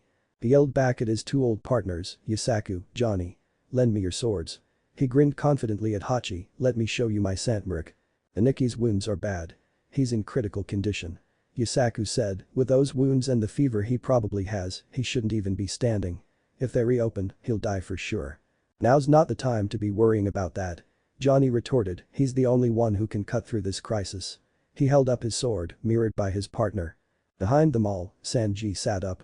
He was bleeding lightly, but didn't appear to be in any real pain. Level 40, huh? How weak. The geezer's kicks back at the Baratie must have been level 400. "You got it, Aniki." The both of them tossed their dada forward. Zoro stood there, panting, "Shit, I'm losing it. I thought moving around would help lower my temperature, but it's only gotten worse." Johnny and Yusaku panicked. "Aniki. We already threw the swords. Catch them. Watch out." Hachi growled angrily, "You look tired, Zoro. I'll show you the insurmountable gap in skill between us. Your two arms will only hinder you against this Rikuryu. Teiko Ishai Kaiken." His flexible arms looked like noodles as they danced in the air. He started a barrage of slices with his 6 swords. Zoro caught the flying swords at the very last moment, Santmark TMRM Nagashi. He blocked all of the blades and flashed behind Hachi. The two stood still, back to back, before Hachi's front erupted in a geyser of blood. He got by. To be able to block all 6 blades coming from all directions. He's amazing. The two hunters yelled. "Naiu?" Hachi yelled, "Now you've really made me mad." He was gritting his teeth and veins were bulging on his forehead around the large sun that was tattooed there. "I swear I'll kill you. Just think about it logically. There's no way 3 blades can beat 6. Zoro chuckled, a flash of Mihawk's face appearing in his mind. "Logic. I think you've made a miscalculation." He stared Hachi down without a waver in his posture, despite the fact that he probably should have already gone down long ago. "You may have more blades, but my swords are heavier. Not even 3 of your swords matches the weight of one of mine." Hachi began to laugh. "I'm being underestimated. You think your swords are heavier than mine? You're a fool. They may not look it, but these swords all weighed over 300 kilograms. They're far heavier than any human blade." Zoro almost cringed at the answer, HMPH. There's no use explaining it to a fool. I have nothing to say to an idiot who can't even understand that. Hachi held all swords directly in front of him, the tips touching and almost forming what looked like a barrel, octopus pot stance. New Year's he charged forward, looking like he wanted to drill straight through Zoro with his technique. Zoro blocked with 2 of his blades, but there was only triumph in Hachi's gaze, octopus opener. He swung all his swords outwards and consequently opened a massive hole in Zoro's defenses as his arms were flung back, body slam. He headbutted Zoro square in the chest. Blood squirted from Zoro's mouth and nose as his friends and the townsfolk panicked. He got launched into the air and began falling. "I won't give you a safe landing, Rarano Zoro." Hachi yelled, 6 sword style. 6 swords waltz. The 6 blades began spinning above Hachi, like a soon-to-be macabre windmill. "You'll be mincemeat when you touch them." Zoro was seconds away from death when his entire body started tumbling in midair. His own sword started slamming into the propeller of death, and when he landed, he was on his feet, one knee on the floor, and Hachi's hands were all bleeding. His swords were all clattering to the floor. "Naiu." He grabbed his swords again. "You bastard. You slashed my hands. Now I really can't forgive you. I'm not a circus act. Octopus pot stance. I can't afford to die." Zoro panted, "Even if this would kill an ordinary person, I cannot fall." Zoro lifted his swords, all of them pointing in the same direction to his side. A ghostly image of a dragon appeared behind him. "In order to defeat the extraordinary, I cannot be ordinary." Hachi had charged forward with his swords, and the second before he reached him, Zoro began to spin. Every single one of Hachi's swords shattered into dozens of shards, Tatsumaki. Hachi's heavy body lifted straight into the air via a razor-sharp whirlwind. More and more tiny slices appeared on his body before the wind could no longer keep him afloat and he crashed into the water, completely unconscious. He was quite lucky that he was a fishman, because if he hadn't been he surely would have just drowned to death. Zoro panted and almost fell over, but he righted himself just in time. "Now do you get it, Takoyaki? You see the difference between our blades now, don't you?" Baroque rushed towards Zoro, getting ready to break his skull with one hit, but he was forced to dodge a final Singe Kroku pound HM from Zoro as he finally fell. "How dare you defeat my brethren?" He eyed the deep gouge in the ground with enraged eyes. He couldn't tell if the man had even been serious or not, despite that wound. A human like this could not be allowed to exist. He charged forward again, only to be met with a teeth-shattering strong kick from Sanji. Sanji's smoke was wafting from his mouth. Now, I know you weren't about to hurt this idiot, right? Baratie rubbed his aching jaw in rage. I thought I killed you. Sanji scoffed, please, as if a punch that weak could hurt me. You probably couldn't even kill Paddy and Karn. Baratie growled, I'm being underestimated. He got into a karate stance, whether on land or in the sea, fishmen cannot be beat by you inferior humans. Evidence to the contrary notwithstanding, I'm sure. Sanji sneered at the fishman, who had veins bulge on his head at the comment. Once I kill you I'll kill Zoro, and that long-nosed idiot, that brat who hit Arlong, and every single one of the villagers who dared rebel. He grinned, and of course, I'll kill that bitch Nami too for betraying our trust, if Mamu hasn't already eaten her. You won't be able to save a single person with your fake chivalry. Sanji vanished with Zoro, Collier. He yelled from above a suddenly wide-eyed Kurobi. His foot slammed straight into the fishman's gills, sending him to the floor screaming in pain. Baratie quickly rolled out of the way of an axe kick, looking furious, I'll kill you with the essence of fishman karate. Earlier, it was my Hyakki Mugiwara Seiken that sent you flying. You'll never be able to withstand my Sen Mugiwara Seiken. I'll kill you in a single blow. He gathered power behind his fist and then sent it screaming forwards. The air whistled from the speed and power as it hurtled toward Sanji, but it never hit home. Sanji appeared behind Kurobi in a burst of speed and dropped to a one-handed handstand position. He began spin, Kotelet. Sell. A hit to the back of Kurobi's leg sent him into the air, howling in pain. A second hit to the back bent him backwards in quite the wrong direction. Kurobi's eyes were white and his mouth was gaping as he howled with what little air he had in his lungs. Poitrine. Sanji flipped above the floating fishman and slammed his heel into his breast, sending him crashing into the floor hard enough to shatter it. As his body flopped back up in a kneeling position from the impact, Sanji gave him a running kick to the chest, Jigo. Kurobi hurtled backwards and rolled, rising to his feet, you bastard. Take this. Sen Mugiwara say. Sanji blurred into existence in front of him at a blistering pace, mutton shot. A hard kick to the face finished the fight, sending Kurobi hurtling through the wall and into dreamland. Who did you say you were going to kill again? He muttered darkly as he lit up a cigarette, don't want any dessert. Phew, that was more trouble than it was worth. You couldn't even stand a single shot of my water gun. Chu stood above the bloody broken form of Usopp. He had chased the brat all the way to the farmlands. You ran pretty fast, but it still wasn't enough to save you. Too bad, so sad. Well, at least you got a quick death. He turned, well, time to head back. I wonder if they're finished by now. Usopp lay there with his eyes open, phew. My ketchup-bashi worked like a charm. He thinks his stupid water gun hit me. He risked turning his head a little and saw Chu leisurely strolling away, what a terrifying race. They flipped an entire town. Sorry Nami, I want to help. But I'd rather not die. He sat up, I already have this ketchup blood on me, but it could probably look more convincing. He started rubbing dirt on himself and scuffing up his skin to make it seem like the battle was a fight to the death. I wonder what I should say when I get back. He wondered, maybe something like, my bad, I ended up losing. I told you I wanted you as my sniper, didn't I? Luffy's face swam in his vision. Or maybe damn it, that guy just barely got away from me. Would be better. His head dipped, don't cry, Nami, we tried our hardest.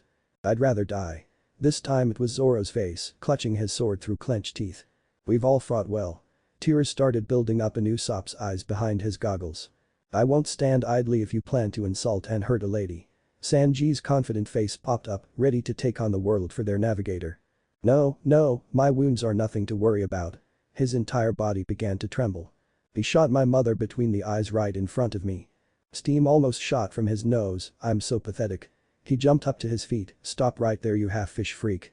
He roared, the moment I stepped onto that boat, I left peace and security behind. They risk their lives and give it their all, every damn day. Kaya would be ashamed of me. I'm ashamed of me. Chu halted and half-turned, oh, so you were still alive. Chu. As if a little attack from a half-fish bastard could ever hit me. Usopp yelled back, they can all laugh from the bottom of their hearts. Isn't that what I always wanted as well? Isn't that why I set out if I don't fight seriously, I can never sail with them again, nor can I laugh with them. Hisetsu. Kinbashi. He yelled as he drew the rubber and let loose the star. Chu had been rushing towards him, aiming to take him out in one hit, but he had been surprised by how quickly and accurately Usopp was able to fire it. Instead of knocking the human head over heels in a single hit as planned, he ate a full flame star right in the face and was horribly burned by it. He howled in agony as he clutched his aching face, but Usopp was caught by such surprise at actually damaging his opponent that he didn't capitalize on it. He would regret that dearly.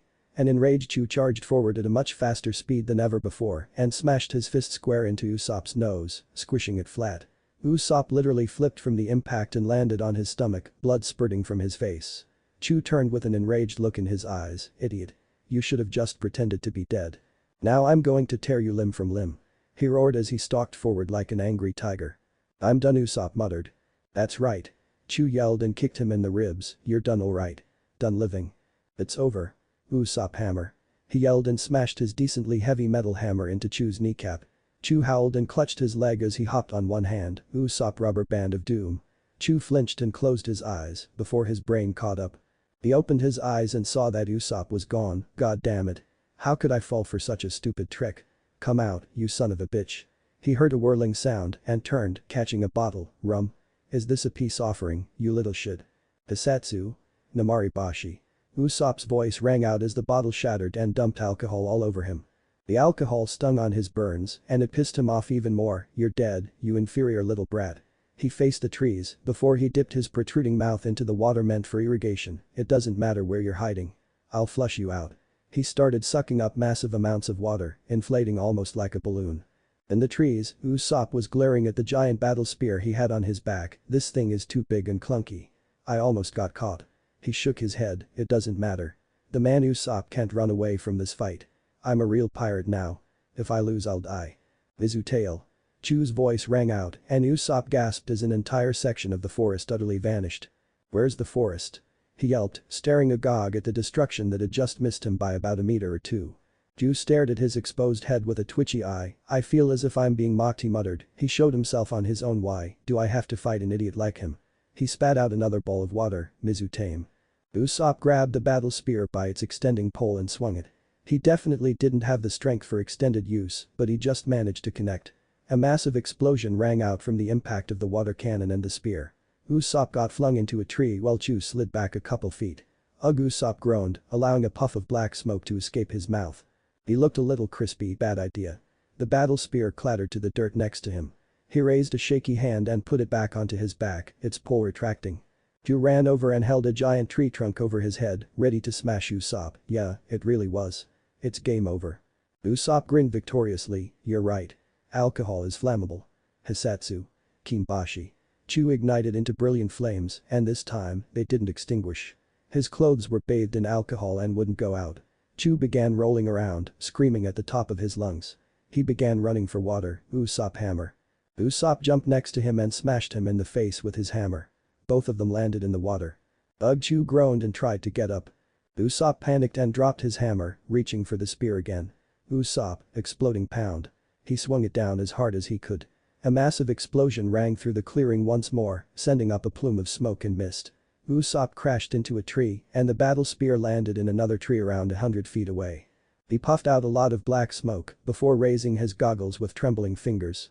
He looked like a reverse panda as his regular skin color was surrounded by black soot that covered his entire face. Maybe I should not use that thing anymore, he mumbled weakly. He staggered to his feet and went to go check on Chu. The mist cleared, revealing the fishman. His face was mangled beyond recognition and horrible burns marred his body. He was clearly not going to be getting up again for a good, long while. Usopp trembled before he collapsed backwards. I won. He said in wonder. A blinding grin split his face. I won. Even I could win. You see that, you bastard fishman, don't you dare underestimate me. Damn it, guys. Why do I have to fight the sea cow? You could knock it out in one hit. Nami screamed as Mamu once again caught up to her and dove maw opened wide to swallow her whole. She used Zoro to speed out of the way and started hopping on the water, having long since realized it was much easier to do than hopping on the air. She tracked the sea cow through the water and got ready to move again, jumping straight up into the air as Mamu breached and sent whole pools worth of water exploding into the air. It reached its peak and fell back down long before Nami did. She rubbed her face in irritation. I don't mind fighting anymore, but I'd at least like a chance. This thing is way too big for me to hurt. She started to whine. Moo. Mamu roared at her from down below and slapped the water with its tail, flinging water at her. It didn't even get close to her. Well, here goes nothing, she deadpanned before sending her rocketing down. Her staff caught it right between the eyes so hard that a shockwave spread through the ocean. It was so hard even her reinforced staff developed some cracks and her arms trembled. Her hands felt numb. And Mamu. Mamu just roared and started freaking out. Damn it.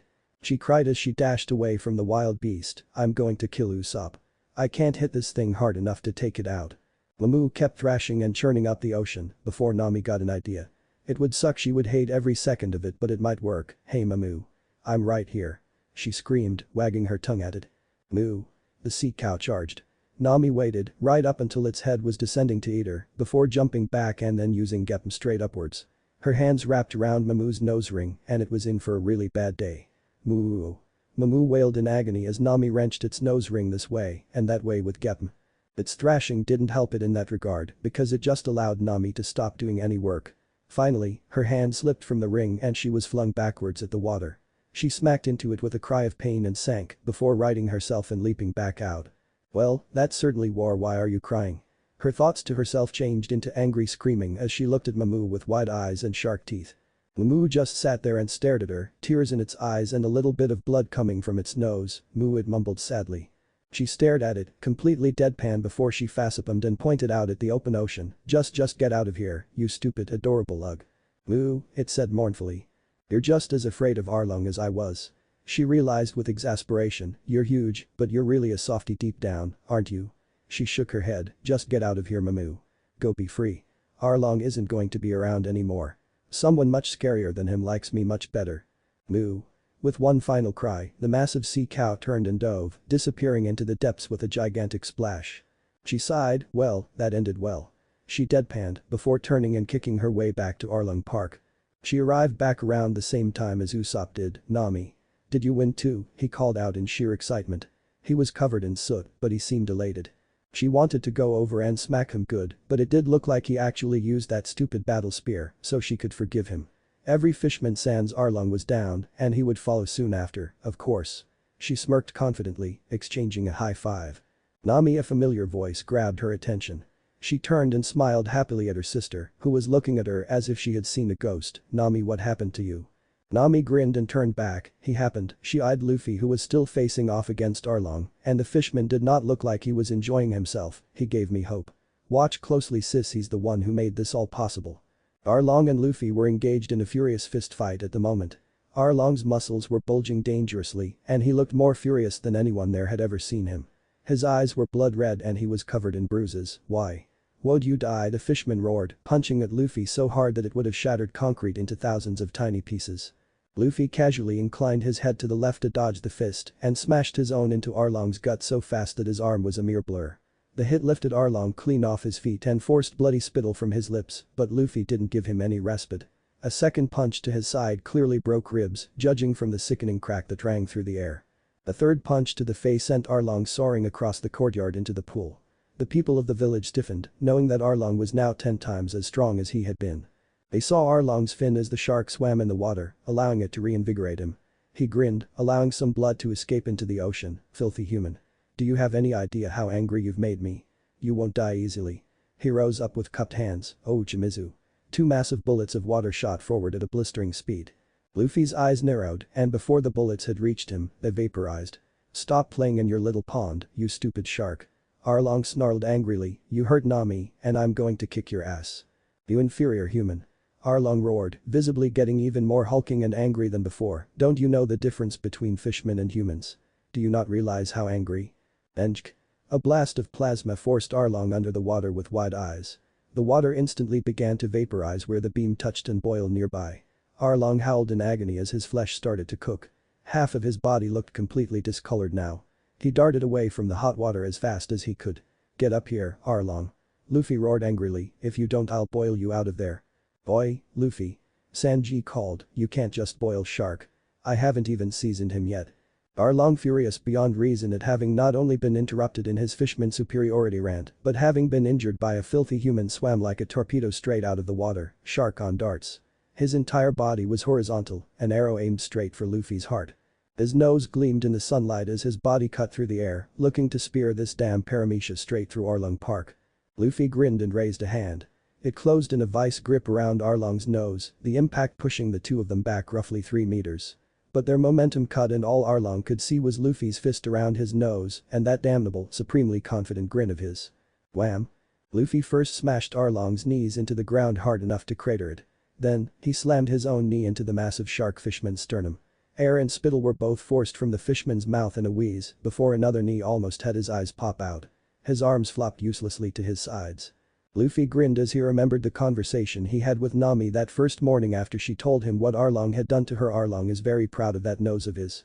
I've personally seen him spear straight through a marine ship and sink it. His crew says it's unbreakable. I told Nami and my crew I would be feeding you your own nose. Luffy said, almost conversationally. That woke Arlong from his daze, but he couldn't get a word in edgewise. For the first time, a human's grin terrified him. I'd hate to be called a liar. Luffy's grip on his nose tightened and he started forcing it backwards. Arlong started to howl as his indestructible nose started to bend backwards towards his hair. Stop. His muscles bulged as he threw a hard right hand into Luffy's ribs. Get your filthy hands off me. Luffy didn't even wince. Stop. Stoop. He roared, throwing devastating fists into his enemy's torso, but Luffy barely even felt them. When your childhood consisted of getting punched by Monkey D. Garp in order to build a stronger Tekai, a wimpy fishman like Arlong wouldn't be able to even budge him. With a final jerk of his wrist, Luffy ripped Arlong's saw-like nose clean off his face. Even Nami turned a little pale as Arlong jerked back and started rolling about, clutching at his face as he howled dementedly. I didn't think Luffy would actually rip his nose off. She mumbled, but the sight of her tormentor screaming in pain brought a grin to her face. She wasn't normally a vicious person like this, and she was actually pretty sure that Luffy wasn't either, usually, but Arlong had stolen her mother from her and hurt her. They could both make an exception in this case. Luffy calmly walked to the flailing Arlong as he stumbled about, blood pouring from between his fingers as he held his face and rammed his fist into the fishman's gut. Arlong almost puked, his mouth opening wide. Luffy threw the nose into Arlong's gaping maw and Arlong instinctively clamped down. A bone-shattering uppercut broke the shark's jaw and sent shards of his teeth flying around. Arlong collapsed backwards, barely able to move. His teeth were all either cracked or utterly shattered and they weren't even growing back anymore. Luffy moved above him and punched down so hard that a 2-meter-wide crater broke into the dirt. Nami started to sob as they all felt the quake. Sob in utter joy and relief. This. A second quake shook them as the crater widened again, is. For. Hurting.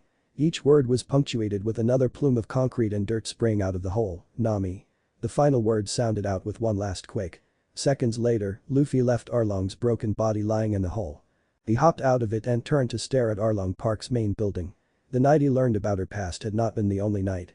They had slept together many more times since then, each time trading a few stories. Nami's stories about this damn place had not been any more pleasant than the stories about her past itself. He turned to his navigator, who was rushing towards him with a tearful, ecstatic grin. What do you want to do, Nami? She slowed and quirked her head, ransack and strip the place. He clenched a fist, or see it on the ground. Two sides warred within the former thief. Half of her was salivating at the thought of seeing this place utterly obliterated. The other half was salivating at taking everything that wasn't nailed down, just to start. She bit her lip for a moment as she stared, everything from the 3rd floor and up. She finally whispered, and Luffy immediately turned and leapt into the air. Enten no tame. Nami tried to keep her eyes on the tower as Luffy fired his attack, but it was just too bright. She was forced to look away. Finally, the light petered away and left her blinking away spots. Perhaps they would all need to get sunglasses. She looked and started to sob in joy. Just as she had demanded, the entirety of the top few floors had simply vanished. Including her own room. Her hated room, where Arlong and his men had tormented her for almost a decade. Where she had been forced to hate her own dreams. It no longer existed. Luffy noticed parts of it were starting to burn, so before he landed, he shot off a dull Rankyaku which blew all the flames out. When he landed, the delighted Nami physically leapt into his arms, wrapping her legs around his waist. Thank you. She cried hoarsely, thank you, thank you, thank you. She was hugging him with all the strength she could muster, with him returning the favor. The both of them pulled back and smiled brightly at one another. Her smile turned into a more salacious smirk, her gaze smoldering. Come here, she said sweetly as she grabbed the back of his neck and pulled him in for a kiss. Everyone there who knew her went wide-eyed and their jaws dropped. Ooh. Sanji cried, now witnessing the two being affectionate for the first time. He slumped to the ground in depression. Nami swan why he pounded the ground with a fist, it's not fair. He sobbed hysterically. Nami couldn't help herself, she started to giggle helplessly. Shut up Sanji. You're ruining the moment. Zoro who was just lying there in agony mumbled, stupid perverted dartbro. After that, the crew split up. Nami had immediately looked upon Zoro after she and Luffy had been able to relinquish one another and had almost gone into a panic at seeing his stained bandages. She had promptly ordered Sanji and Usopp to bring the swordsman to Neko's clinic and practically begged the doctor to make sure he was alright. The rest of the town had immediately worked themselves into a frenzy, sending out victory messengers to every corner of the Konomi Islands in whatever dinghies they managed to scrounge together. Genzo led many of the stronger men in tying up and arresting the rest of the fishmen. Arlong and the rest of his officers were tied up with hundreds of pounds of rope, trussed up so tightly even they wouldn't be able to escape. And just to be sure, several of the villagers started taking revenge into their own hands when Genzo wasn't looking. Arlong himself would go to jail far more grievously injured than even Luffy had left him. The rest of them started building up the town for the biggest party they would ever throw on that rock. Luffy, Nami, and Zoro's former partners had gone and grabbed the Going Merry, sailing her around the island and into Arlong Park and weighing anchor in the inlet. Nami felt utterly surreal walking into the place, remembering every time she had been dragged in there by her hair or mocked or derided or even punished when Arlong got into a mood. She remembered every time one of the people she had known growing up had been brought here, never to be seen again. She knew the fishmen never touched any of the women personally, they were far too xenophobic for that. But that didn't mean any of their fates would have been happy ones. Who knew what had become of them? Finally, she closed her eyes and let out a breath. Maybe coming in here was a bad idea. I should have let you just destroy the place, Luffy. Luffy squeezed her hand in comfort, they'll never hurt anyone again, Nami. He told her gently, now is just cleaning up and I'm sure you'll be eager to see the rest of the place vanish after we're done. She smiled softly at him, giving him another kiss for his words, let's do this. The four of them proceeded to rip every single valuable thing out of that damned mansion. They'd gone room by room, taking anything that struck Nami's fancy as potentially being valuable, and destroyed every single monument to the fishmen's cruelty they could find. She was fairly certain they destroyed millions of Beely and small and large statues, and Nami was utterly gleeful as she watched Luffy melt Arlong's sword Kiribachi into a pile of molten slag. When they reached Arlong's gigantic bedroom, even Nami's love for money wasn't enough to take anything Arlong might have used himself. About the only thing they dismantled to take or straight carried out was the furniture, with none of the beds or bedding following. She let out a snort once the idiot duo left the room with the bed from, even as high quality as that thing was, I'm not sure I'd ever want to sleep in it, she chuckled appreciatively. Then we won't. Luffy said simply, drawing a smile from the orange tea. Finally, they reached his safe, and Luffy had it open as quickly as he had opened that safe in Morgan's base, so long ago. Nami's eyes turned into dot. Luffy chuckled as his navigator practically went insensate at the warm light shining back onto them. Holy shit. She exclaimed, not believing her eyes. There was a massive amount of gold sitting quietly in the vault. Just in one pile probably sat more than enough to make up for all the gold those marine bastards had stolen from her grove. It took hours to empty the place out and dozens of trips, even after she sent Luffy racing into town to get Sanji and Usopp. They filled Mary's holds to capacity, and the rest Nami had carted into town. As they sat outside, Nami eyed the Going Merry nervously. She was definitely sitting lower in the water than Nami felt comfortable with. She doubted the ship would sink, but they'd be severely hampered if they ever got into a naval battle. Crocodile tears started leaking from her eyes, all that gold and we can't take it. Wahhhh. Luffy chuckled and shook his head in bemusement while he patted his distraught navigator on the back as she sobbed into his neck. After they cleared the place out much to Nami's pleasure, she asked him to destroy the rest of the monument to her people's suffering. And destroy it Luffy did.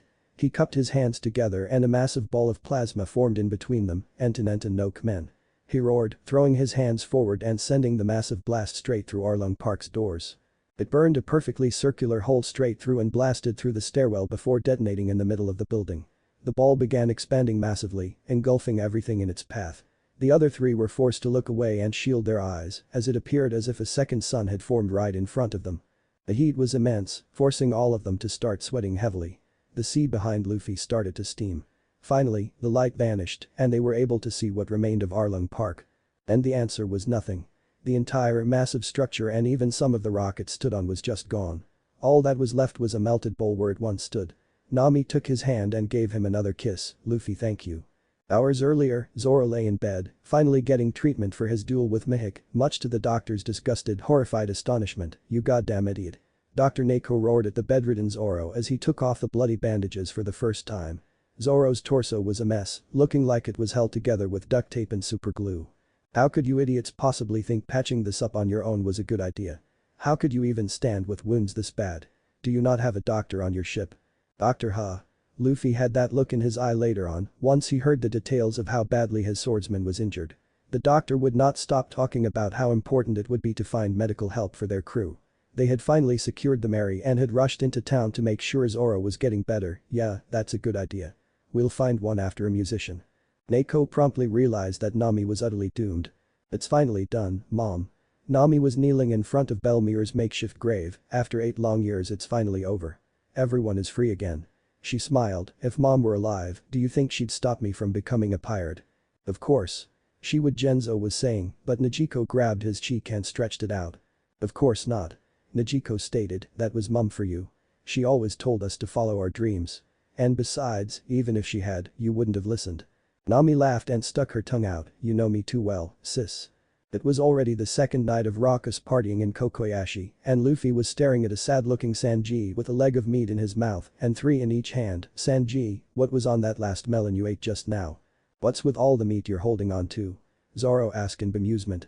Sanji glowered at his captain, damn you Luffy. Why do you have to be so lucky? He started shaking the man in the straw hat, you treat her right you bastard. You got that. Luffy allowed himself to be shaken, chuckling at Sanji's continued reaction to him and Nami. Anyway, what was that melon? He would have reassured the man, but he had already done that 3 times. Just that hour. And he'd been doing it for the past 2 days. Sanji sighed, it was something called raw ham melon. Now I'm going to go flirt. He danced away.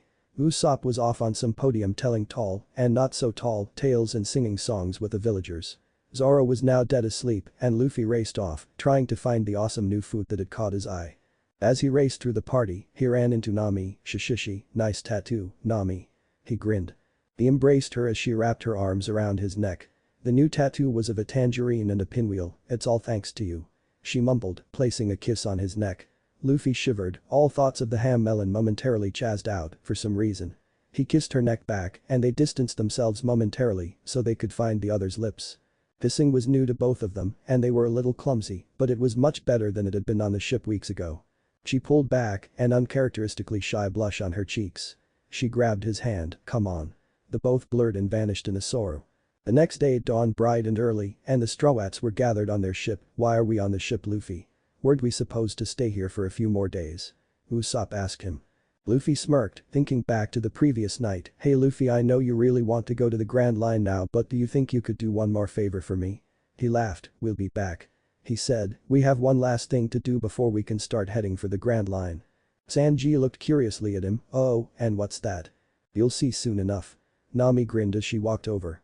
Thankfully, no one but Luffy noticed that she was walking a little gingerly and she shot him a reassuring smile at his concern, ready to go, Captain.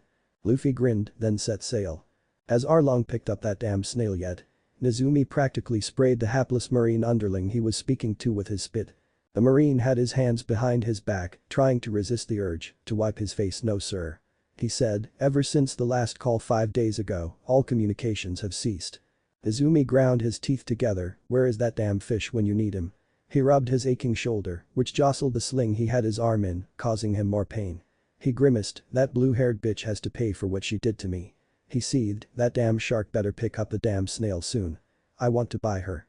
I'll show her what happens when you even think of touching me. Whatever response the marine grunt was going to give was lost as the entire building began to shake. Massive explosions rang through the air, practically flinging Nezumi off his comfy chair and onto the ground. His wound almost ripped open and instead his arm went numb. What's happening? We're going to attack what? Usopp cried hysterically. At marine base. Luffy repeated nonchalantly, pointing at the tall tower in the distance that was shaped like a mouse's head. That was essentially the only major building on the small island. It was connected to a couple smaller ones that were likely barracks or mess halls.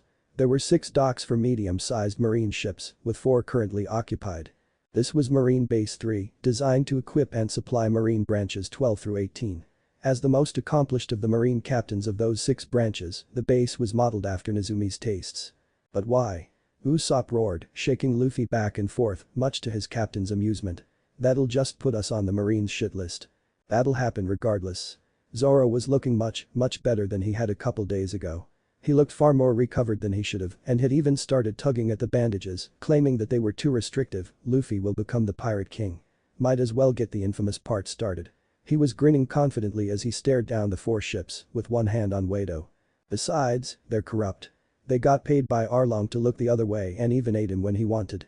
They stole my money. They hurt my sister. Usopp cringed at the fire in Nami's tone and backed away hastily. She was smiling cheerfully, take your pick Usopp. She grinned at him, rubbing her newest staff happily. This one was wildly different than her previous two. It was a gleaming red metal rather than blue wood and it was hollowed out with a couple of buttons on it. Or better yet, get on the guns, sniper. Usopp gulped before dropping his goggles down his face. Alright. Luffy grinned as they got closer to the base. Usopp, say hello. And try not to hit the buildings. We don't know where they keep their loot. Nami added. Usopp mentally cringed at the order but followed it anyway without hesitation. Bang. The cannon fired and he ran to the next one, firing it too. The cannonballs whistled through the air as the first one smashed straight through first the sail and then the cabin of one of the marine ships.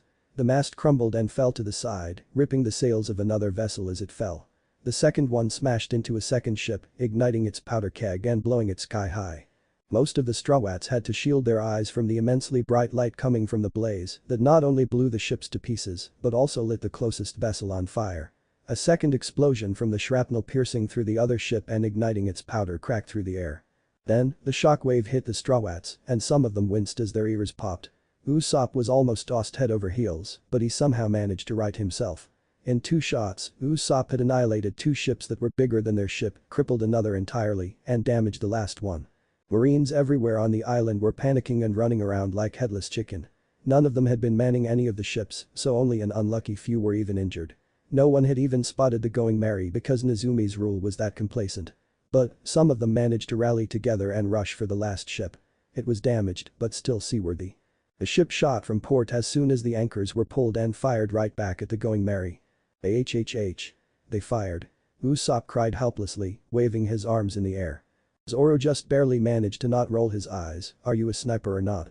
If they shoot at us, knock it out of the sky with our own shot. Usopp got right in Zoro's face, screaming at him, we only have 2 cannons, and they're both empty. Fine, fine. Zoro said carelessly, I suppose this will be a nice warm-up. He drew his cherished blade having given the other 2 back to Johnny and Yasaku and held it with 2 hands, it brick Sanjiroku pound ho. He slashed the air in front of him and a couple dozen meters away, the cannonball was cut in twain before exploding. Nice aim. Nami cheered appreciatively, you've gotten much better at that. Zoro smirked as he started blasting cannonballs out of the air left and right. The 2 ships closed in on each other, with the enemy firing at an increasingly rapid, increasingly panicked pace in an attempt to sink them. Nothing worked. Zoro used his cannon to blast the cannonballs out of the air, as did Luffy with blunt Rankyaku. Sanji was very much new to the technique, so his attacks were fairly ineffectual, barely able to knock them off course. He had not yet managed to get a good cutting edge, and it was driving him mad. It also infuriated Nami, because she hadn't even managed to get a whisper of wind pressure from one of her kicks. Finally, the ships were forced to stop their game of chicken and peel off. The Marines turned their ships slightly so that they were a couple of meters apart, board to board. Zoro grinned viciously, it brick Sanjiroku pound ho. He yelled one final time. This time he utilized the technique at full cutting power rather than purposely dulling it. The air churned as the attack fired off before hitting the marine vessel. Immediately, the ship began to split. It did not go all the way through, but it got far enough that water started gushing into the holds. Damn. Zoro cursed as the Marines began to panic as the ship tilted and began to list before the immense forces of the water started to rip it apart. Still not good enough. He groused. He had been hoping to cut the ship in 2 and hadn't even come close. What Zoro's attack started, the sea finished. The rest of the deck broke apart in jagged splinters of wood. The bow crashed into the waves and the rest of the split ship followed, sinking rapidly. The ocean churned and threw up spray as the helpless Marines dove off the doomed vessel. The Strawats continued onto the island where some hidden cannons started popping out of the concrete encampments. Before they could get a shot off, Luffy had rocketed into the air and to Nobukuha. His entire body started glowing golden and began expanding. Several Marines cringed as they stared at the bright attack and when it exploded and expanded with an even brighter light, a good number of them went momentarily blind. And to the eyes of the Marines who weren't blinded because they weren't staring at the damn ball almost as bright as the sun, what they could only describe as liquid fire started raining from the skies. Every battlement they had on the island was annihilated. The falling spears of plasma cut straight through them in great showers of sparks. When they stopped raining and the Marines were able to stop trembling under the onslaught, Luffy landed on the island in front of them. And then Nami appeared right next to him and whacked him in the head with her staff. Ow. What was that for, Nami? He yelled crankily. She grabbed his lips and stretched them out. You almost hit Mary, you idiot. She yelled furiously. Ibsoi Nabi. Luffy said as best as he could, looking contrite. She let go with a smile, just be more careful. One hit from your sun powers and Mary is doomed. She looked mischievous before pulling him in for a quick kiss. The disembarking Sanji turned into glass and shattered. Stop. Luffy and Nami pulled apart and blinked owlishly at the trembling marines. Why are you under arrest? They were all trembling like leaves in the wind, their rifles shaking so badly that they wouldn't have hit the broadside of a galleon, much less any of them. Nami smirked and split her staff into 3 pieces. Alright Usopp, time to test this clean attack of yours out. She assembled it into a cross pattern, with one section in her hand and the 2 others forming an X at the other end. Hope you boys enjoy.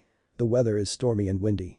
She swung the clean attack like a bat and the cross detached, flying towards the rows of marines.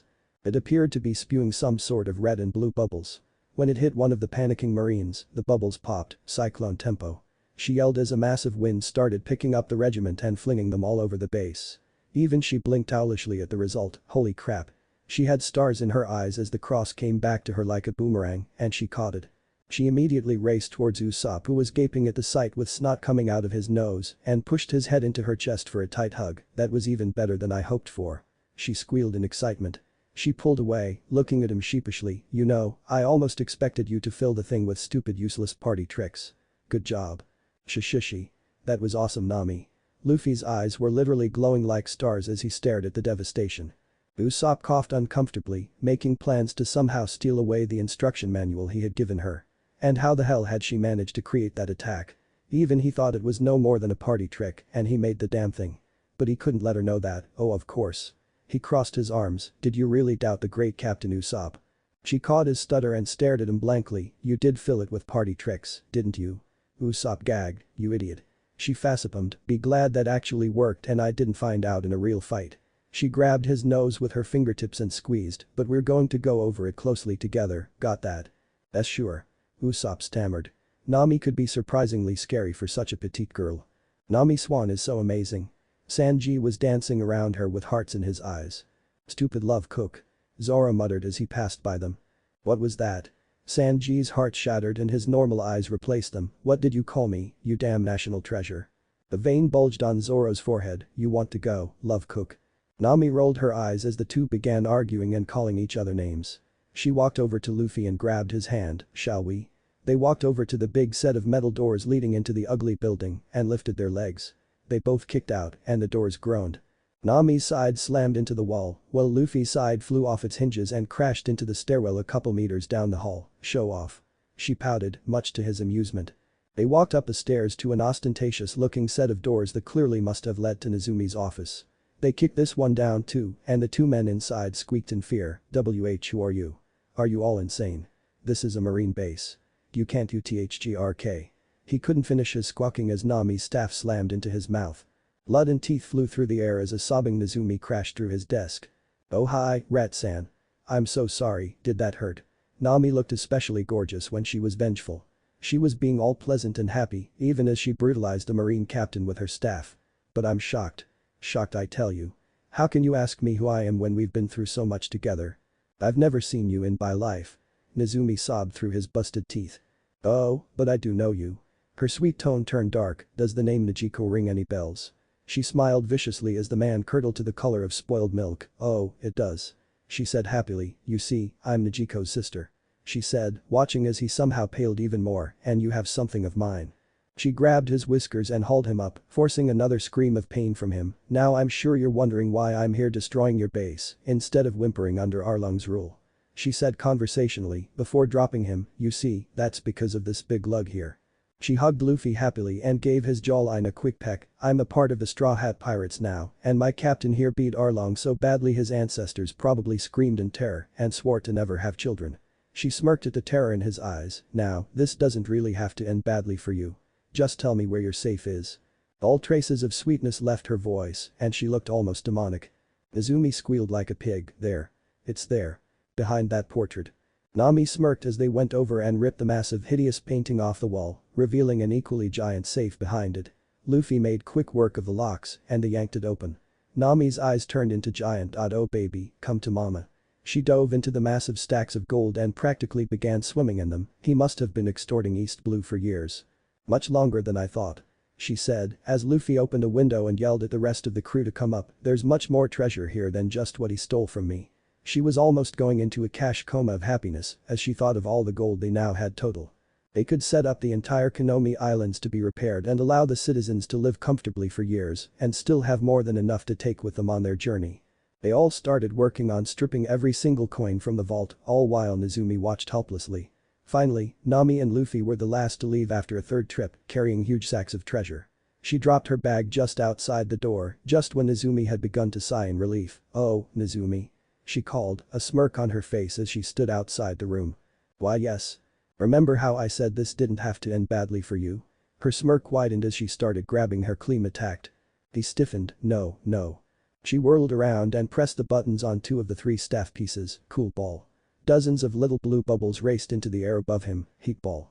Yet more red bubbles raced through the air, sucking up moisture before rising and combining with the cool balls. A dark cloud started forming inside the building above Nezumi's head, much to his flabbergasted horror. Thunderball. From the final section of her staff, a single dazzling electric yellow bubble popped out. It joined with a black cloud and popped, just as Nami slammed the 3 pieces of staff together and combined them. "You really shouldn't have hurt my sister, little rat. The weather is stormy." Thunderbolt tempo. Nezumi's screams echoed throughout the island. Any marine that dared to stop pretending to be insensate who looked up at his window would have only seen flashes of light. "Mayday! Mayday!" The excessively loud sound coming from such a tiny snail shocked the marines tasked with monitoring communications in the blues. The marine taking care of East Blue frowned. "There's no need to shout. I can hear you loud and clear." He took a look at his files. "Is this Captain Nezumi of Unit 16? "No sir." The marine on the other end said firmly, "I actually don't think Captain Nezumi will be doing much speaking for a long time." There was a pause, moving, come to think of it. The man frowned heavily. "Explain yourself." "Sir. At approximately 0800 this morning, Marine Base 3 in East Blue was attacked by pirates." He couldn't help but lower his jaw in disbelief. "A base?" He mumbled back numbly, "Pirates attacked a base." He shook himself. "Explain. In detail." "Sir. The first attack came from the ship itself. 2 cannonballs were shot from it. Just 2. The first shot destroyed one of the 4 moored ship's masts, which then ripped the sails of a second ship as it fell. The second shot hit the powder keg of ship 4 and destroyed it. The shrapnel from the explosion blew up the powder keg of the ship which was right next to it. In those 2 shots, they destroyed 2 ships, damaged a third, and crippled a fourth." Stunned silence was his response. "The ship that only had minor damage sailed out to meet them head-on and was destroyed by a wind blade." "Impossible." He whipped his marine hat off of his head as he stood up, revealing a full head of long, dark hair. "There's no way there was a swordsman of that caliber in East Blue." Shock completely colored his tone. "It's what happened, sir. His attack was not strong enough to cut the ship in half, but it did enough of the job that the ocean finished it." The marine said somberly. "The one we later learned was the captain then leapt from the ship and used some sort of devil fruit power to rain something extremely hot from the sky. It was too hot to just be regular fire and it melted straight through our encampments and turrets like they weren't even defended. Many of our men on the ground were blinded by the light.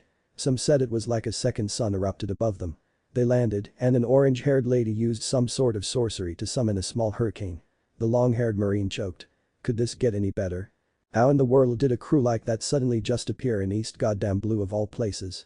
The marine on the other end of the call continued. "They then proceeded into the base itself, where they stripped the base clean of all captured treasure and as much of the armory as they could fit onto their ship. All attempts to get an explosive onto the vessel met with failure and none could actually see its defenders, or if there was more than one. The girl then summoned a lightning storm inside the base and electrocuted Captain Nezumi so badly that we're having to feed him through a tube. We also have a machine pumping his lungs. I am the highest ranking officer still active." The Commodore put his head in his hands, an expression of rage on his face. "Did you at least get pictures?" "We did, sir. Not for all of them, but for some of them. We are sending them over now. From what we able to figure out in the aftermath of the attack, the captain is Monkey D. Luffy. The girl was named Nami, and the swordsman is none other than the famous East Blue pirate hunter Rorano Zoro. They are the Straw Hat Pirates." He ground his teeth, so the bounty hunter joined his marks. His knuckles popped as he clenched his fists. "I want any information you can find on those 3, on the double. You have 3 days. We will be putting bounties on all 3 heads." "Yes, sir." And with a final purr from the snail, the call dropped. The chute of bamboo was filled almost to the brim with water and it dipped forward and clacked against a bucket, spilling its contents. This was the picturesque scenery of one of the marine headquarters around the world and they were currently hosting many mid-level marines.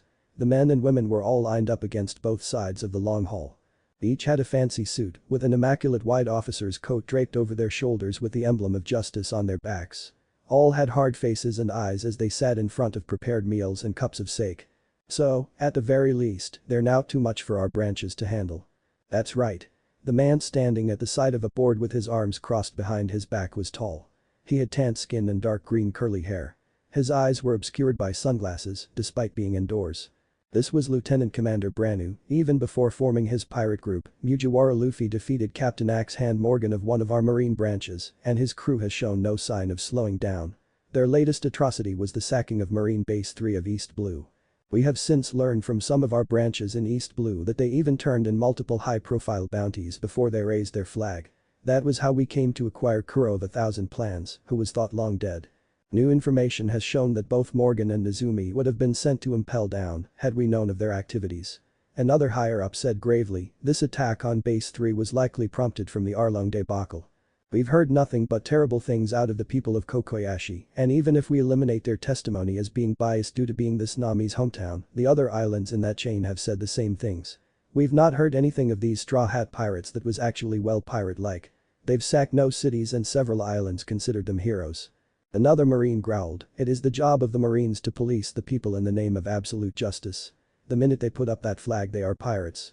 Branu cut the discussion off, well these are fair points you have brought up, they are irrelevant to today's discussion. The higher-ups have already made their decisions. He slapped a hand to the board, Buggy the Clown, 15 million. Pirate Admiral Don Krieg, 17 million.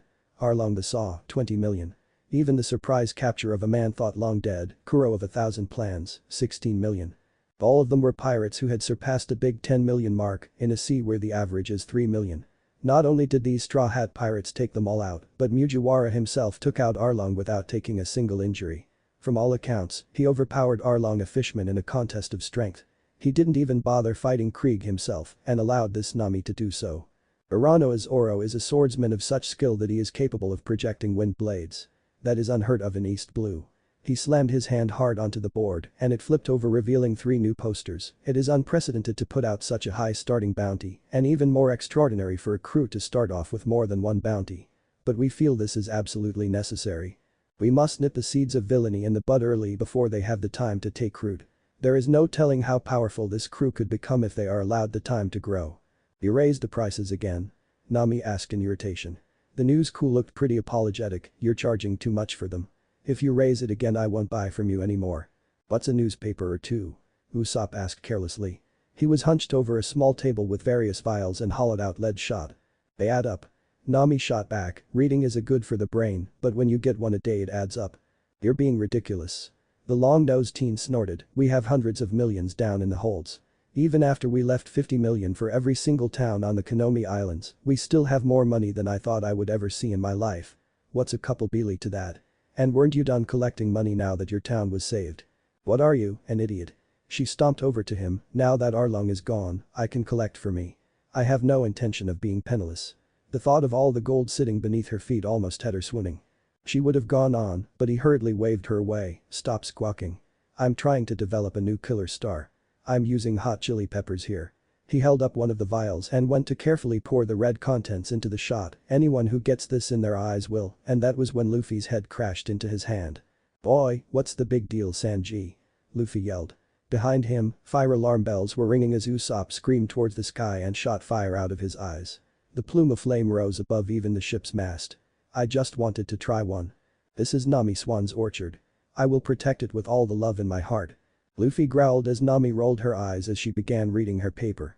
She was just about to tell Sanji that it was okay for Luffy to try one when she heard the telltale sound of Zoro. Sanji whirled around in panic and ate a kick right to the gut.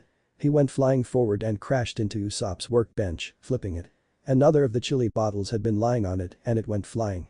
Usopp had now calmed down somewhat and was laying almost spread eagle on the deck, rubbing at his eyes. He stopped rubbing them and moved his arm, blinking rapidly. And that was when the second dose hit him in the face. Aye. The fire alarm bells rang once more for poor Usopp. Shishishi, stupid Sanji. Luffy turned and went to go grab one of the tangerines when Nami appeared beside him with her paper tucked underneath her arm. Not that one. She slapped his hand down gently, it's not ripe yet. She eyed them for a few seconds before grabbing a ripe one and handing it to Luffy. Make sure to peel it first. She giggled. Shishishi, thanks Nami.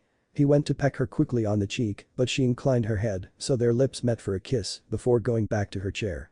Luffy sat next to her and began to eat the mikan slowly, as he always did when he was trying something new.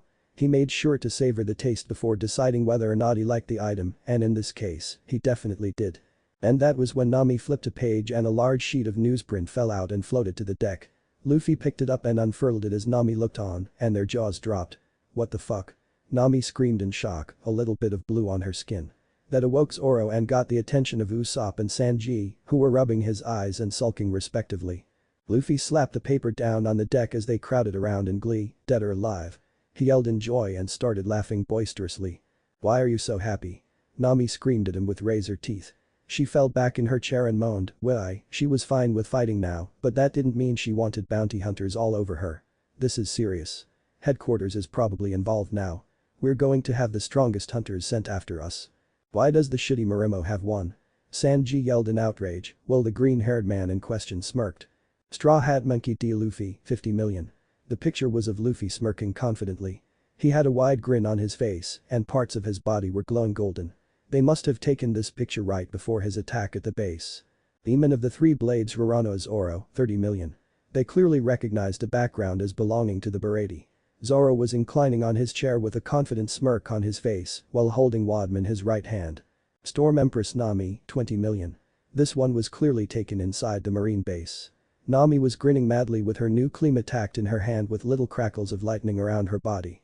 She groaned out loud, I should have made sure that other marine in Nezumi's office was actually knocked out.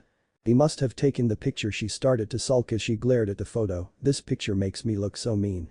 Nami whined as she looked at it. Can't imagine why. Zoro said blandly. She grabbed her Klimattact with a growl, you want to be next, Zoro.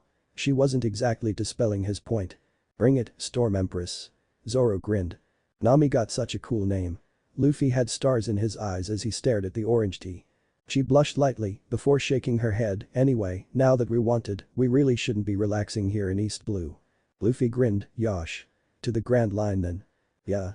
Usopp yelled cheerfully, along with Sanji surprisingly. They had their arms around each other's shoulders and a fist each in the air. Well, let's stop by that island first. Zoro pointed off in the distance. I need 2 new swords. Nami started as she realized just what island they were passing, that's right. She relaxed and smiled lightly, if we're seeing that island, then we're definitely close to the Grand Line. That's Loguetown. She turned slightly towards Luffy to watch his reaction, the town of the beginning and the end. Where the Pirate King Gold Roger was born and where he died. Luffy had a look on his face, and her smile grew wider. She took a few steps towards him and wrapped her arms around him from behind, want to go there? He laughed, you need to ask. Wow, this place is huge. Luffy had a look of awe on his face. He'd never seen such a huge city before. His fists were in the air and the look of glee was back, so this is where the age of pirates began. He punched his 2 fists together, I'm going to go find the execution platform. Sanji smiled, I can probably find really good ingredients around here. He said eagerly, and some fine women too. His grin turned a little perverted. I'll go find equipment then. Usopp declared, and some more supplies. Maybe I can find some ways to improve our weapons. He grinned over at Nami, who definitely had loved the Klimattact he had created for her. Nami turned to Zoro with an eager grin on her face, I can lend you some money Zoro. Only 300% interest. But much to her surprise, Luffy shot her down pretty quickly, leaving her stunned, Nami. He said, and she almost stiffened at having his captain voice directed at her, we both know exactly how much money we have down in the holds. Oh boy, did she know. She was also very happy that he spoke softly, not wanting anyone to overhear them. Everyone gets a personal cut of the treasure whenever we get a good haul. The rest of it is to the crew as a whole. Nami pouted outrageously at what her captain was saying, but that's so unfair. No, it isn't. The rest of the crew said with varying expressions. Sanji was trying not to upset her, so he kept a commiserating look on his face. Zoro was outright smirking, though he at least had the decency to look away from her. Luffy continued, think of it this way, most of the time it won't really matter. I don't see us wanting much other than the necessary stuff most of the time anyway. He chuckled at her mulish expression. But. She continued to protest with a crestfallen look on her cute face.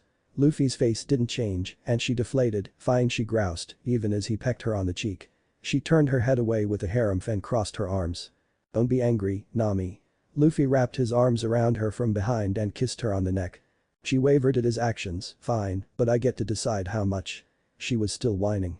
He rolled his eyes. No, we all come to a fair agreement. For today, just give anyone who wants it 100,000 and we'll all come to an agreement later. And if you don't stop pouting I'll tickle you. To emphasize his threat, his fingers ghosted on her sides and she already started to spasm. Oh, how he was glad to have found that weakness quickly. He wouldn't dare. Nami panicked and tried to escape, but he had a firm hold on her. Fine, fine. I get it already. Luffy chuckled and tilted her chin towards him, kissing her deeply. Again, Sanji turned to stone and shattered. Damn it. She cursed once they broke off, the orange tea panting slightly. Stop being so cute and sexy. Luffy laughed at her and went to run off. Luffy. The three of us especially need to be careful. She rapidly zoned back in. It's only been a short time since our posters came out, but we still might be recognized. Keep on guard. You too, Zoro. You got it. Zoro said as he grabbed a stack of 100,000 beely from her with a smirk. Luffy gave her a thumbs up and continued on his way. Zoro was walking around town looking from side to side, trying to find a sword shop. With the Grand Line so close, he would have thought the place would have been teeming with them. So far though, he hadn't had any luck. So, you're not with that monster today huh? A loud voice rang out. Our boss is in jail thanks to you lot. Now you're finished.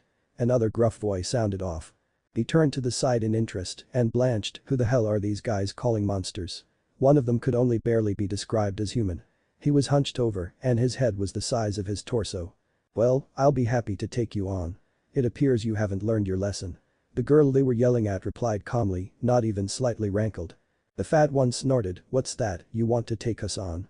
He grinned and drew his sword, mirrored by the skinny monster, your funeral. Die, and let that bastard monster know that because of him, our dreams of entering the Grand Line are ruined. The townspeople drew back in shock at the attempted murder, even as Zoro went to draw Wadm. He needn't have bothered. The wrapped-up package the girl was holding fell apart, revealing a katana. She moved at a blistering speed and cut down both of the wanted pirates in a single stroke, ending with her legs spread and the blade held over her head. And then promptly ruined it by tripping and falling flat on her face as the bleeding men crumpled behind her. Her glasses clattered to the dirt in front of her as the crowd began whooping and hollering for her, both amazed and amused. Zoro smirked lightly. She wasn't half bad. He kneeled down and picked up the glasses by one of the arms, these yours? Ah, sorry. She exclaimed as she got to her knees, thank you very much. She turned her face up with a slightly embarrassed smile and Zoro sucked in a gasp. Ah, something the matter? And nothing. Zoro stuttered uncharacteristically as he handed back the glasses. He had just barely managed to keep from crushing them. If he had been holding them near the lenses he probably would have. Try to work on your footing. You overextended that swing. He forced a chuckle and walked past her. Once their backs were to each other, he started to sweat, what in the hell? She looks just like Kuina. She's even a swordswoman. He growled and hunched over slightly, I was weak. Captain Smoker. Terrible news. The room the marine grunt walked into was filled so thickly with smoke that it likely could have been cut with a knife. You could only see a slightly darker outline of a heavily muscular man sitting shirtless by a table. There was also a large stack of something that the man was playing with, there's been a message from HQ. Monkey D. Luffy as well as his crew are likely going to be landing here soon. He himself somehow earned a massive 50 million bounty, while two others on his crew earned 30 million and 20 million each. The smoke had slightly cleared because of the open door, Smoker was now slightly visible. His hair was white and he had 2 cigars in his mouth, 50 million for the captain and another 50 for 2 crewmates. That's 100 total. He said, that's certainly worthy of congratulations. I'm legitimately impressed. His tone stayed even the entire time he spoke. He's an evil villain who not only took out Arlong, but the lowest bounty on his crew took out Don Krieg. On top of that, they assaulted Marine Base 3 and crippled Captain Izumi. The grunt said. Who we now know was practically a pirate himself. He gets no sympathy from me. Smoker dismissed his words gruffly, now be quiet, and the stack of rocks in front of him crumbled, damn, your yelling made it fall apart. He stood with a huff before walking over to the window and opening it. Gradually, the rest of the smoke in the room drifted out, don't be tense. I have my own pace I do things at. He turned back, so what now? Sir. Word is that they'll be landing today. I don't see what you're so flustered for. Has a single pirate ever escaped Loguetown since I took charge here? He walked over to a coat and put it on, revealing it to be a modified marine officer coat with fur at the lapels and cigars strapped all over the left side. No. Then shut up and calm down, or you're going to screw up my pace. Then another grunt ran in and saluted sir. We just received word that pirates have landed. The other grunt straightened up, it must be the Straw Hats. Smoker grabbed a jit and strapped it to his back before walking forward, Mugiwara no Luffy huh? I pray he actually puts up a fight. A few seconds after the second grunt ran out with Smoker, the first grunt gasped, "Sir, you're not going to look at the poster," but it was too late and the captain had already vanished. Outside, the two Marine were calmly walking. "Captain, please give the units their orders." "No need," he said calmly. "But..." The Marine blinked in shock, "But sir, you need to consider how powerful they are." Smoker stopped and turned his head, revealing a deadly look in his eye. "You're annoying." The Marine straightened in terror. "Don't tell me what to do. Now where's Toshigi?" "My apologies, sir." He saluted in fear. "She said she'd be out this morning, but that she would return for training." "That dumb girl." Smoker sighed. "Where the hell did she go?" A little girl then crashed into his leg and spilled ice cream all over his pants. He stared at the sniffling girl and her terrified father expressionlessly before leaning down and grabbing her head in what looked like a bear claw, making the father recoil in fear. But then he got to one knee and said softly, "Looks like my pants ate your ice cream. Sorry about that." He pulled out 100 Beely coin and put it in her hand. "Here, buy yourself 5 scoops." He waved goodbye and continued toward the docks. A few minutes later, a pirate with gray hair, an extremely long thin curling mustache, and an equally funny beard was yelling at his crew, "Take everything that isn't nailed down. These supplies will be vital for conquering the Grand Line. The Pirate King shall be me, Crescent Moon Galley." "Boy, who's in charge here?" Smoker had shown up while the pirates were raucously cheering. He eyed the man coolly. "So you're Monkey D. Luffy, huh? You don't look like much." Smoke started coming out of his sleeves. "I'll test you and see if you're worthy of stepping foot in my town." "How's this?" Nami opened the curtain with a smile. She was wearing a loosely tied corset with a fur skirt and long open coat. "Oh my, madam, you look stunning." An effeminate man with his hair shaped like a coat hanger of all things had a cheesy grin on his face. "And how about this?" Now she wore a wine-colored dress that showed off her tattoo as well as some leg. She had some sort of animal pelt as a scarf. "You look so elegant, miss," he said, drooling at the thought of the coming sale. "This. Elemental. And now this. Electrical. This one is good too, right? Elegy." He stood next to a pile of the clothes as Nami got back out of the booth dressed in her regular clothes. "You'll be purchasing all of these, correct?" He was weak at the knees at the thought of this sale. "Nah." And then Nami rained on his parade. "I prefer more rugged clothes. They're much more comfortable. Thank you though." She walked out, leaving the furiously sobbing clerk behind. Next, she went to a much less fancy store to actually buy herself some clothes.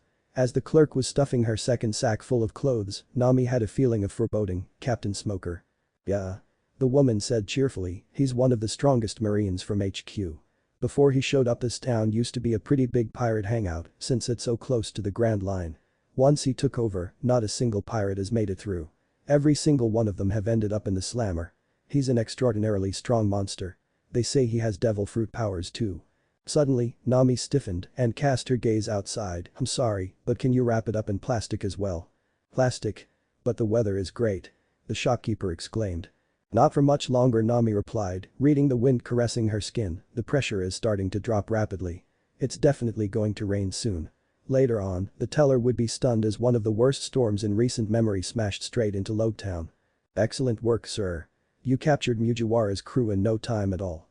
Smoker snorted. "Are your eyes for decoration?" He asked derisively, "You think this idiot was worth 50 million?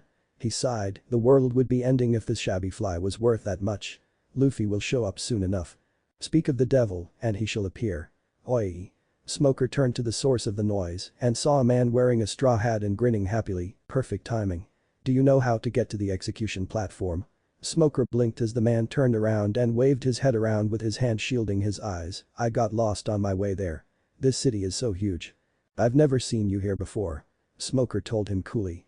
"Yeah, I landed today. This place is so different from Fuchsia," Luffy said sheepishly. "Why are you looking for the execution platform?" Smoker asked him, unable to tell whether or not he should be suspicious. "Isn't it obvious?" Luffy grinned, tilting his head slightly to look at him. "I want to see where the Pirate King died." Smoker stared at him blankly, though his gaze got a little sharper. A few seconds passed before Luffy frowned and leaned over. "Don't know where." He started walking away. "Wait." Smoker sighed as the smoke coming from his cigar started forming a trail. "Just go ahead and follow the smoke." "Oh really, thanks Smokey." Luffy ran off. Smoker turned to watch him go, a contemplative expression on his face. A few minutes later, Luffy had predictably lost the smoke trail. "Man, now I'm lost. Again." Luffy grumbled, "Oh well, I'll find it eventually." He picked a random direction and his eyes widened when he saw a bar named Bar Gold Roger. He walked inside and saw that it was a dark, gloomy building. The lighting was off or broken and the entire place was dilapidated. Inside the bar itself, there was only a single old fart covered in age spot sitting by a human skull. "What are you doing here, old guy? You work here?" "Scram." The crotchety old man said, "This ain't a place for runts like you." He grabbed a bottle and started pouring himself a drink, "Besides, we're closed for good as of today." Luffy blinked, "You guys go under?" "It didn't go under." The man nearly spat, "I'm shutting it down myself." "Now get lost, brat." "Relax, I was just curious about the name." Luffy said, ignoring the orders and sitting down, "Man, I just wanted to go to the execution platform. How do you even get this lost?" He looked over, "Hey, what's that on the table?" Luffy grinned, "Is that a skull? How cool." The old man looked at it, the last remains of a man called Killer Giant. A villain who sent hundreds of pirates to the afterlife. He grinned, but Gold Roger sent him to his grave with a single blow. He threw his arms up with absurd speed too. This guy was famous for the huge blade he used, but their fight ended in the blink of an eye. This wound was what did him in. Luffy grinned even wider. The skull had a deep crack in it, but the guy was a scoundrel. With his last breath, he muttered, "Roger, my hat's off to you. May you have honor as the eternal pirate." So cool. Luffy was hanging on to every word. Eric Down, the man known as King. Silver, the world's greatest gunman. The Giant Gowns brothers. All of them tough as nails and feared as demons. But to Gold Roger, they may as well have been infants. Luffy was visibly trembling in excitement. "Would you like to hear more?" Very few believe this tale nowadays. "It's fine. Just tell me." "Hold your horses, kid." He swirled his drink around. Gold Roger in those days, no, even now I suppose he was the only man who never feared the Grand Line. He reminisced nostalgically, back in those days, the Grand Line was a mysterious sea that no ship ever returned from. They were all just swallowed up. It was a sea of evil that people feared and which few men dared approach. "Old man, give me rum. One bottle will do." "You're sure drinking happily, Roger." The dark-haired man chuckled and brought the whole bottle to his lips and took a deep drink. Some wine spilled out of the sides of his mouth. "Of course I am. I'm about to take a little stroll into the Grand Line." The bartender's face fell in horror, "You can't imagine how excited I am." "Whoa. You're going there?" His jaw was having trouble working, "Into that sea of evil." "What, is there something wrong with that?" Roger grinned madly. "Well, not exactly," he shrugged a bit, "but no one has ever come back from there. You should just forget about it." Roger started to laugh, "Why do you think I'm going?" "Now give me more rum." "A barrel will do."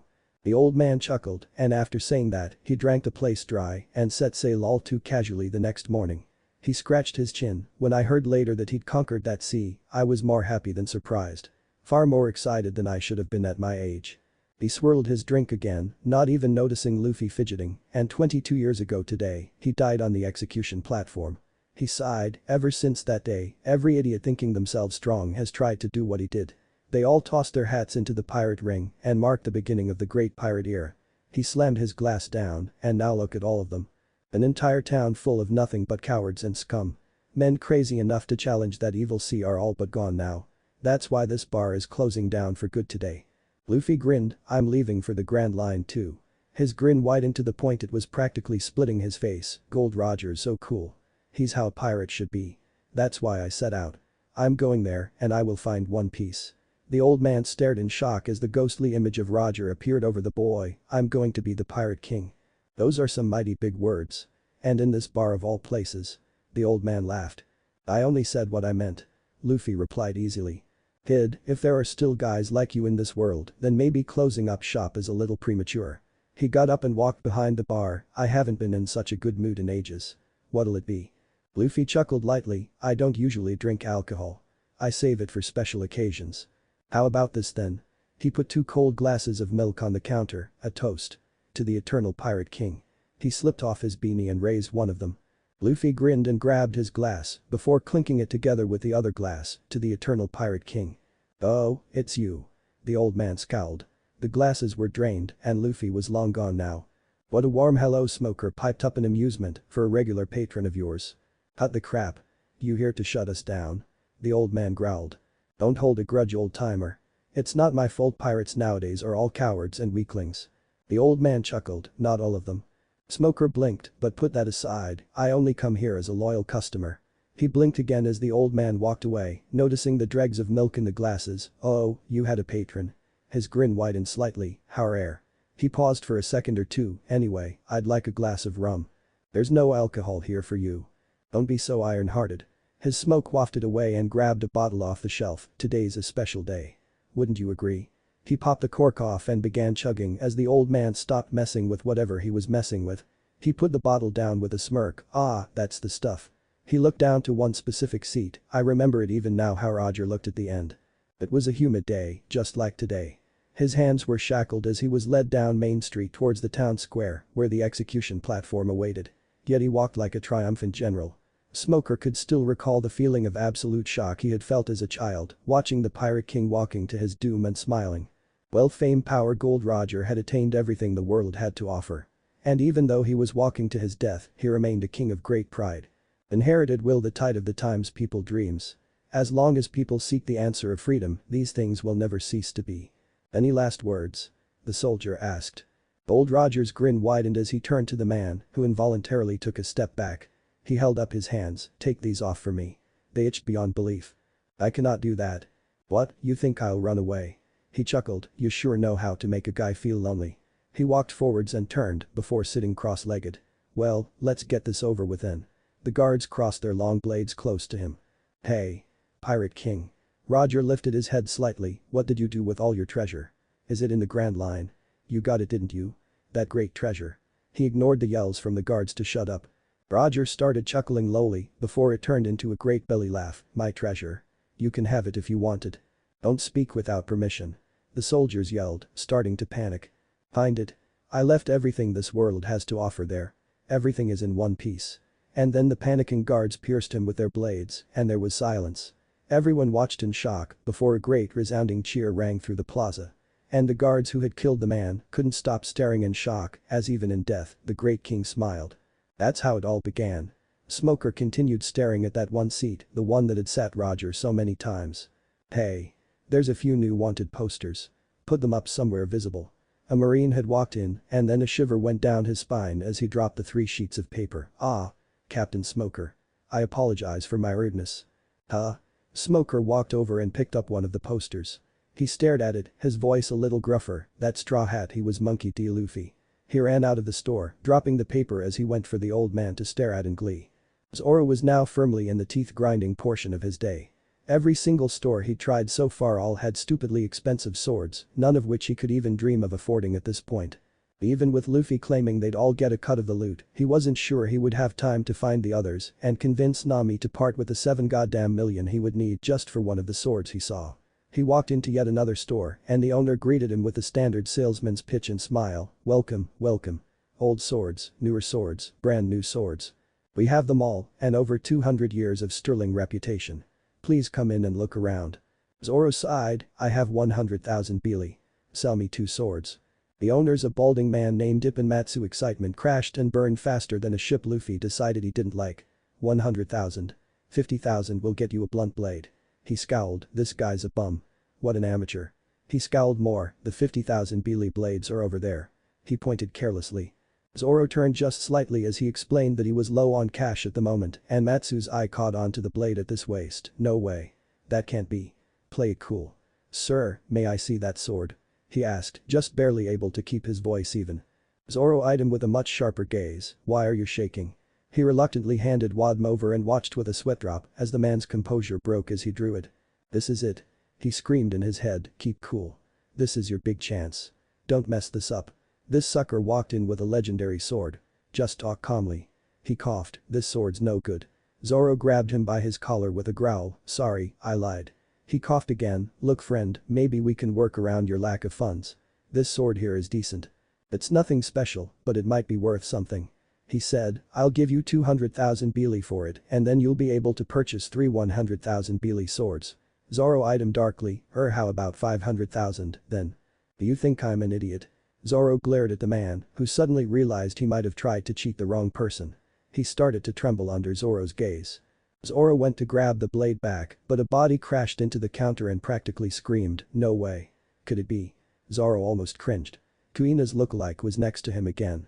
She lifted her glasses in excitement to stare at the magnificent blade, this is. Wadmichimanji. Zoro finished the statement, finally taking his precious sword back. He knew. Matsu thought in panic. Where did you find this, mister? This is one of the El Wazamono grade swords. It's worth 10 million. Zoro tucked it back into his sash, it belonged to my dearly departed friend. He glared at Matsu, whose face had turned pasty white. The girl had also paled, bowing her head in condolence. Now where are your 50,000 Beely swords? I still need 2 more. 3 swords? You must really like them. The girl stated needlessly with a sheepish smile, just like that bounty hunter, Zoro. Oh, where are my manners?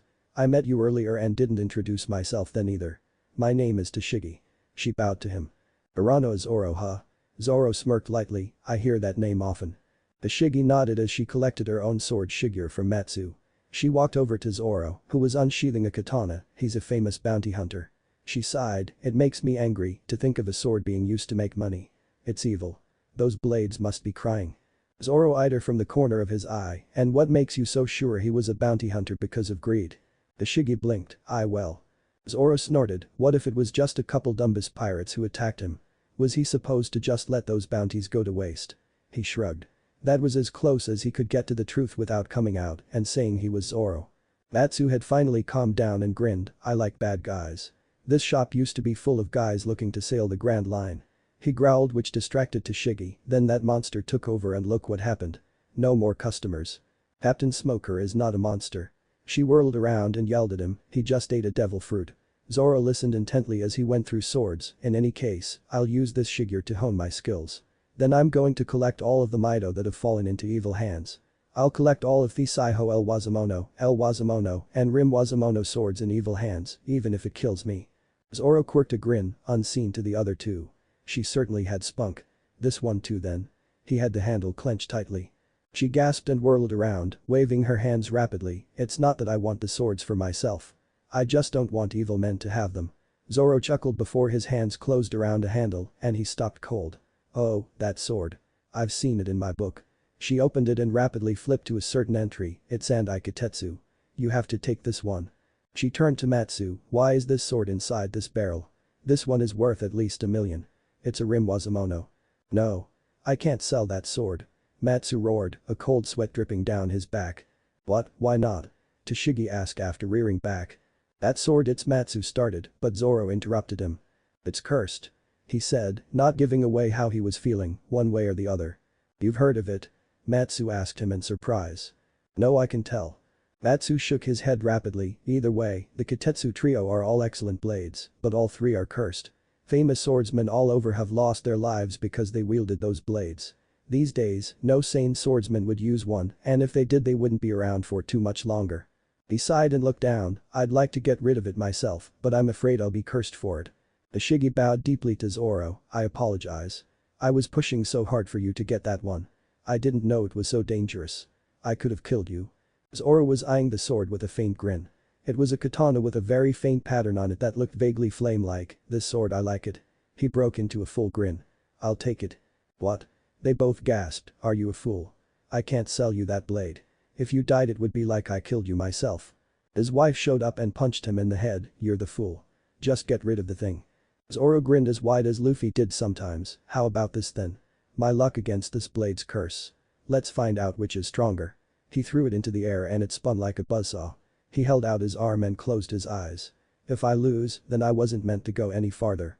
Everyone in eyesight panicked. Tashigi covered her mouth and looked on with wide eyes, while Matsu screamed in panic, holding his head, are you a fool? You'll lose your arm. The blade hit its apex and started falling. It danced around Zoro's arm and embedded itself into the floorboards to the hilt. Zoro grinned madly again, I'll take it. Tashigi felt her legs give out underneath her, and she slowly slid to her knees and watched in pure awe as Zoro effortlessly pulled the blade out of the floorboards and sheathed it. Wow, she couldn't believe what she had just witnessed, just wow. Zoro turned to her, still lightly smirking, hey how about you pick out another one for me? Tashigi shook herself, ah sure. No. Matsu said and ran off before coming back. He set a katana on a ceremonial stand and sank to his knees behind it. He bowed to Zoro, our shop is nothing fancy. This is the best blade we have. It is Yubashiri, a Rim Wazamono. It has a black lacquered sheath and I will guarantee its sharpness. Please take it in Kitetsu as my apology for trying to trick you. He looked up and stared firmly into Zoro's eyes, it's been a long time since I've met eye to eye with a real swordsman. I pray for your good fortune. After Zoro left, Tashigi had a weak sheepish grin on her face. I just can't get up. Luffy stood before the execution platform, having finally found the main plaza, so that's where the greatest pirate in history died. He grinned, the place where it all began. He started stepping forward, intending to make the climb without using Geppo when a voice rang up behind him. Luffy turned and waved. Oh hey, it's you again. Hiya. Smoker eyed him without changing expressions. So, you're the man with the highest bounty in East Blue, huh? Luffy blinked. Yeah, I'm Luffy. You need something smoky. The tiny tick mark popped up on Smoker's head. The name is Smoker. I'm a Navy captain and I'm in charge of this town. You're under arrest. Luffy eyed him seriously. Nah. He grinned and put his hands behind his head. Don't feel like it. He smirked. I'm about to head for the Grand Line so I can become the Pirate King. Smoker stiffened. Pirate King. He glared at the boy in front of him. Then I'm afraid you'll have to get past me. He cracked his knuckles. You don't get to the Grand Line unless you can beat me. Don't feel like it. Luffy whined. This is a nice town. I don't feel like messing it up. Go away, Smokey. Smoker blinked. What in the world? I'm afraid you don't have a choice. Luffy stared at him before sighing and closing his eyes. Luffy vanished and before Smoker could do a damn thing, a sandal crashed into his jaw with the force of a dozen cannonballs. He lifted off his feet and rocketed through the air. Gah. His eyes were unfocused as he crashed down on the other side of town and dug a trench through the street he landed on before crashing into a building. At that point, he finally managed to focus enough to activate his devil fruit and dispersed harmlessly into smoke rather than crashing through it. When he reformed, he was on one knee and panting hard as his vision swam. He got to his feet and stumbled momentarily before his vision finally cleared up after he shook his head. Damn. He rubbed his aching jaw. It's been years since I've been caught off guard. I underestimated the brat. He then looked around and deadpanned, and he knocked me across town. Damn it. He sighed. Idiot. I got cocky. He pulled out a baby den mushy. All units converge on the main plaza. I repeat. All units converge on the main plaza. And with that, he took off running. Back at the plaza, the townsfolk were watching in a mixture of shock and horror as Luffy lowered his foot from where Smoker's face had been. Shishishi. He laughed and turned back to the platform. He began climbing, and in no time at all, he was staring at the entire town from the top of the platform. He began laughing as he sat down. What of you? Hey you. Get down from there. A policeman who had just shown up and not seen him kick Smoker across town roared through a megaphone. Several people backed away from him rapidly, clearing the area. Why? Luffy asked him seriously. That execution platform is under world government jurisdiction. Get down from there right no RGHHRR. A heavy, spiked iron mace smashed right into the side of his face and sent him flying. It was held by a rather beautiful woman with long black hair and a very curvy body. She was wearing a coat with stylized hearts all over it and a cowgirl hat. Don't be so mean, Mr. Policeman. She smiled brightly up at Luffy. I found you at last, Luffy. It's been a long time. Eh? Luffy blinked owlishly at the woman. Who are you? He tilted his head in confusion. Surely you haven't forgotten this face. She exclaimed. Luffy stared hard. Sorry, don't know you, lady. She pouted outrageously, and the watching crowd had hearts come out of their eyes. Well, even if you don't remember me, I'll never forget you. You were the first man to ever hit my lovely face. Luffy's eyes widened in shock. When the hell had he even met her, much less hit her? Yeah, and I really felt it. She put her hand to her cheek, and it was so hard. She grinned and spread her arms out. Now tell me who's the most beautiful woman on the entire sea. The entire massive crowd yelled, you are. That's right. She yelled joyously. There's not a man alive who wouldn't grovel at my feet, and I do love strong men. She grinned up at Luffy. So I'm going to make you mine, Luffy. Luffy chuckled lightly. You certainly look different, Alvida. He finally realized who this woman was. What devil fruit did you eat? Different? Alvida asked cluelessly. Well, I suppose my freckles are gone. Luffy sweat dropped. I don't think that's it. He waved his hand back and forth. She grinned, but I'm surprised that you managed to tell I ate a fruit. I don't look that different, do I? But before Luffy could confirm that yes, she did look very much different, an explosion rang through the square. A massive chunk of one of the fountains hurtled right for Alvida as the crowd panicked. Oh no. Lady Alvida is doomed. The infatuated folk screamed in fear. But she was just standing there calmly, a light smile gracing her lips. The chunk of carved stone hit her and then slid right by her harmlessly and continued on to destroy a part of the town. Hey, watch it. She pouted. You don't have to worry. A new voice rang out and this one Luffy recognized immediately. He bit back an irritated groan. Her silky smooth skin can never be marred, so you don't need to worry. Alvida threw her coat off while winking, revealing a bikini top and a rich purple captain's coat. That's right. I partook of the soup no me. My skin can no longer be marred by any attack. She grinned and crossed her arms, but if you're going to become my man, there's someone you have to beat first. We teamed up just to find you. Buggy threw his cloak off and stood there in all his glory. Nothing but thoughts of your death have filled my mind since you defeated me, Mugiwara. Those thoughts gave me the strength to return to my crew. It was an epic adventure, full of laughter, tears, and friendship, and why am I saying all of this to you? How should I know, buffoon? Luffy had his cheek resting in his palm, while that elbow rested on his knee. He picked his nose with his other hand. He was the very picture of boredom. It's Buggy. Buggy roared over Alvida's rather loud giggling, you won't be so insolent after I'm through with you. The rest of his crew surrounded them and pointed guns at the civilians. Freeze, landlubbers. You're about to see how ruthless I can be. He grinned madly as he saw Kabaji in place on the tall building behind the scaffolding. This plan had been weeks in the making and had involved much risk and personal debasement. They had been forced to get rid of any identifying features such as his face paint and their clothes while they waited for Luffy to inevitably arrive. Buggy himself had to sneak to various places trying to find a specific item they needed for this to work. But Luffy, having revealed himself as a devil fruit user like himself and a dangerous one at that, Buggy had searched high and low for a set of stocks lined with Kermsiki. Buggy had managed to steal them from one of the Marines' bases on the island a mere couple days ago. Covering his trail had been absolute hell. Now it was all up to Kabaji. The man in question jumped off the roof above the platform, aiming the stocks at Luffy's neck. They had been modified with blades, so they would pierce whatever ground Luffy was on and pin him to it, trapping him with no leverage to make an escape. Then they could execute the man to their leisure. Buggy eyed the descent in anticipation, practically shivering at the thought of having the man who humiliated him at his mercy. Luffy just looked bored. While Buggy and Alvida kept their cool, the rest of their crewmates and peons were clearly following something fulling with their eyes. He casually threw himself forward with his hands, uncrossing his legs and letting them hang off the platform rather than sitting directly in the center. A thunk behind him and Buggy's horrified scream had him smirking. He turned his torso and reached behind him to grab his panicking attacker by the face, muffling the man's gasp. He hauled him up and smashed him once onto the platform head first, before holding him dangling over the side of the platform. That was dangerous. Luffy admonished in a whiny tone, you could have hurt someone. Haba-chan. Buggy yelled in horror as Alvida looked on, awestruck. Kabaji's arms shook as feebly tried to get Luffy to let go of his face, before Luffy squeezed hard. The man went slack and he threw Kabaji away from the scaffolding. Buggy caught his first mate and stared at his nemesis, rivulets of sweat running down his face. Why do I have to carry the heavy end?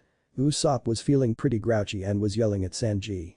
There he was, having a good time buying supplies and equipment and materials to experiment with when the blonde chef had found him. He'd been forced to abandon his venture to help carry the lazy-ass chef's massive elephant true bluefin tuna. After all those push-ups with that stupid Marimo on your back, you shouldn't be complaining.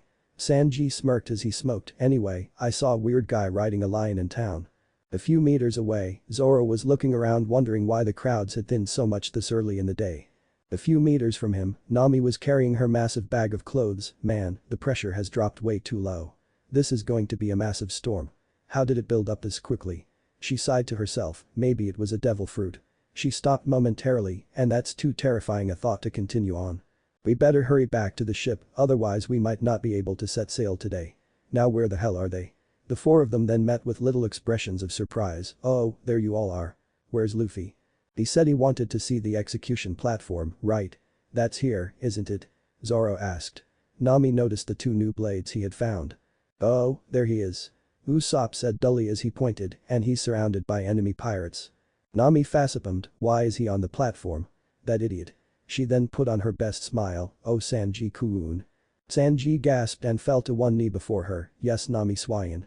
Amusingly, Usopp didn't even budge since he had been carrying most of the weight anyway. His face did turn red in anger though. She dropped her bag into his arms, get that to the ship safely for me. You and Usopp head back now. We need the ship ready to sail. Anything for you, my beautiful flower. The love-struck man replied and took off, leaving Usopp to carry the huge fish by himself. Damn it Sanji. Get back here and carry your own damn fish. Usopp took off behind him with a more uneven gait. Nami sighed and took her staff out before vanishing in a sorrow. Near the platform, Buggy was grinding his teeth looking at the look of pain on his commander's face. Grrrrrrr all pirates, shoot Mugiwara. They all bar Alvida who was still looking at Luffy in admiration whipped out their pistols and aimed at the bored boy on the execution platform. Buggy figured Luffy had to be either a Loja or a Paramecia, and he could only hope he was guessing right. Fire. Buggy sprayed the air in front of him with angry spittle as he made to pull the trigger on his gun. Cyclone tempo. A woman's voice rang out and all of a sudden, all but Buggy, Kabaji, and Alvida were picked up by a massive wind and hurled away. The wind didn't affect Alvida in the slightest, merely whipping around her smooth body. Buggy managed to stab the ground to keep from being blown away while holding on to Kabaji. The miniature cyclone ended, revealing 2 sticks in the cross formation flying in the air, which were caught by a leaping orange-haired girl who landed in front of them, smiling cheekily. "I'll thank you not to touch my captain." She stuck her tongue out at them cheerfully. Kabaji had awoken as he was whipped about in his captain's grip, and he growled Luffy's palm print still an angry red on his face, while unsheathing his sword. He yelled at the orange tea, remembering her from the Buggy Crew's humiliation all those weeks back. "You damn traitorous bitch, Nami. I'll show you not to hurt my crew." He leapt into the air, ready to scissor slice her pretty head off. "Singe Kroku pound HM." A lazy voice called out, and a dull air blade, more of an actual cannon really, when Zoro used the blunt version, smashed straight into Kabaji and sent him flying. "You're still more of a clown than a swordsman," Zoro commented lazily as he materialized by Nami. "Get some skill before you show your face, moron." In one of the buildings, the Marines had gathered. Smoker had finally gotten back to the plaza, and Tashigi had been found by one of the grunts. They all were near a window overlooking the plaza. "Mugiwara is stronger than I thought," he said angrily. They watched as the tornado appeared, and he almost bit through his cigar. "So, it's true. I see why more than the captain got a bounty now. I should have taken him seriously from the start." Tashigi was rubbing her eyes, having lifted her glasses up. She blinked owlishly. Did that really just happen? A Marine grunt saluted behind them. "Sir, it does not appear to be caused by a devil fruit." Smoker growled. "Of course it wasn't. Did you not see the 2 sticks she used?" The grunt blinked. "If possible, try to get that weapon from her. The higher-ups might be interested in learning from it." The grunt felt a shiver go up his spine. "So we're still going after them, Captain Smoker. When will we attack?" Tashigi spoke up. "Initially we were going to let them take each other out and just clean up, but Luffy's crew seemed to be on a whole other level. Just the 3 of them are more than a match for that entire massive group. We're going to have to fight." "Sir. Roronoa's Oro has been spotted as well," another grunt with binoculars called. Tashigi gasped and snatched them away. She grit her teeth. "Him. They're all monsters." A much newer grunt was trembling in fear as he eyed the plaza. "Don't worry." Smoker grunted. "We've never let a single crew escape, and we're not about to start today. Get ready for battle." "Haba-chan." Buggy found himself yelling again as he faced the 3 straw hats. Nami and Zoro were both in front of the platform, while Luffy was grinning happily up top. "Oi, Luffy. Are you done playing around yet?" Nami called. "We have to get out of here." Why?" Luffy called down in surprise. "A massive storm is approaching. If we don't leave soon we might be stranded here for a couple days." She called back, not taking her eyes off of the 2 remaining pirates. Indeed, the clouds were very dark now and positively roiling overhead. The way Alvida was staring at Luffy dreamily made her heckles rise. Unlike Luffy, who hadn't recognized her at all at first, Nami had recognized her clothing style and mace. Now knowing that devil fruits existed, it wasn't too much of a skip in her mind to connect the dots. She certainly wasn't about to have an evil bitch like Alvida stare at her Luffy like that. Luffy pouted. He had wanted to explore a bit more before setting out. Oh well. He stood and shot both fists into the air beside his head. He grinned madly. "I'm going to be the Pirate King," he roared out. Smiles broke out on their faces as the plaza froze and stared at him in shock. The utter audacity of shouting those words at the top of one's lungs on the very platform where the previous king had met his end brought awe into many hearts that day. It felt very much like watching a new chapter unfold, right from the place the old one had ended. And then lightning struck the platform. "Luffy." Nami screamed in shock as the entire execution platform burst into flames. The clouds had slowly been roiling and darkening overhead far quicker than they rightly should have, and now the heavens opened up in a torrential downpour. Nami stared at the burning platform in disbelief, tears indistinguishable from the now pounding raindrops starting to pour from her eyes as she watched the large structure collapse. Luffy's hat floated down and landed at her feet. And then the rubble exploded. A giant beam of plasma erupted upwards and punched a hole straight through the clouds. After it petered off, smoke was rising from the cylindrical hole, and Luffy jumped out, looking a little mad. "Stupid lightning."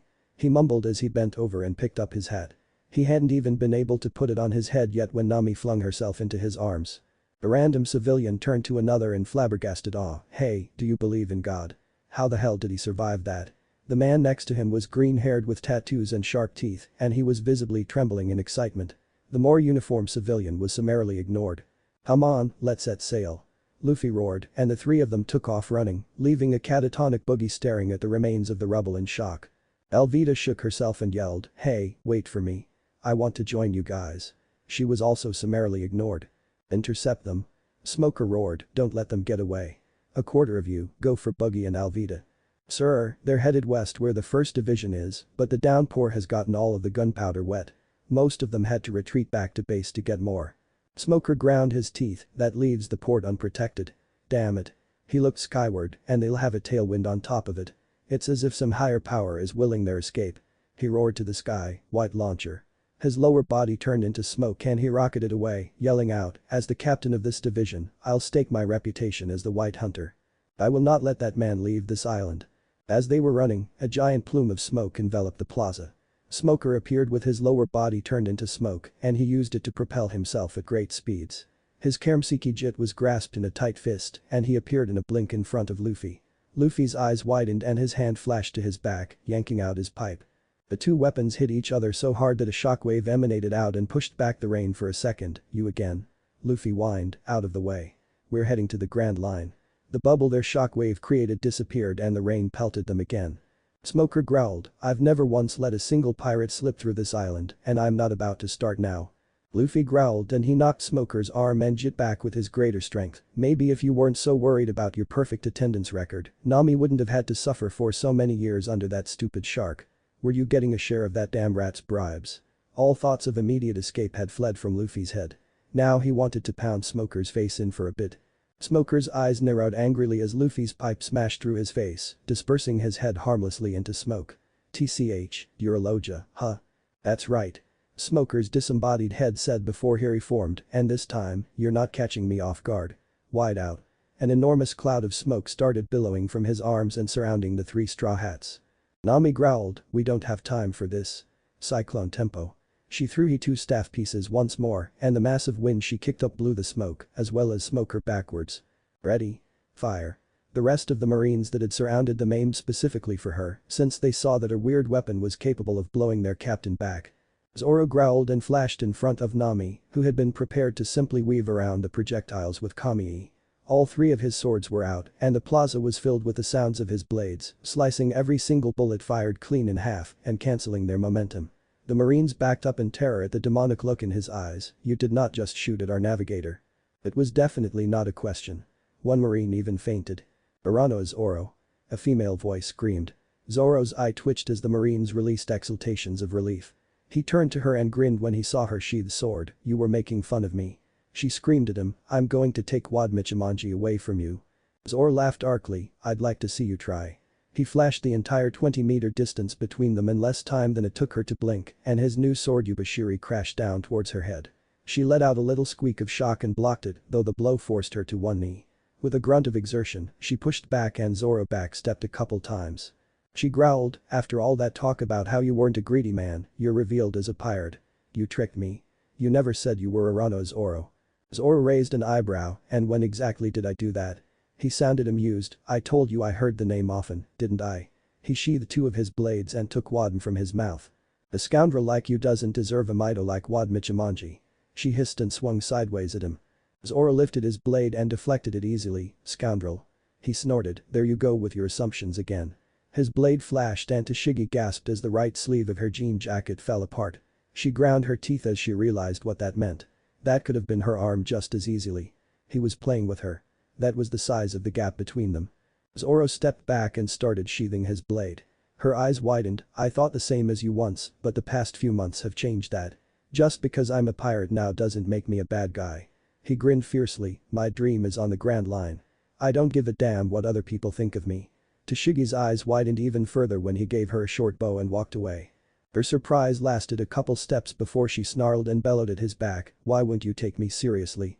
Is it because I'm a woman?" Zoro's shoulders stiffened and he turned back, glaring at her. "I may not be as strong as a man, but to go easy on me is an insult. I didn't pick up this sword to play games. Like I care about that." He roared back, looking much like a fishman with his sharp shark teeth. She jerked back at the volume, "That damn face. You look just like her." She gasped as he clutched onto Wadm. He couldn't possibly mean she looked like the previous owner, could he? "And you even say the same shit she used to. Stop being a damn copycat." "How rude." Tashigi screamed in his face, their duel forgotten. I live for my own goals. I didn't know your friend or what she was like, but if anything, she was copying me. Zoro growled and stalked forward like a man possessed. She used to do the same shit you just pulled. She beat me every time, and yet she bemoaned how I'd surpass her just because I was a man. Stop insulting my skill. Their foreheads were now smashed together, and lightning was sparking between them. Suddenly he backed off, almost making her trip. If you want to prove women can be just as good as men, then you better get to the top. She blinked in shock. I will be the world's greatest swordsman. He yelled at her, so you better pour your damn soul into that blade if you want to take this one. She couldn't stop staring at him, mouth slightly open. That not a single person had ever actually acknowledged her dream. No one had ever believed she would have a chance at it. Every single person she ever fought had mocked her right up until she won. Even her fellows always seemed like they were merely humoring her. She shook herself. You're just going to walk away? Zoro rolled his eyes. Do you want me to kill you? He let out a sigh. I'm not a murderer, damn it. Go away. Tashigi's reply was cut off by Nami. Damn it, Zoro. We have to go. Stop playing with your girlfriend and get over here. Both swordsmen stiffened and stared at her. Tashigi's jaw dropped as she eyed Nami standing above the smoking forms of her men, a small amount of lightning still crackling around them. What did you say, you damn witch? Zoro eyed his crewmate with one eye twitching. Before Nami could reply, a loud bang from above drew their attention to the fight between the two Loja. As Zoro was defending Nami, Luffy had surged forward and caught up to the reformed smoker.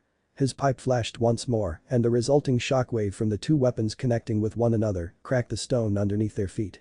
Smoker grit his teeth as it immediately became clear that Luffy's physical strength was on a whole other level compared to his own. He was quite sure that if his jit wasn't made of sea stone, it would have shattered after the first hit, much less the second. His arm jerked back and Luffy's body swung in a crescent arc, his left heel screaming through the air and connecting with Smoker's face. His foot blew the smoke apart and Smoker's disembodied voice rang through the howling wind, white blow. His jit was thrust forward with smoke from his arms, propelling it at much greater speeds than would otherwise have been possible. Kami-e. Luffy danced around the jit which penetrated into the cobblestone and cratered it. Luffy tumbled through the air and landed on his feet a couple feet away, Renkyaku. Luffy's leg flashed upward and a crescent-shaped blade of wind flew toward Smoker. The kick cleaved Smoker in two and then split the building behind him cleanly in half. Damn it, you stupid Smoke. Stay in one piece. Smoker chuckled gruffly, never fought a Loja, have you? I am a Loja. Smoker's eyes bugged out as Luffy blurted that piece of info out. I just don't rely on it like you, stupid. Smoker growled as Luffy laughed, shishishi. I don't know if I pity or envy you, Smokey. Your fruit isn't destructive, so you can use it all you want. But that means that it's all you use.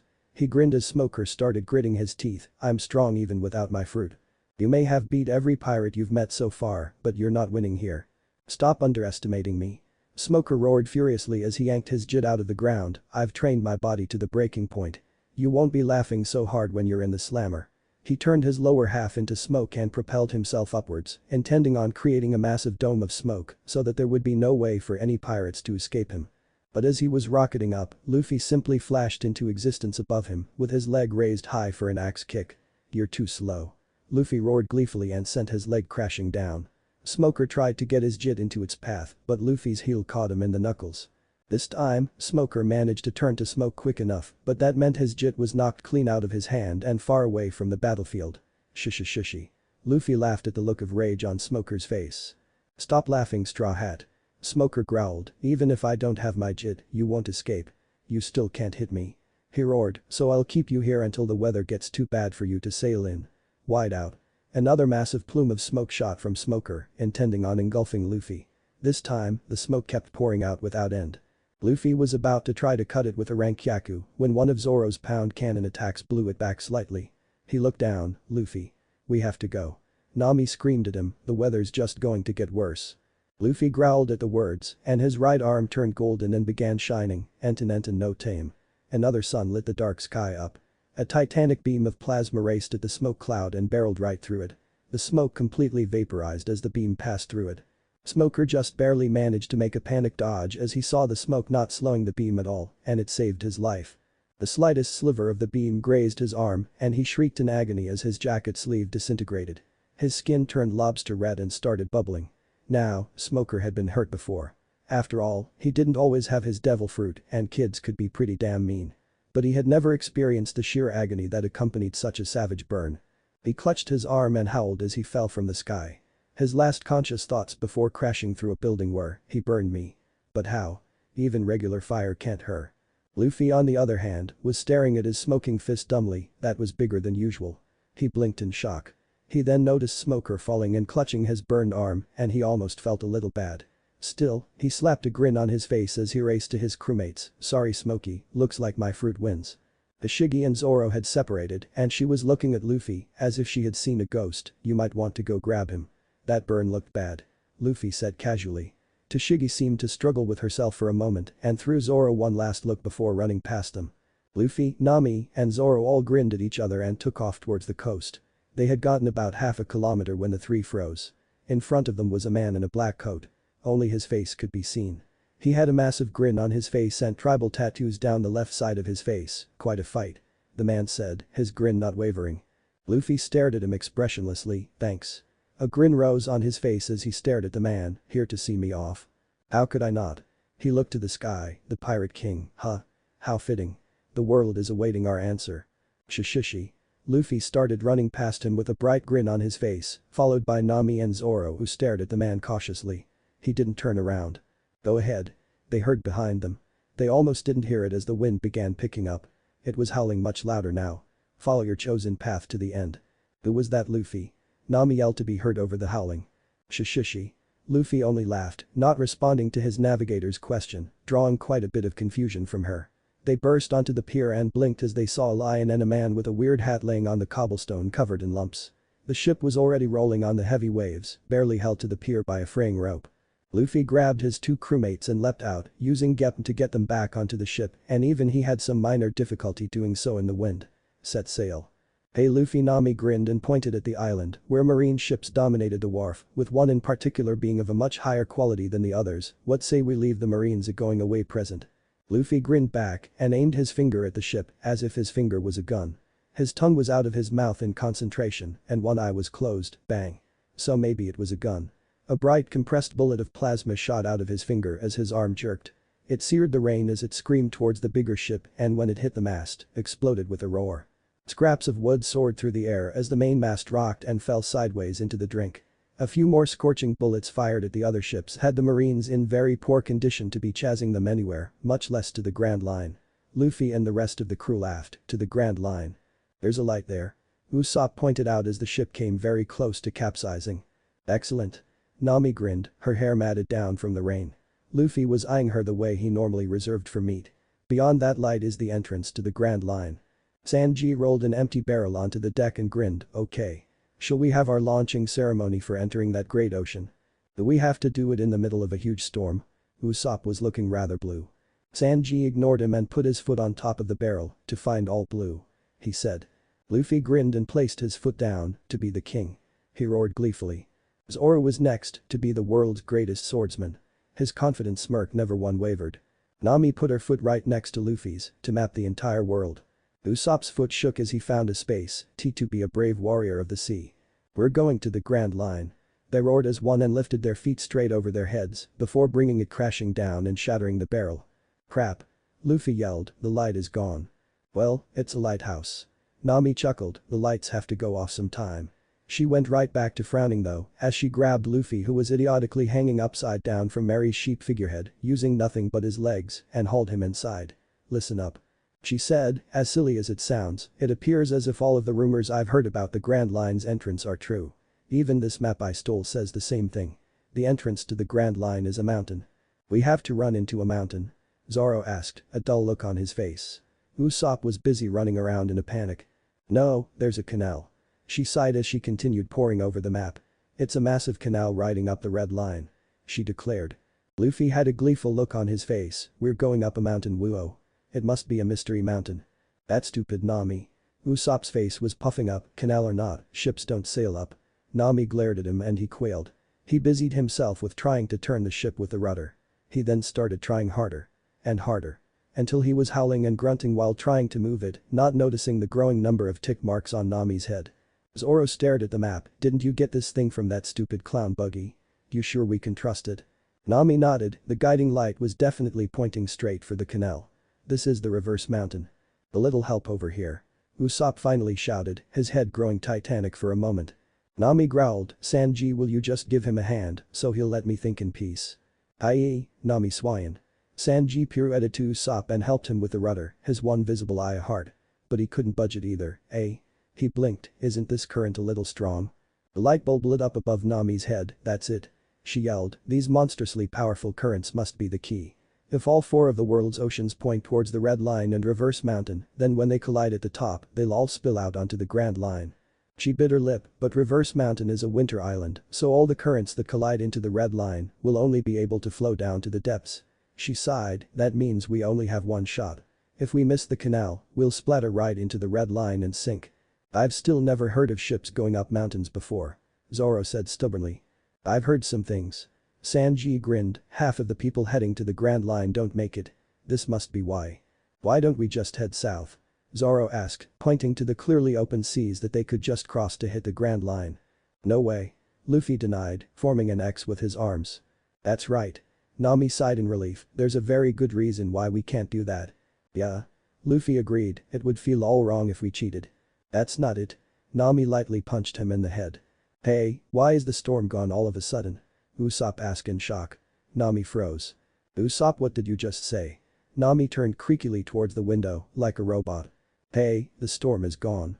Zoro had walked out and looked up at the sails, where's the wind? They're not moving at all. Ahahaha.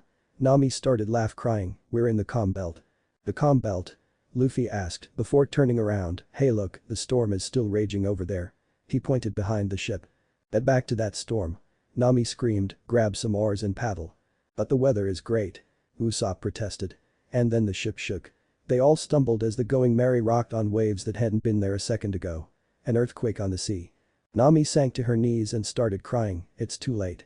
She sobbed piteously, they're already here. The ship rocked again, much harder this time, and started rising into the air. Giant walls of water rose and churned around them as well before they ended up hundreds of meters in the air. Most of the occupants of the ship turned blue, they're huge. They were right on the nose of an unbelievably massive sea king. The one whose head they were on could have flossed its teeth with the Lord of the Coast Luffy had killed on the first day of his journey. It was a pale white with black stripes. There was a golden frog somewhere and even one that looked vaguely like a puffy, furry flamingo.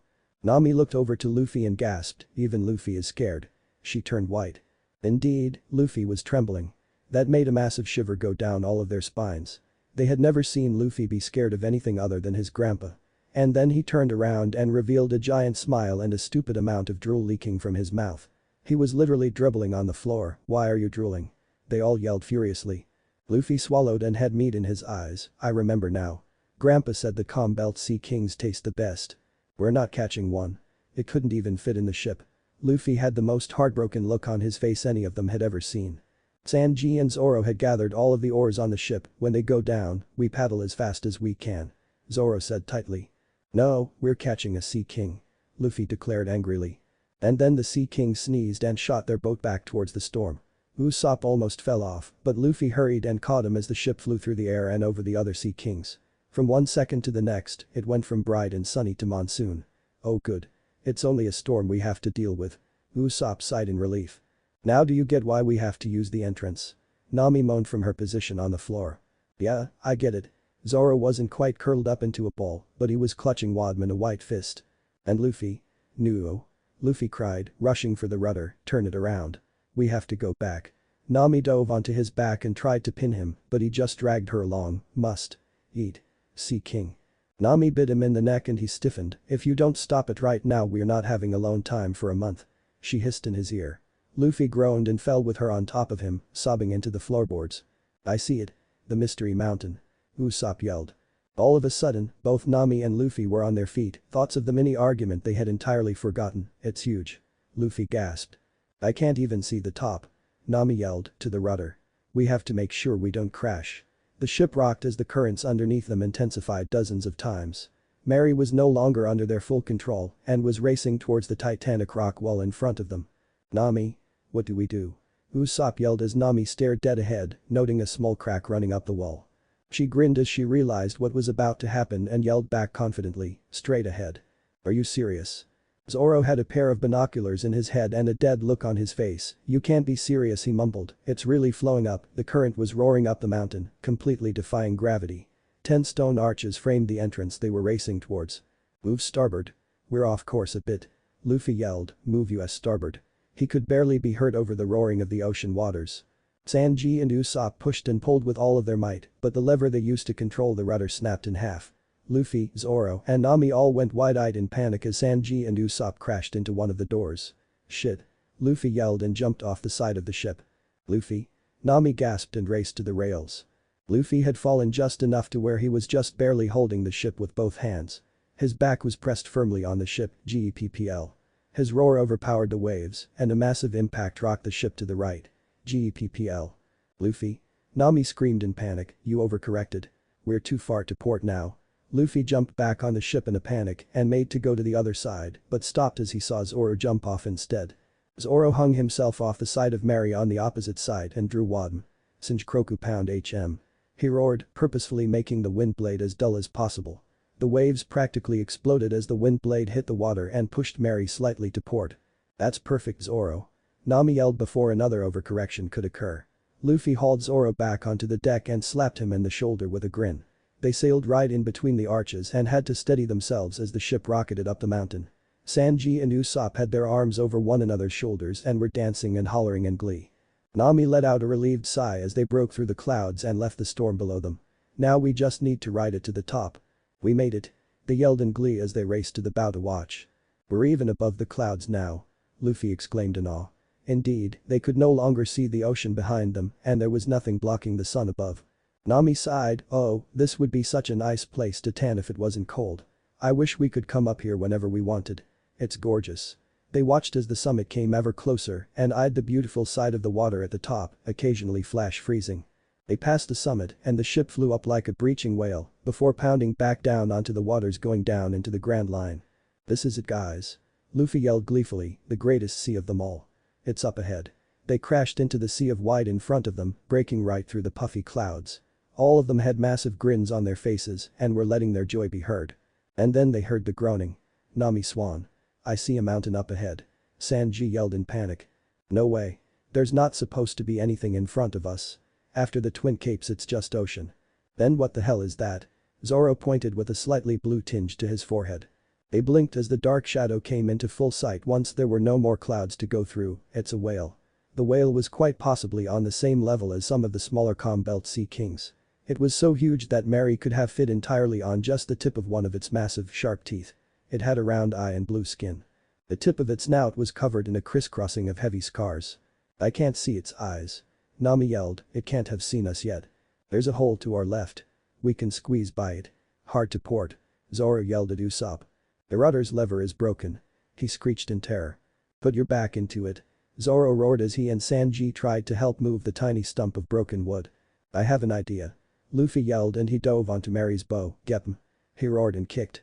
The ship slightly slowed, but the current pushing them forward was just too strong. This time Luffy was fighting it directly, rather than trying to adjust their direction. Luffy's single effort was minuscule, GEPPL. He roared again, pushing even harder. He just kept yelling it over and over, slowing the ship just slightly each time. His eyes widened as he ran out of time and was forced to haul himself back onto the ship. Mary had slowed just enough that a crash wouldn't be catastrophic, but there was definitely a casualty. Mary's figurehead snapped upon hitting the whale, even as the ship bounced back. Luffy eyed it as it spun through the air and landed back on the deck, his eyes darkened by the brim of his hat. We're saved. Zoro yelled and grabbed the paddles, let's go before it's too late. The ship paddled to the side and they froze as they looked at the whale's massive eye. It was simply sitting there calmly without moving. As they paddled, the whale started to wail. Its call was like the loudest foghorn they had ever heard. The sheer power of the sound waves rocked the ocean and the ship. Sanji cringed as he grabbed hold of his ears, as did the rest of them, my ears. The whale calmed and Nami let out a shaky sigh, before turning slightly blue as she looked at Luffy. Luffy, what are you? Luffy had a furious look on his face, you, what the hell did you do to my special seat? He roared at the whale and let loose a rank Kyaku. He didn't even bother yelling the name in his fury. The blunt kick smacked right into the whale's eye. Nami turned white and stared at him with a gaping mouth. You idiot. They screamed as a whole as the whale continued staring out at nothing.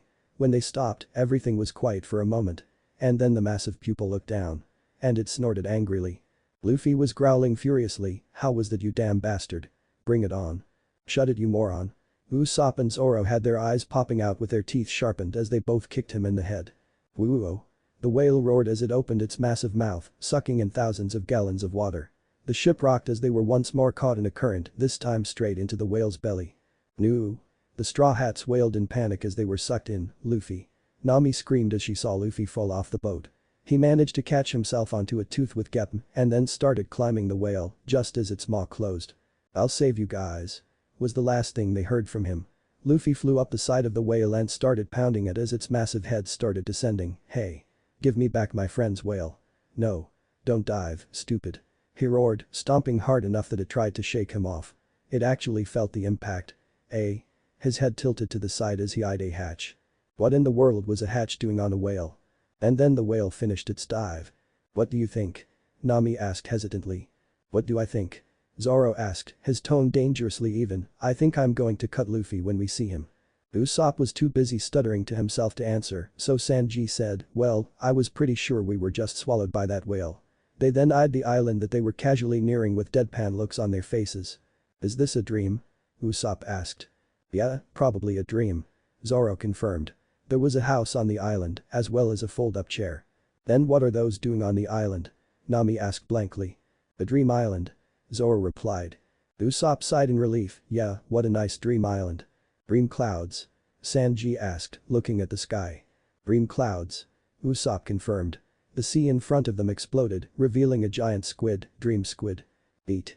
"Dream squid," they all yelled. Nami and Zoro drew their weapons while Usopp scrambled back in fear. But before they could act, 3 harpoons penetrated the squid and killed it instantly. "Looks like there's someone there after all." Zoro grinned. "Where's Luffy?" Usopp moaned. "I want to go home." "What the hell is this?" Luffy's head was tilted so far to the side his ear was almost on his shoulder. He turned around and then around again. "Why is there a hallway inside a whale?" He started running forward into the darkness.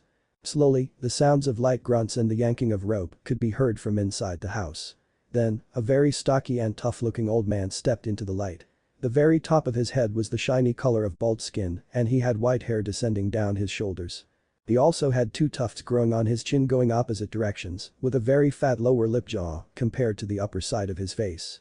He was wearing a red shirt with a purple and yellow design on it, shorts, glasses, and a seaweed necklace with some pieces of jewelry on his arms. If it wasn't for the flower growing out of his head yellow transitioning to purple near the stem, which was his head, he might have looked like a normal old man. The flower? They all tilted their heads in puzzlement. The great squid the old man had killed was still lying between the island and the ship. Sanji started to sweat as their eyes met. The old man's gaze seemed to be boring straight through him, into his soul. The old man started to pace to the right, not taking his eyes off of the Straw Hats. Every second that passed, the feeling of dread running down Sanji's spine intensified. And then the old man sat down and snapped open a newspaper, completely ruining the dramatic tension. "Say something, you jerk," Sanji roared. The old man tilted his head their way. Usopp yelled at him, "You wanna fight, you old bastard, we've got cannons." The old man's eyes snapped open furiously, making Usopp cringe away. After a few seconds of soul-piercing staring, his rough voice rang calmly in the air, "You better not, or someone will die." Usopp turned blue, while the rest of them got ready. "Oh, and just who would that be?" Sanji asked lightly. The old man said, almost sending Nami face first into the boards in exasperation. "Listen you," Sanji roared again. He looked ready to jump out and strangle the old man. "This asshole is fucking with us." "Hey, calm down dartboard." Zoro chuckled. "Hey old man. You got any idea where we are? Who are you?" His eyes snapped open furiously again, piercing their souls. A few seconds passed. "Isn't it polite to introduce yourselves first?" Zoro blinked. "Oh right. My bad. My name is Crocus." The old man said, "I'm the lighthouse keeper of the Twin Capes. I'm 71. My sign is Gemini. Can I cut him?" Zoro held Wadman a trembling hand furiously as Crocus was saying that his blood type was AB and going into increasingly more irrelevant information. "Where you are? How dare you run your mouth while barging into my private resort? Does it look like we're in a rat's belly?" Usopp cringed, "So we really were eaten." He looked around, "But this doesn't look like the inside of a whale's belly." "I don't want to be digested," Nami cried out. Again, Crocus's eyes snapped open furiously. This time, the Straw Hats all yelled out, "Will you cut that out?" "Haven't you ever heard of a running gag?" Crocus groused in disappointment. "That was a gag." Crocus nodded to the side, "There's the exit, unless you rather go out the back end." Indeed, there was a giant metal door on the side of the sky. The pirates finally looked at it in puzzlement. The fuck? Zoro couldn't help but ask. Why is there a door in the sky? Nami growled angrily. She was really feeling made fun of right about now and was almost ready to start flinging tornadoes around. It's painted. Usopp gasped and they all took a closer look. Every detail of the sky was completely frozen, down to the seagulls. It's all painted. On the inside of a whale's stomach. What the hell? Call it a doctor's playful mind. It's a hobby. Crocus said lackadaisically. What the hell are you even doing in here? Nami roared at him. Zoro facepalmed, let's just get out of here. He mumbled through his fingers. And then the entire area started to shake and churn. What? Crocus eyed, back at it already, Laboon.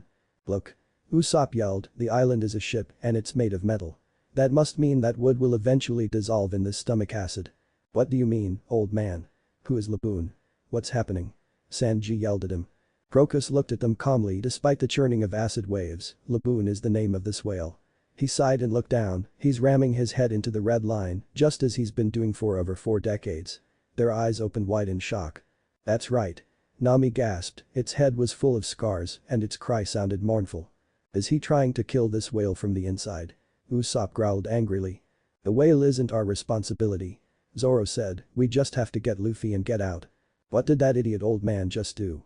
Nami squeaked in shock, he jumped in. He's going to get digested. Damn it. Luffy roared as he smashed face first into yet another metal wall. What the hell is this stupid whale doing? He had enough and punched one of the walls with his fingers extended, clawing right in and rooting himself to it.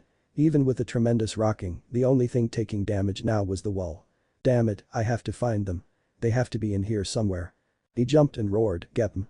Now he rocketed forward, not touching any of the walls at all. Far ahead of him, 2 strange-looking individuals were standing with their backs to the doors. Yosh. The slender male of the group had a bit of a ditzy-sounding, effeminate voice. He had red-orange hair and green clothes, with a golden crown on his head. 2 swirly-looking nines were drawn on his face, below his eyes. Our infiltration has been successful, Miss Wednesday.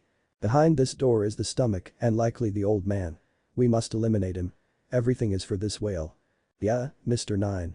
The female was a gorgeous, slim and curvy woman with blue hair drawn up into a ponytail that fell down to her bum and black eyes.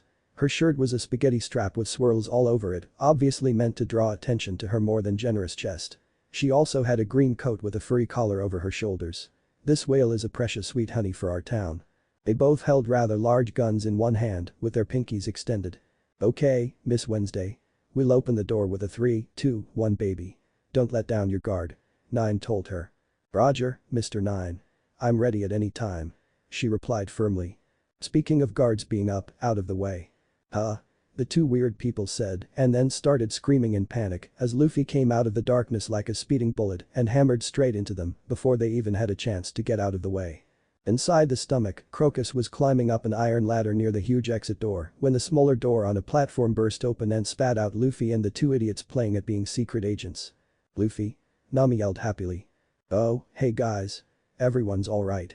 Luffy waved cheerfully, not really being hurt over the hollering of the 2 he'd crashed into. Oh no Miss Wednesday. We're going to land in the acid sea. Mr. Nine screamed in terror. Luffy got tired of it and kicked out to the side, sending himself speeding towards the ship. This is a crazy whale. He declared as the other 2 splashed into the acidic drink. Nami punched him, it's your fault we're in here you idiot. She sighed and then grabbed him by the cardigan and kissed him in relief. Sanji immediately started sulking and drawing imaginary circles on the ship's floor in dust. Zoro sighed, should we grab those 2 weirdos over there? He pointed at the 2 idiots who were trying and failing to swim because they refused let go of their huge, heavy guns. Sanji laid eyes on the female and his visible eye turned into a heart, yes. He leapt in the acid and saved the girl while the man had to grab his pants and was violently kicked up and down as Sanji swam back to the Mary. They heard the overblown foghorn that was the sound of Laboon roaring furiously reverberate through the stomach. Then, all of a sudden, it stopped. The entire area calmed down and the waves stopped roiling. Within a matter of a few moments, the entire acid ocean went back to being pristinely smooth. Hey, the whale calmed down. Nami said happily, maybe we can get out of here now. She was leaning against Luffy who was leaning against the railing with his arms around her waist. Yeah but first. Zoro stared down the 2 agents, we saved you for the time being. But now, who are you? Miss Wednesday was cringing away from Sanji, who was officially in love-struck mode. Mr. Nine these are pirates. I know Miss Wednesday. But if we talk to them perhaps they'll understand. Nine was quite shaky. You thugs are still here? Crocus sounded quite angry as he appeared again. While I draw breath, you shall never harm Laboon. Who's that old man? And who's Laboon? Luffy asked, out of the loop. His crew couldn't answer him because the blue-haired girl let out an evil-sounding giggle. Even if you say so, we can't leave. She stood up with her gun clicking on the boards. Taking down this whale is our mission. Both of them still had their trigger hand pinkies extended out as if they were about to drink from a cup of tea. We won't let you interfere with our whaling mission this time. We'll open an air vent in his stomach. They stood next to each other and aimed at the stomach. For some reason, they aimed at where the old man would actually be able to block rather than the rest of the giant's stomach. Luffy got behind them with a grin and poked each weapon so that they were pointing at each other. Neither noticed while the rest of his crew held back snickers. Let's go baby. Boom. Two fried idiots, coming right up. Laboon is an island whale. Crocus said as they all sat on his island ship, waiting for Laboon to rise out of the ocean. It's the largest whale in the world, and it normally only lives in West Blue. These guys here, he indicated the tied-up agents, come from a nearby town. They've been trying for nearly a year to kill Laboon for his meat. Laboon would probably feed their greedy bellies for 2 or 3 years. He glared at the singed-looking agents, who were trying to make themselves look very small, but they won't succeed. As long as I draw breath, they won't hurt this whale. But why does Laboon keep pounding his head on the red line? What is he trying to do? Nami asked. Crocus sighed unhappily. Laboon came through Reverse Mountain with a certain friendly pirate crew. He was really young back then. You could have fit him on a dinghy. He smiled as he reminisced, remembering how the pirates would often ride Laboon while waving mugs of alcohol around. They had been traveling together for a couple months by then. Laboon had gotten separated from the rest of his pod and had come to see those pirates as his family. But the Grand Line was even scarier then than it is now. Their ship had been damaged by the Reverse Mountain, and so they stayed here with me for almost a year. We became great friends during that time. When the pirates left to continue on their trip, they left Laboon here with me, promising to come back for him after they made it through the Grand Line.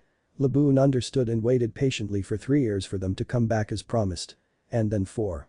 And then 5. He shook his head. That was 50 years ago. He still thinks his friends are coming back. He finished quietly, drawing a gasp from Nami and a few others. Miss Wednesday in particular looked surprisingly shocked and saddened at the tale. By now, they had made it past the huge doors and were at the final set leading to the outside world. This waterway is cool. Why did you build it inside a whale? Laboon is too huge. I'm a doctor, but even I wouldn't be able to treat him from outside. Crocus replied. Doctor? Luffy grinned, want to join us on our TR? Fat chance, idiot. Who would look after Laboon? Crocus snorted, besides, I'm too old for this shit. That's a young man's adventure. The real sky. Luffy ignored the harsh words to yell gleefully at the bow of the ship. What do we do with these idiots? Zoro asked, pointing to said idiots. Luffy waved a hand back and forth, leave them tied up for now. Don't want them trying to hurt the whale again. Miss Wednesday and Mr. Nine blanched. Luffy noticed something that had fallen near his feet. It was some kind of glass bauble on a purple leather band. He picked it up and examined it curiously. Crocus glared at them, getting expressions of fear from the two who weren't focused on Luffy. You should just toss them overboard. Then he sighed again and turned, no matter. Idiots have been trying for years to kill Laboon. I'll never let them. Luffy grabbed the two after putting the bauble in his pocket and hauled them over his shoulder as they all disembarked from Mary. There were a few repairs that needed to be done on the ship before they could set sail, so there was no sense staying aboard. So, he's been waiting for 50 years, huh? They've sure kept him waiting a long time. Luffy said as he relaxed on a rock. Nami was curled up next to him and looking curiously at the item Luffy had handed her, since it looked kinda like one of those compass thingies Makino had tried to teach him to use. Tried. This is the Grand Line. Sanji snorted, taking a deep drag from his cigarette. Those guys said they'd be back in a couple years. It's been 50. That's all the answer you need. He exhaled, they're dead. He'll be waiting here till the end of time. Usopp banged his mug on the table. It was only the fact that it was mostly drained that kept him from spilling his drink. You don't know that. They could come back. Don't be so damn cynical. It's the heartbreaking story of a whale who lost his friends. Crocus eyed sadly, rubbing at his eyes. I'm afraid that reality is crueler than that. A long time ago, news reached me from a reliable source that the pirates had failed. They escaped the Grand Line. What? Nami screeched furiously, and they just abandoned poor Laboon here. How cruel could they be? Luffy's way of thinking had influenced her far more than she had thought. She was seething, how dare they leave their nakama behind? She then stopped, her anger dulling for a moment. Wait a minute. They would have had to cross the calm belt to escape without coming back here. That's right. That's the only reason their fate is uncertain. Crocus confirmed despondently, but even if they're alive, they'll never come back here. The seasons, the climates, the ocean currents, even the air currents. Everything about this place is a nightmare. This is an ocean made to break everyone trying to come across it. The weak of heart men who would rather risk the calm belt than stay a second longer are devoured by this sea. So, they did abandon Laboon. Usopp roared furiously, and even after 50 years, he still believes in those jerks. It's way too cruel. Why not tell him? Nami was clenching her fists hard, he can understand, can't he? Why are you keeping it from him? Crocus gave her a look, why do you think he roars and hits his head on the red line? He asked sadly, I did tell him. Everything. But he won't listen. He's convinced this rock face is the only thing keeping him from his friends. He refuses to face the truth. He looked down, after all these decades if he accepts it, he'll lose his reason for having waited for so long. He has no way home and even if he did, he has no home any longer. He'll never be able to find his pod. Crocus had a stiff upper lip and a calm look to him, but it was clear that he was only just keeping himself from crying as he stared up at Laboon, who was simply sitting quietly there with his head pointed straight up, look at those scars on his head. If he keeps ramming his head on the red line, he'll surely die. We've been together for 50 years. I can't abandon him, even if they lied to me too. Crash. Luffy had gotten up from his place next to Nami, but his foot had hit the ground so hard that they felt a mini tremor. His face was shadowed by his hat as he took another step before he leapt up into the air. The ground he was on shattered and cratered, sending shocks of fear racing up the spines of the two agents. What is he? Crocus yelled, eyes going wide in shock. Luffy flew towards Laboon who hadn't noticed a thing and did a front flip, Renkyaku. His heel dropped and a massive wind blade raced through the air and sliced a gouge in Laboon's hide. What the fuck are you doing? Every single other person there roared in fury and terror. Laboon's eyes started to tear up slowly before he got a slightly mad look in them, woo. Laboon roared in agony and started to thrash, sending massive waves in every direction. Laboon stiffened and glared at Luffy before diving and sending his tail over to slam into the air-hopping boy. Luffy met the tail with a punch and the resulting shockwave almost bowled over the two agents. What is he? The two terrified people screamed. Laboon breached and threw himself at Luffy, who met him with a kick. But even he couldn't overpower a whale like that when it was at ramming speed. Laboon crashed headfirst into the red line with Luffy under his head and shattered the rock. Luffy. His crew yelled in fear. Suddenly, Laboon was thrown off, revealing a dirty but otherwise perfectly fine Luffy. He was grinning widely, Renkyaku. He roared again, sending a blunt wind cannon this time at Laboon, who rocked back before charging forward and squishing Luffy against the red line again. Laboon drew back and started swimming forward, roaring in fury all the while. But what Luffy did made him stop in confusion. He threw his hand up and yelled, it's a draw. Woo-oh. Laboon just looked confused. I'm strong, aren't I? You are too, aren't you boy? Woo-oh. Laboon roared back. You really want to win, don't you? Luffy grinned, so our fight's not finished yet. We have to fight again. He walked forward, your old friends are dead, but now you've got a rival. Laboon's eyes started to tremble, we'll definitely have to battle again to see who the strongest is. Tears started to leak from the giant whale's eyes, I'm going around the Grand Line now. When we come back, I better not see that you've continued hurting yourself. Got that? Laboon threw his head towards the clouds and let out the happiest cry Crocus had heard from him in decades. Luffy's modern art had made a comeback, with his misshapen Jolly Roger painted on Laboon's head, there. He yelled happily. He was completely slathered in paint and was holding a gigantic brush, that mark is our contract, so you better not scuff it up. Don't go ramming your head and erasing it. Got it? Woo-oh. Laboon chirped. Could chirp really be used when Laboon was so damn huge? In agreement. Nami was smiling happily at how much better the whale looked now. It wasn't quite the way she would have done it, but perhaps nothing else would have gotten through to the massive creature. She gave Luffy a quick kiss before she exclaimed, time to plan the voyage. She got a map out and placed her compass on the table. This Wednesday and Mr. Nine were sitting there still tied up and mumbling to each other while alternating with staring at Luffy in fear. Sanji was busy in the kitchen preparing his elephant bluefin while Usopp was making some repairs to the ship. Zoro was sleeping. Quite deeply too, if his snores were any indication. Nami's scream jarred everyone in hearing. Sanji came out of the ship carrying a huge plate in each hand, one on his head and even one with a leg. How he managed to get around with his one-legged pirouetting was beyond understanding. Nami swine. Whatever is the matter my goddess? If it's lunch you want, it's ready. As the Straw Hats gathered around, Nami was panicking, the compass is broken. She pointed to it and it was spinning more than Sanji, it won't stop spinning. This Wednesday finally got past her fear to start laughing quite loudly.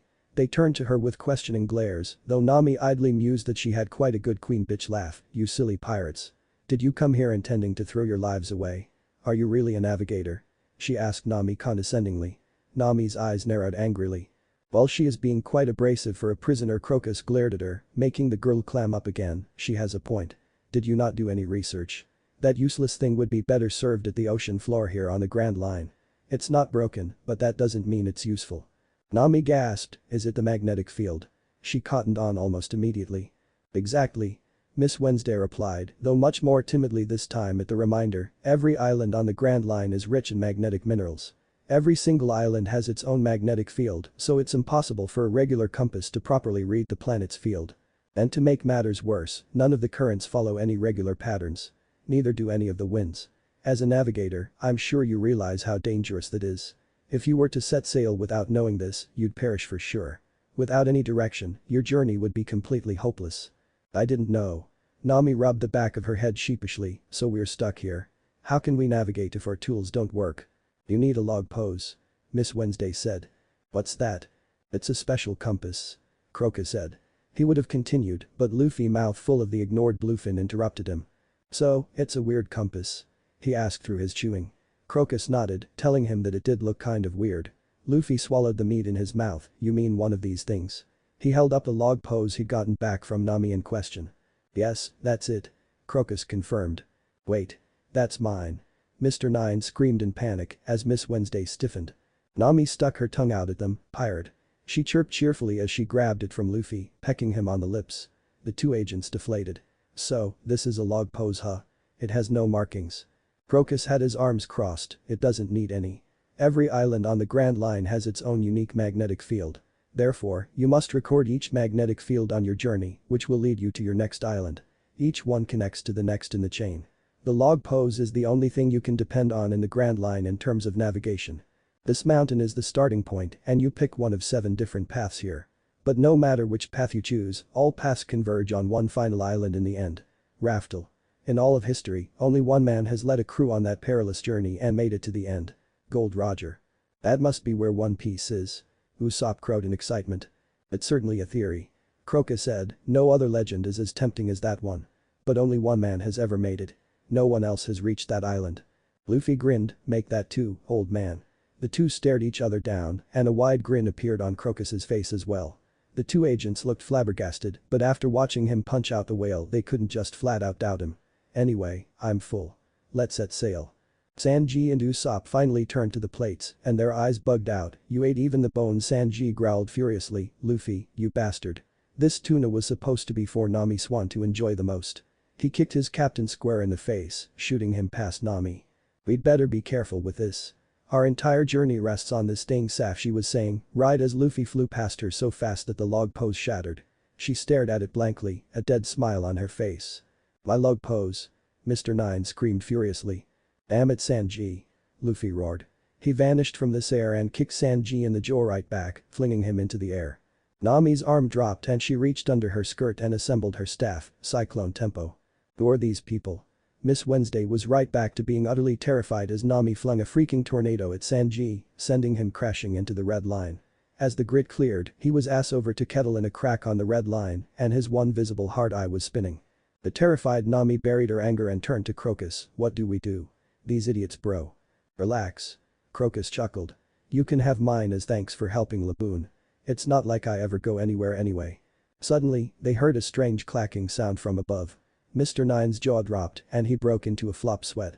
Miss Wednesday also stiffened up and let out a little squeal of fear. "Oh no," he yelled, "it's the unluckies." All of the people there, Laboon included, looked up and saw what appeared to be a spotted otter riding a vulture wearing aviator goggles. "Oh, it's an otter riding a vulture," Nami said blankly. "Huh, it is an otter riding a vulture." Luffy chuckled to himself. "Why is an otter riding a vulture?" Zoro asked, and then his voice somehow went even more deadpan. "Is that a bomb?" The otter had a sort of shell in its hand, which it was whacking on something hard the vulture was wearing. That was what was causing the clacking sound, and then the fuse on something lit up and was thrown directly at the two weirdos with the crew. Zoro sighed. "Is everything trying to kill us today?" He asked no one in particular as he unsheathed one of his swords, ignoring the two idiots screaming their heads off. He swiped twice with it and sheathed it. The first blade was sharp and it cut straight through the explosive and ruined the ignition mechanism. The gunpowder in it dropped uselessly to the ocean. The second blade was blunt and it smashed straight into the vulture and knocked the two animals right out of the sky. The otter screamed in terror as the smoking vulture descended with swirls in its eyes before being silenced by the red line. The two agents gaped at Zoro before turning to each other and whispering urgently, "Is everyone in this pirate crew terrifying?" She hissed. "What do we do, Miss Wednesday? Do we even try?" He didn't have to elaborate. He knew she would understand. But Miss Wednesday suddenly felt as if she had been struck by lightning. She just barely managed to stop herself from grinning to herself. She turned to Luffy, "Excuse me, Mr. Captain." Luffy looked at her in boredom, Just call me Luffy. What's your name anyway?" She blinked, surprised that he didn't know that by now. "I'm Miss Wednesday. This is Mr. Nine." Luffy stared at her blankly, "Your real name, dummy?" "Ah." She balked, We can't say. I'm sorry. Our work requires us to be secretive. Our company's motto is mystery. That's all we can say." Luffy continued staring at her, arms crossed, before finally waving a hand back and forth, Fine. What is it? Could we please hitch a ride on your ship back home?" She asked, bowing her head, "Both our boat and our log pose are now gone, so we can't get back home. It's not far from here. It's one of the first islands on the Grand Line, called Whiskey Peak. We just want to go home. We promise to repay you." "I wouldn't trust them." That came from Crocus obviously, they've been up to no good since they got here. "Plus, they tried to kill Laboon," Nami said, and the two balked. Nami walked to them, "Why should we help you?" "It's fine." Nami turned to Luffy in surprise. He was grinning lightly at Miss Wednesday, "We'll take you to Sake Summit then. It's as good a route as any, isn't it?" The girl's face lit up in joy. Nami sidled up to him, "Care to explain?" "And it's Whiskey Peak." She whispered in his ear. "Shishishi," he chuckled, "just a feeling. This could be fun." She smiled back and disengaged, "Alright then. Time to set the log pose. You sure you want to take these two? Once you choose a route, you can't change it." Crocus tried advising Luffy again. "It's fine." Luffy grinned, "If we don't like it, then we can just sail around again." Crocus couldn't help but break out into a grin of his own, "Alright then. Make sure to set the pose using the map." "It's all set already." Nami smiled happily, "It's pointing to Whiskey Peak." "Well, alright then." Luffy grinned and hopped off his rock, "Let's set sail." "Thank you for everything, Flower Guy." "Thank you for the log pose." Nami waved as they all piled onto the repaired Mary, Luffy at the bow on his special seat. The ship's rope reeled back in and they took off at a good clip. Laboon's cries behind them could still be heard even when they could no longer see the whale. As the ship disappeared into the horizon, Crocus turned serious, "Could that bunch of pirates be the ones we've been waiting for? He has a weird aura to him, Roger. Is everyone on this crew completely ridiculous?" Miss Wednesday couldn't help but feel like a broken record. Roughly 3 days had passed since they departed from Reverse Mountain. While the crew had merely relaxed for the rest of the day from Reverse Mountain, from the moment dawn broke and she'd been rudely awoken by the captain's yells, they had been doing some form of training or another. Even she and Mr. Nine had been dragged into the madness. Her head bobbed down and then back up, "I mean, seriously." She pouted. She certainly took good care of herself, but she didn't think she could do any of what she had seen. She bobbed down and then up again, "This is just crazy." Wait, no. That wasn't her head. It was her entire body. She was resting from her, very much forced. Training by sitting on top of Usopp while he did his push-ups. The past couple days she'd seen increasingly absurd training. Usopp the Longnose was constantly doing exercises with one of them sitting on his back. When he wasn't doing that, it was an evil combination of dodge and aim practice with the captain. Luffy would throw small pellets she'd been grazed by one and it had hurt directly at the dark-skinned boy, while Usopp would fire back with his slingshot. Every time Usopp got hit, Luffy would force him to do 50 push-ups, 100 sit-ups, and 10 laps around the ship. By the end of the day the poor guy looked like the Walking Dead. It was clear nothing but his willpower kept him standing, astonishing Miss Wednesday. Next up was the navigator, Nami. At first, she had figured from her magic that the tiny slip of a woman same as her really. They were both sexy and feminine would be a long-range fighter and not capable of much in terms of physical exertion. And then the Mikan-haired woman had casually dropped 100 squats with an 800-pound barbell on her shoulders in front of her. She later learned that strong legs were extremely necessary for the 3-leg-based techniques of the style they were learning from Luffy. She would regret mentioning her amazed interest because Luffy immediately had a 100-pound barbell on her shoulders and started counting out her own reps. Her legs and thighs were screaming, for the record. Those screams were silenced in utter horror as she witnessed the overly flirtatious and at times seemingly ditzy man Sanji do 5 times the reps Nami did in a set with a 2-ton weight on his shoulders. And he finished in only double the time. And then, without a word of protest, he engaged Luffy in a blisteringly fast air duel, to the death her legs screamed again, using only kicks. As if the exercise which had her feeling faint at the first rep was merely a casual occurrence, he paid no mind to. When she mentioned her utter amazement to Nami, her only response was annoyance at Sanji already having surpassed her. Pointing out that he fought exclusively with his legs and had done so for years hadn't done much to improve Nami's mood. The final 2 members, Luffy and Zoro, had her throwing up her arms and proclaiming defeat. Both could double Sanji's weight without issue, and she'd even heard Zoro complaining that they needed to get heavier ones. And worse, Luffy agreed. This is what it takes to be strong.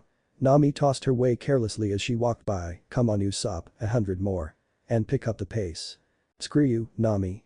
Usopp's arms were trembling as he completed another push-up. I'd like to see you doing 500 push-ups with this much weight on your back. Excuse me. Wednesday yelled out in affront before smacking the back of his head, are you calling me fat? Nami let out a little giggle, don't you know never to mention a lady's weight, Usopp.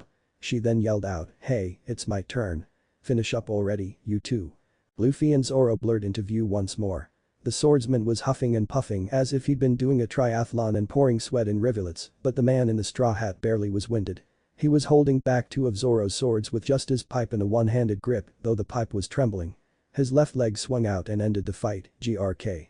Zoro had to force himself not to bite through Wad Michimanji as the kick connected solidly with his ribs. Even his speedy Tekai wasn't much help on that front. He sunk to a knee and buried one of his swords in the floorboards to lean on, one of these days, Luffy he panted threateningly. Chishishi, good job Zoro. That was a pretty good Tekai at the end. I just don't get it. Wednesday finally had enough and waved her arms around, I thought East Blue was supposed to be full of weaklings. Boy. Several of the crew yelled back.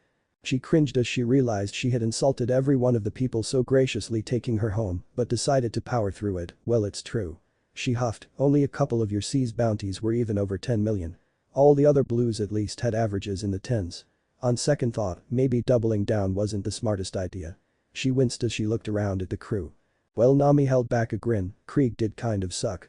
The blue-haired girl hesitantly smiled back, still, you are talking pretty big, aren't you? Why not put your money where your mouth is? She held up her staff and pointed it at her threateningly. The girl blanched and turned pasty white, can I not and say I did? She poked her fingers together, I can't fling tornadoes around.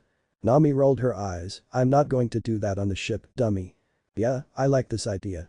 Luffy popped into the conversation with that shit-eating grin on his face, okay, Nami versus Blue Girl is a go. He hauled a protesting brunette up and pushed her to the sparring area, with Nami following with a giant grin matching his. I didn't agree to this. She kept on protesting uselessly. No slackers on my ship. Luffy commanded, turning serious for a moment.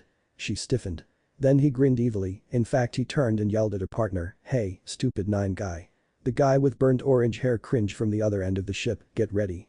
He vanished and Wednesday winced as she heard the girlish scream belonging to her partner, followed by a crash and pleas for mercy. Well, at least it's not the captain I'm facing.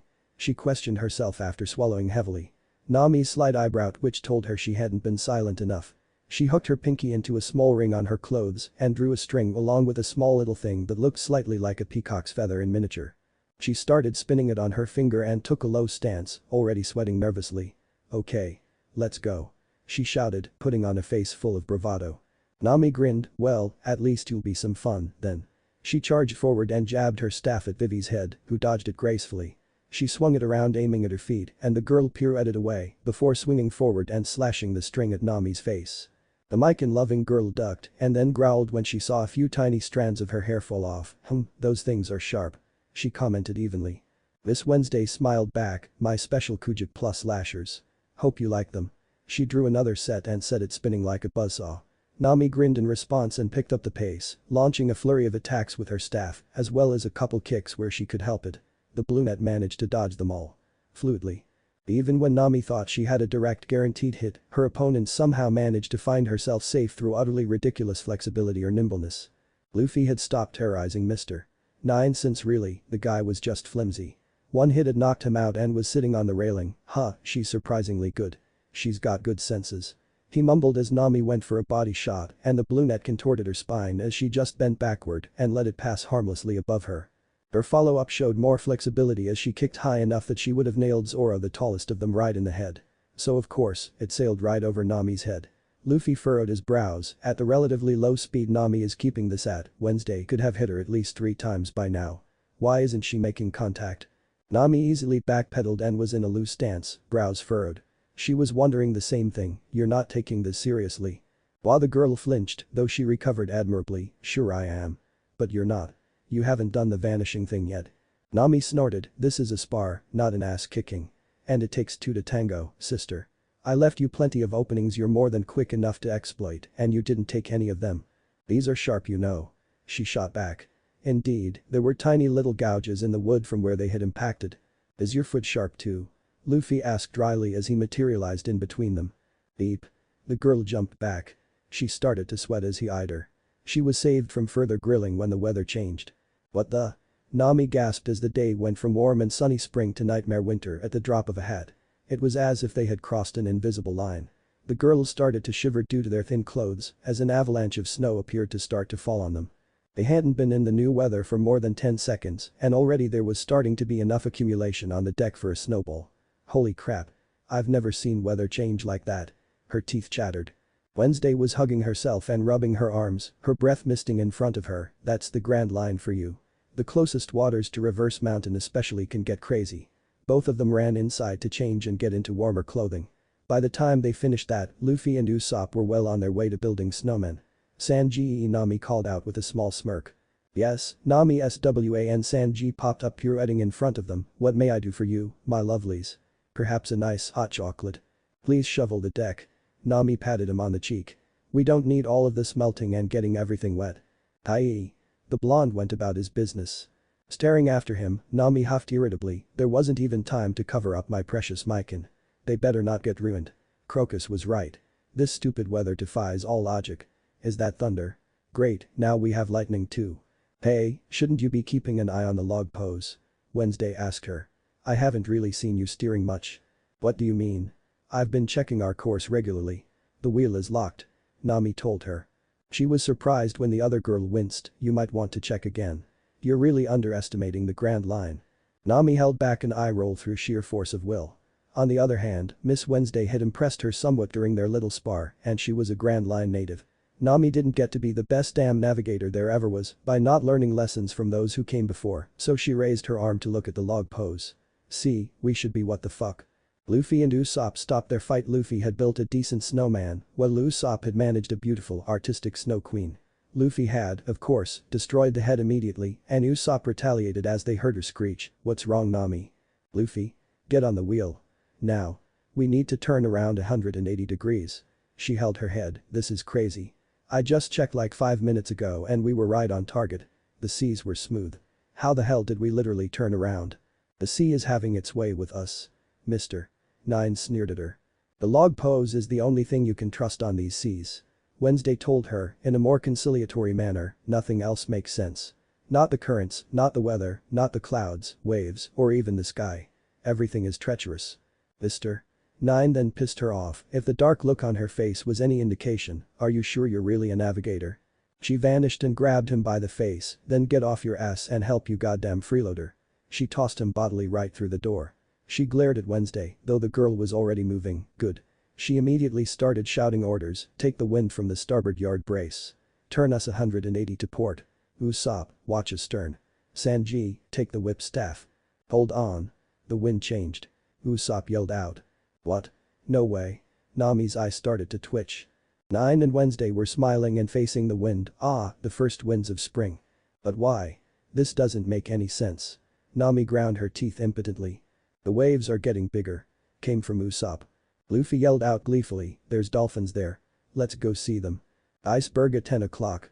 Usopp yelled again, shit we're aiming right for it. Nami's scream at Luffy to avoid it got interrupted by Sanji's yell, there's fog up ahead. What kind of ocean is this? Nami yelped, holding her head in between her hands. And all the while, Zoro simply slept leaned up on a railing, a pile of snow covering his head and chest. Roughly 5 hours of the hectic and crazy changes in weather happened. All the while, Nami had been barking out orders and using her own Luffy-trained skills when needed. Well, she would have preferred to devote all her attention to the weather and delegating responsibility, at times she needed to be too quick for instructions. At other times, the person assigned to a particular task had to abandon it to repair something. Usopp had to put his fledgling carpentry skills to the test multiple times just to keep the bilge from leaking over and over. Poor Miss Wednesday had almost been brained by a hail ball the size of a baseball. Sanji had to stop helping multiple times as well to go make food. The work was utterly exhausting and everyone needed to eat constantly to keep their strength up. Nine had collapsed roughly 3 hours in and had been utterly useless for the next hour. Wednesday, though, had impressed all of them. Not once had she complained and she had taken to her assigned tasks with determination. And then, as suddenly as it had begun, it ended. It went from a snowy monsoon for lack of a better description to a perfectly clear, sunny day. Everyone froze, looking around at each other in bewilderment. Then they looked at the skies and the seas, and it finally registered. Everyone collapsed to the floor in rapture, elated that the nightmare weather was finally over. Everyone, that is, but Luffy, who was just chilling on the railing and snickering at everyone laying about, looking like death warmed over. If I say that was fun, would Nami kill me? And then a yawn broke out. Zoro was getting up and stretching. Amazing sounding cracks rang through the air as the green-haired man woke up and popped his joints. Man, what a peaceful nap.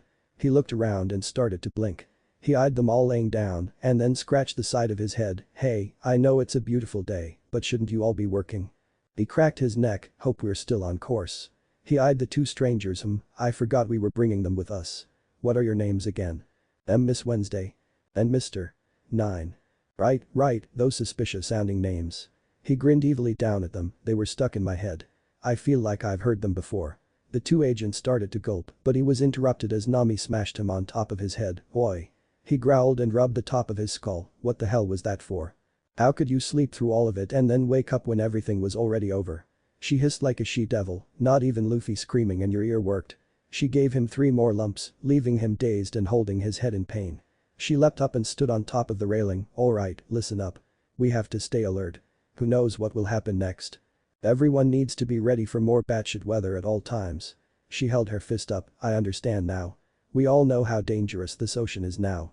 And I know now how the Grand Line got its reputation. All of the navigational skills I've honed for the last decade plus seem useless here. Usopp groaned, not exactly inspiring confidence here. Are you sure we'll be okay? Of course. Nami growled, other crews have braved these waters before. Hawkeye Mihawk sailed it in a goddamn coffin. The Pirate King even reached the end of the line. I will learn how to read this damn sea like a book, just like I did back home. I will get us through this journey safely. And we will not fail. The two stragglers were looking at her in awe while everyone else was merely smirking. She pumped her fist once into the air for all of our dreams. Yeah. The replying shouts of only 4 people almost blew Nine's eardrums out. Wednesday was looking at them all in admiration before ducking her head to hide a smile. She really liked these people. They had surprisingly grown on her despite the training, torture, and she had only known them for about 4 days at this point. Nami suddenly grinned, and looks like the first leg of our journey is over. She pointed ahead of the ship and they all turned their heads. The fog before them suddenly cleared out, revealing an island with 4 massive mountains and several smaller ones that really did look like cacti. Whoa. Luffy grinned brightly, it's Ache Summit. We arrived safely. Mr. 9 yelled in elation. Miss Wednesday wasn't really sure what to do. She did honestly like them, but she needed to go. So, for now, she just went with the flow and jumped onto the railing along with her partner. We'll be taking our leave now. No doubt she'd be seeing them again soon. Miss Wednesday slapped a smug grin onto her face. Thanks for the ride, darlings. We'll meet again, fate willing. Her cocky smirk was hiding a real smile. She didn't doubt that they would be perfectly fine. Bye, baby. Both of them backflipped off the ship and into the drink below. Everyone watched with growing sweat drops on their heads. Luffy scratched his chin. Whatever. Let's land. He grinned happily. I wonder what kind of island this is. Hope it's a fun one. Wait a minute. Usopp suddenly shivered. What if it's a really scary island full of monsters? Sanji smirked as he took a drag from his cigarette. Ho, that certainly is a possibility. This is the Grand Line after all. Usopp's teeth started to chatter and he suddenly held up a hand to his chest. Oh no. My acanthosis landitis is acting up. Everyone else just rolled their eyes. Either way, we have to stay here until the log pose records this island's signature and picks up the next one on our path. She led them in ignoring Usopp's theatrics. According to Crocus, the time that it takes for the pose to record the magnetic field varies from island to island, so we may be here for a while. Could be hours, could be weeks. Just keep that in mind. As they sailed inward, the crew members with sharper ears started to pick up on a whole lot of voices. They eyed each other for a moment and the message was clear. Be ready to fight. Only when the fog finally cleared completely, it was to the sight of seemingly an entire town cheering for them. Welcome to the town of Celebration Whiskey Peak. The crowd roared, doing everything from cheering to literally throwing confetti at them. Welcome to our town, pirates. Hooray for the heroes of the sea. Usopp immediately was taken into their pace and started blowing kisses. Wow, so pirates are heroes here. Awesome. What a welcome. Sanji spotted a couple of pretty girls and his one visible eye turned into a heart. He started noodling about. Whoa. So many cute girls. Nami and Zoro deadpanned while Luffy was snickering to himself. This smells fishier than Arlong Park. The orange tea said, having to forcibly hold back an eye roll. Luffy started to laugh outright and then allowed himself to get drawn in. He certainly wasn't going to turn down a free party. This should be fun. Zoro smirked and fingered one of his swords, one way or another. Hem. A tall man with blonde, ludicrously curled hair holding a saxophone of all things in his hand greeted them when they finally docked. He had broad, thick shoulders, a large chest, and hilariously skinny legs. Me. His odd throat clearing almost made Luffy collapse in laughter. My name is Igarappoi, and I'm the mayor of Whiskey Peak. Welcome, brave pirates. The crowd let out another deafening cheer. Welcome to Whiskey Peak. We're a bustling town of music and ale brewing. We're very proud of our ale and have an ocean of it. Would you care to join us in a celebration and regale us with the tales of your adventures? You bet we would. Luffy, Usopp, and Sanji cheered. Nami sidled up to the mayor. Say, how long does it take for the log pose to set on this island? Log pose? The mayor had to fight the urge to flinch from her sharp stare. Me. Not very long at all, madam. Please, set aside such trivial matters and enjoy yourself. He tried to put an arm around her, but a burning glare from her made him step back. Come on everyone. It's party time. Later that night, the party was in full swing, and Usopp was in his sixth retelling of the same story. Yet the liar was surely a master of his craft. None of the girls surrounding him had figured out that it was the same story told 6 different ways, and then they made me their captain. He finished with a cool look on his face, arms crossed in front of his chest. Whoa. One of the girls pecked him on the cheek. Captain Usopp is so cool. He grinned smugly. Yeah, our escape from the Grand Line had me quaking in delight. He crowed, and the girls all acted like Sanji usually did. Crack. Zoro put down his mug of ale down on the table as his 10th opponent threw in the towel, practically passing out on the spot. Holy cow. He took down 10 guys. That's nothing. Another yelled in shock, she's on her 13th. Nami guzzled down another mug with a beaming grin. Ain't no one beating me tonight. She crowed as her next drinking opponent and none of all things sat down in front of her and started guzzling down her own drink. That's nothing. Another yelled as the chef collapsed into a heap, his chef's hat rolling off his head. The captain ate enough food for 20 people. Luffy looked really fat and blown up and was sitting on a bed made of the 3 barrels of milk he had already consumed. Another. He roared gleefully as he tossed a plate carelessly over his head and it landed in the third of 3 neat stacks of plates. And this one's flirting with 20 girls at once. Sanji was covered in kiss marks and had over a dozen girls draped over him or each other. Wahaha. Igarappoi laughed, marvelous. I'm so glad you're having fun. Continue enjoying yourselves. Miss Wednesday sat on one of the buildings above the party, staring at the moon. She looked down when she heard the door opening as some of the sounds from within started dying down, eyeing the town mayor as he exited the building. Mr. 8. She called out. He turned, if it isn't Mr. 9 and Miss Wednesday. How did your mission go? He asked as they jumped down to his level. Badly. Miss Wednesday's eyes flashed as they stared at each other. Unknown to her partner, there was much more in that look than he could possibly realize. The pirates in there are insanely strong. You better have put more than just booze in those drinks. I wouldn't want to be anywhere near them if they get pissed off. Oh, they are, huh?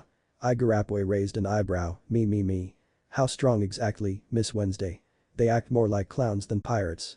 He replied dubiously. I don't know, Miss Wednesday replied, but the swordsmen took down the unluckies like yesterday's refuse. The unluckies aren't truly fighters though. He shot back, they can handle themselves, obviously, but I would hardly worry if I had to fight them. From 100 meters away. She deadpanned, with a single swipe of his blade. Now that got his eyes to widen. You can't be serious. He gasped, aghast, oh my. Perhaps we should double down on the party, start slipping drugs into their drinks. No need. A new voice rang. It was the nun Nami had been drinking under the table. She ripped off the ensemble revealing an incredibly muscular body, dark skin, and pink hair styled into two little puffs. Geez, I was just drinking carbonated barley tea, and even I feel buzzed. She cracked her neck explosively before asking, was this whole charade even necessary? We're already short on food and drink with you too, she glared at the Mr. 9 pair, who glared back, failing your whaling mission. Surely we could have just taken these idiots at the port. Ho ho ho ho. In response, Wednesday's queen bitch laugh made a return, aren't we getting too big for our britches, Miss Monday? I'd like to have seen you take down that whale with that crazy doctor protecting him. Lightning shot from both of the women's eyes and impacted in between them. And I'll say this again. I have doubts that even all of us together could take down one member of their crew. If you didn't go with the party and drug them we'd all have been wiped out. Ah. Miss Monday spat on the ground, none of those clowns look like they're any good. What kind of idiot carries around 3 swords? And that captain. Ha. Fat tub of lardy is now. If he can even sit up I'll eat my wimple. Their argument would have continued when a nameless runner practically fell in front of them. Big trouble, Mayor. He gasped. Steady yourself lad. Igarappoi commanded, did you get the information I requested? Why yes. He let out another explosive gasp, I don't think we should try anything with this group. Look at this shit. He slapped 3 wanted posters onto the ground. Even Miss Wednesday's jaw dropped, 50. She gasped, her eyes shooting wide open in pure shock. 100 million between just 3 of them. Miss Monday had her jaw sagging. Holy. I'm embarrassed. Sorry for badmouthing you, Miss Wednesday. I knew it had to be high, but I had no idea it would be that high. They're from East Blue. That's absurd. She replied in stupor. This just goes to show you, Miss Bunbay Igarappoi started to cough, me. Miss Monday, that you can never judge a book by its cover.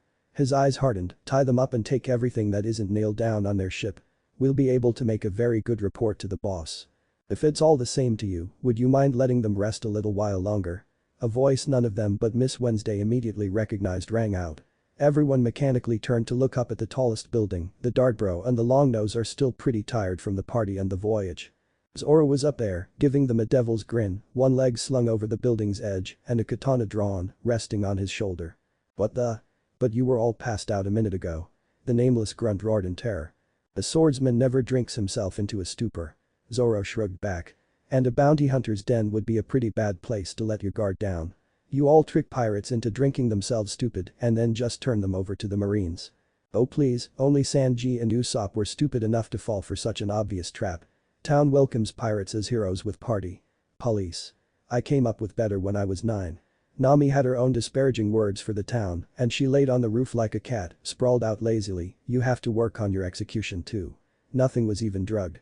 I'm almost insulted. At that, Miss Wednesday had to fight very hard to hold back a giggle, forgetting for a moment that she wasn't on their ship any longer. Nami then noticed the posters on the ground, admiring our bounties, are we dearies? Don't be jealous. It's not the size of your bounty that matters. It's what you do with it. She started to giggle after making a show of wagging her eyebrows. Luffy snickered from his place as her pillow, looking completely normal. What the? You were a ball 10 minutes ago. Miss Monday gaped in utter shock. Dozens of their fellows started pouring from the buildings in a panic over the missing straw hats. Luffy waved a hand airily, yeah, the food wasn't bad. Sanji makes better, of course, but he was having his own fun. I already digested it. Weren't secret marine techniques amazing? You're teaching me that, by the way. Nami told him offhandedly. Sure. Luffy smirked to himself, right after you master all the Rakishiki. She glared at him, yep, that includes Tekai. And the secret technique. Whis, Luffy. She made puppy dog eyes at him. He snickered, that's the requirement, Nami. That's the kind of utter control you need to have over your body just to start learning how to do it. Their conversation was interrupted as practically everyone down on the ground started drawing and cocking weapons, aiming right for them. Oh, I didn't know there was a second party. Luffy had a look of such overplayed enthusiasm on his face that Nami burst out laughing. About 100 of you, from the looks of it. Zoro commented with a growing grin, care to make it a contest, Luffy? First to 51 wins. Should be a nice test for my new blades. He paused, well, against someone I can actually cut. His deadpanned admission was like drawing blood from a stone. Why not? Luffy cracked his neck. Make it first to 34. Nami sat up, might as well work some of that booze off. I doubt these guys have much to steal anyway. That settles it then. Zoro grinned devilishly again, looks like we'll be your opponents tonight. Baroque works. Pandemonium. Every single one of the bounty hunters reared back as if Zoro had personally slugged them in the mouths. Several of them sputtered, impossible. How do you know the name of our secret society? Zoro stood and his form was darkened by the illumination of the full moon behind him, casting terror into most of their hearts. Why? You idiots tried to recruit me long ago. Back when I was in your line of work. Of course, with the stupid need for secrecy, dumb code names, and how not one of you knows what the boss even looks like or where he is or even what your final goal is, I had to turn you down. Told the guy who tried that I'd join if they made me the boss. From his shadowed form, only the white of his grinning teeth could be seen clearly. What was that moron's name again? The former Mr. 4.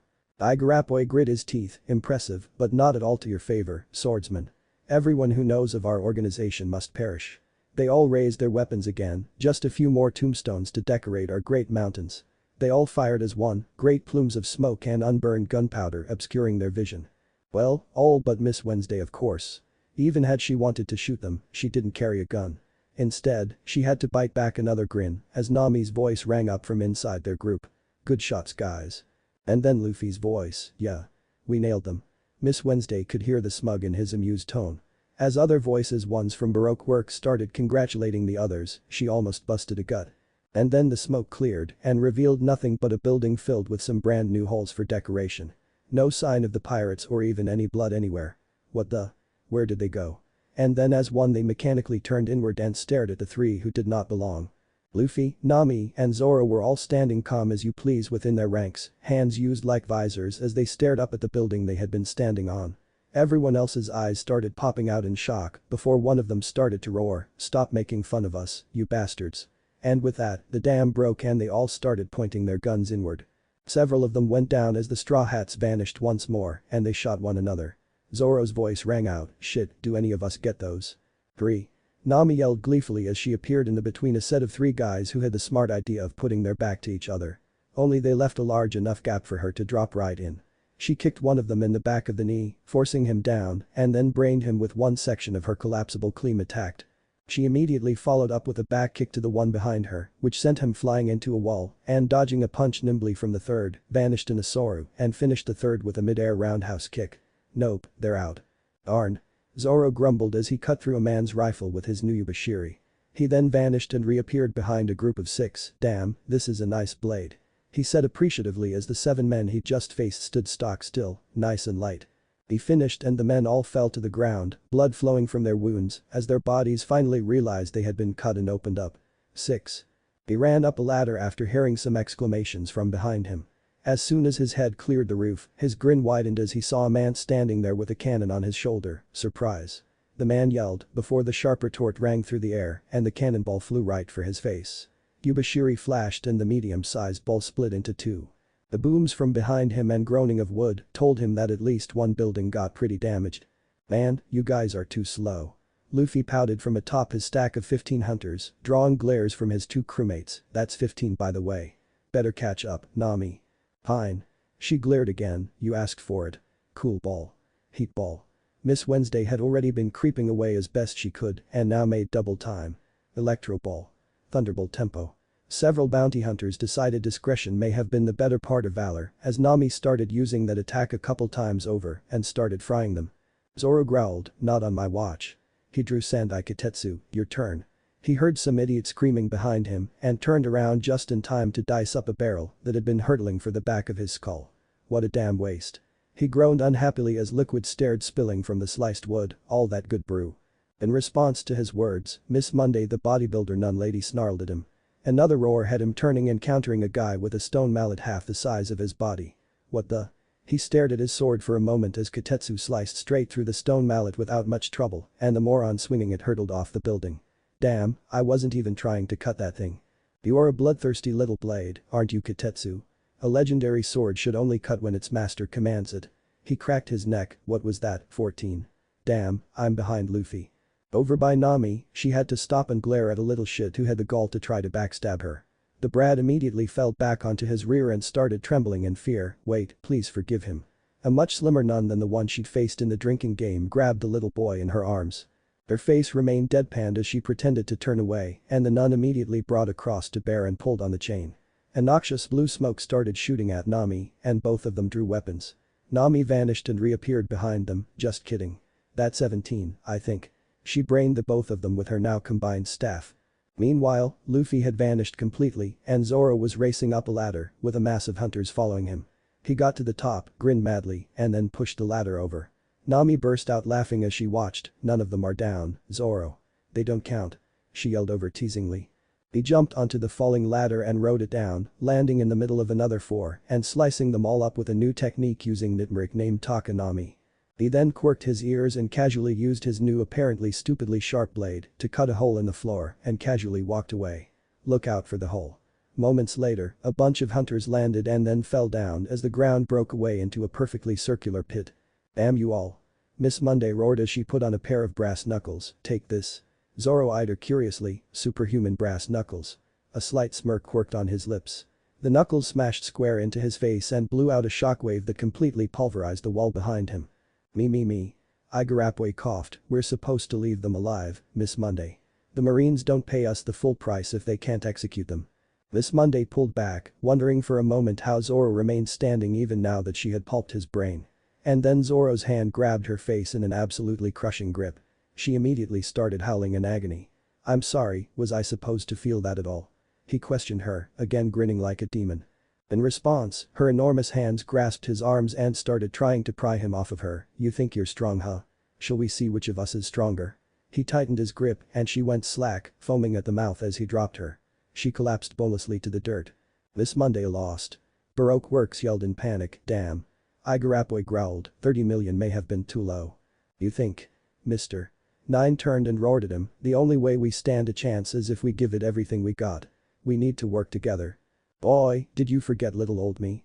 Nami called as sat above them. Don't take us lightly. We're numbered agents. Igarappwe yelled, Igarappa. He blew on his saxophone and bullets started spurting from it. Nami dodged out of the way as Mr. Nine displayed far greater speed and strength than they had seen from him before, easily leaping and somersaulting up the building to follow her. Peru. Miss Wednesday called out after a loud whistle, getting a loud quack. She turned and saw her giant duck wagging its tail. Get over here, you idiot. She grinned as she hopped onto the duck. Let's show them the power that puts panthers to shame. She knew they wouldn't win this, but she had to put in the effort. The duck sat down. Get up, damn it. She roared as she punched it in the back of the head, glaring at the duck with shark teeth. Zoro sweat dropped as he stared at her. You want a few minutes? Shut up. She roared back at him. Are you surprised? Mr. Nine yelled as he chased after Nami. Did you really think we were stupid enough to show off our skills in front of enemies? Acrobatic metal bats. The armored bats gleamed in the moonlight as he whipped one forward. Nami quirked a grin and spun her staff, deflecting the bat to the side and throwing Mr. Nine off balance. Her right leg flashed as she kicked up, a dull thud ringing through the air as Mr. Nine hacked from the impact, literally lifting an inch or two off the ground. He fell to his knees while clutching his gut and Nami's staff smashed into his face. His body spun as it fell to the floor while spittle flew from his mouth. The fact that you think we need to hide anything irritates me. She deadpanned, honey, if you had more than a peanut rattling around in that skull, you would have already run for the hills. On another roof, Miss Wednesday was standing on top of her giant duck and staring at Zoro. I'll defeat you here, Mr. Bushido. She opened up her coat a little more, revealing that her skin-tight shirt had a design of 3 concentric circles, one on each breast and one on her midriff. Look closely. Captivating vertigo dance. She started shaking her hips and moving her body. At first Zoro just stared blankly, wondering if this was her attempt at seduction. And then he started feeling a little weird. And then his eyes widened as he crashed to one knee, feeling as if the world had flipped and feeling his gorge rise. Nami's eyes bugged out as she saw it happen. Holy shit, did that actually work, Zoro, you moron? Excellent work, Miss Wednesday. Take this. The mayor hooked his 2 thumbs into his necktie strings and pulled. Out of each curl in his hair, a gun barrel of a decent caliber popped out, a Gurapapa. Dozens of large round shot balls fired. Zoro growled out and forced his body to function. Like hell I let that work. He roared, whipping Yubashiri out and cutting every single metal ball in half or redirecting them. One landed near the kinda surprised that worked Miss Wednesday and exploded, throwing her into the wall. She groaned in pain and slumped over as Nami appeared behind Igarappwe in a Soru and smashed him in the back of the head. The large man flew off the roof and crashed through a building. She let out a sigh and reappeared next to Zoro. The hell was that, Zoro? She demanded. Shut up. He groaned, sheathing his swords and staggering to his feet. After one final shake of his head, he felt fine. What was that attack? I felt as if I had been repeatedly dropped on my head while being force-fed shitty booze. She snorted in response, whatever. Where the hell did Luffy go? Oh, you guys are finally finished. The captain's voice rang loud and clear. They turned, and then their eyes bugged out as they saw him sitting on a pile of knocked out bodies roughly 20 feet high. "What took you guys so long? I won, by the way." "Damn it." They both snarled, having forgotten about the contest. Nami shook her fist. "We took out the big guys though. You got the mooks." No one said they would count for more than one. Luffy started to guffaw at their incensed looks as he went from sitting to right next to them in the blink of an eye. "Whatever." Nami growled. She grabbed him by the shirt and pulled him to her. "Oh well, time to relax." Her fierce look was replaced with a little grin. "Boy." The third wheel growled, "Get a room." Igarappoi groaned as his eyes popped open. He coughed up some wood chips and brushed the dirt off of him. He began crawling out of the destroyed house. "No way am I going to die here." He groaned and fell back down before pushing himself back up with quaking arms. "I must fulfill my duty." How shameful. He froze at the lackadaisical voice, having never heard it before. He raised his head and his eyes widened in shock. Standing before him were two new people. One was a tall black man with short, spiky dreadlocks. He wore a zipped-up, brown trench coat, a pink cravat, and sunglasses. On the coat was a white 5 encased in a square. Beside him was a young, platinum blonde-haired woman with bright green eyes. Evidently, she really liked lemons because her earrings were shaped like them and her yellow sundress had images of them stamped on the fabric. Finally, she carried a bright green parasol with blue stripes. Despite the fact that it was the middle of the night. "You all were defeated by a swordsman, a little girl, and a kid." The man questioned him with a sneer. "Hi ha ha." The woman laughed. "Well, what do you expect? He's only a frontier agent." "Mr. 5. Miss Valentine." Igarappoi coughed out a small bit of blood. "Nearby, Mr. 9 finally stirred and Miss Wednesday had managed to crawl over to the roof nearby. "Did you come to laugh at us?" "No, that's just a bonus." Mr. 5 deadpanned, smirking at him. "We're here on official business, of course." Miss Valentine claimed airily. "Excellent." Mr. 9 wheezed. "With your help, surely we could defeat these pirates." Miss Wednesday had a chill going down her spine, but she forced a sadistic grin onto her lips. "Let's hurry up and finish them. We'll have 100 million Beely for the organization." "You must be joking." Mr. 5's nose was so scrunched up it made Miss Wednesday wonder if he would get stuck looking like he had a turd in his nose for the rest of his days. Still, the words made her fist clench. "Did they find out? You think we came all the way down here to help you with your dirty work?" Kaya ha ha ha. Miss Valentine looked to be having a grand old time of it. Mr. 9 looked utterly bewildered. Then why the hell are 2 officer agents here?" "You don't get it." Mr. 5 stared at him like a bug. "Why would the boss send us here, The exact words of the boss were, 'My secret is out. Our motto is mystery. We never reveal our identities and especially not the boss's identity.'" Valentine grinned. "So imagine our wonder when we discover some agents from a foreign monarchy skulking about. Wait a minute." Mr.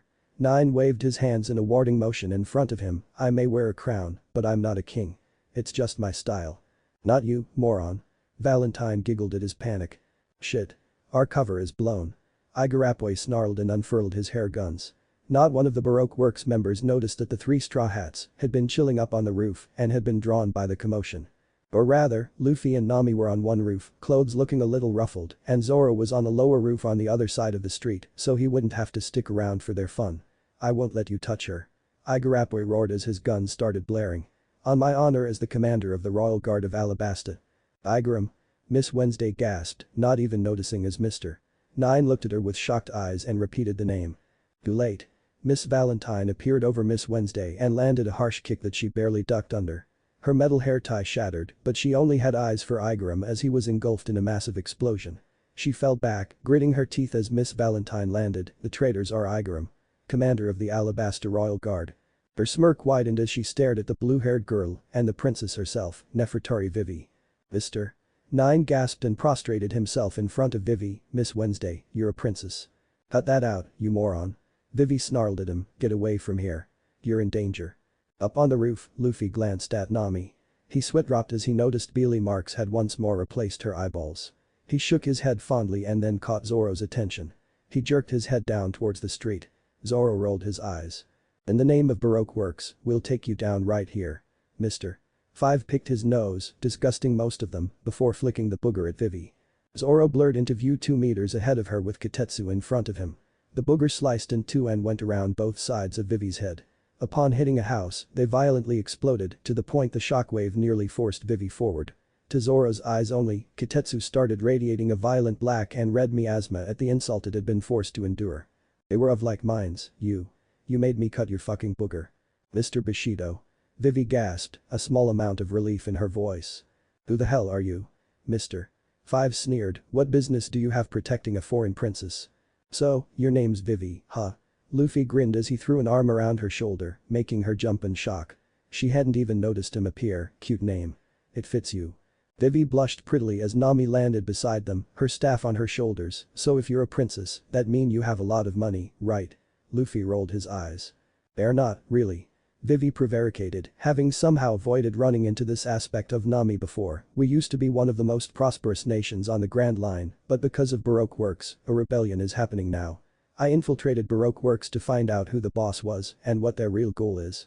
She looked at Nami's deadpan gaze and giggled nervously, we don't have much money now at all. I have maybe 500,000 in my savings. Nami's head dropped, darn. Boy, are you ignoring us? Mr. Five had enough of listening and pulled out a revolver. He started to breathe into the chambers before flicking it shut and spinning it, we're officer agents. Don't take us lightly, you brats. He flicked the revolver towards Luffy and unloaded all 6 chambers. Luffy? Vivi screamed in shock as Luffy was engulfed by explosion after explosion. She further boggled at the fact that Nami and Zoro didn't react whatsoever. Even Luffy would get injured by explosives, right? That's what he gets. Mr. Five snorted derisively. Miss Valentine giggled, Kaihaha. Who's next, darlings? I'll bury you in the earth. Man, your breath stinks. Luffy walked out of the smoke cloud, completely unharmed. Mr. Five and Miss Valentine's jaws dropped to the floor. He picked his nose without much concern, that's dangerous you know. You shouldn't point guns at people unless you're willing to risk your life. Why you? Mr. Five snarled and reloaded his pistol, how did you block my bullets? Block? Luffy snickered, shushushi, I didn't block anything. You're just weak. Weak? A vein on Mr. Five's head started to twitch, I'll show you weak. And then Luffy was right next to him. His fist cracked into Mr. Five's jaw, shattering his sunglasses just from the shockwave. The black man went flying and blew up 3 houses as he smashed through wall after wall. Damn it Luffy. Zoro roared, a miasma of death surrounding him and Kitetsu, I wanted to cut him. He got his disgusting booger on my katana. Shishishi, sorry Zoro. Luffy laughed, making even more tick marks appear on his swordsman's head. Don't ignore me. Miss Valentine's voice rang above them and they all turned their heads up, I ate the kilo no me. I can change my weight from anywhere from 1 to 10,000 kilos. Don't think that just because you have some trick to survive explosions that you'll win here. 10,000 kilo press. The platinum blonde dropped like a cannonball, aiming right for Luffy. Yes. Be terrified and stay still. She grinned triumphantly, incorrectly perceiving Luffy's lack of movement as his legs being frozen stiff with fear. She landed on Luffy with crushing force. Luffy's knees bent as he took the impact, but the ground underneath him cracked and crumbled, burying him up to his knees in the dirt. She was now sitting on his shoulders in the perfect position for a poolside game of chicken. She started to sweat as she realized her opponent was decidedly unburied. And then he turned his head up to look at her, they stared at one another, you done? I'll be good. She replied meekly, holding her own arms and trembling as though she'd stepped into a tundra. She swallowed thickly, just so we're clear, you do know I weighed like 12 tons during that hit, right? Luffy turned back to the street and casually walked out of the dirt as if it were water, Grandpa made us train with heavier weights than that. He hit harder too. She turned blue. Vivi wasn't much better. Boy, Luffy. Nami had a tick mark on her head, put her down. Sure. Luffy chuckled and was about to let her down when he suddenly raised his arm. Another explosion rang out, the biggest yet. Hiya. Miss Valentine let out a pained cry. When the smoke cleared once more, Luffy was stone-faced and she was clutching her legs.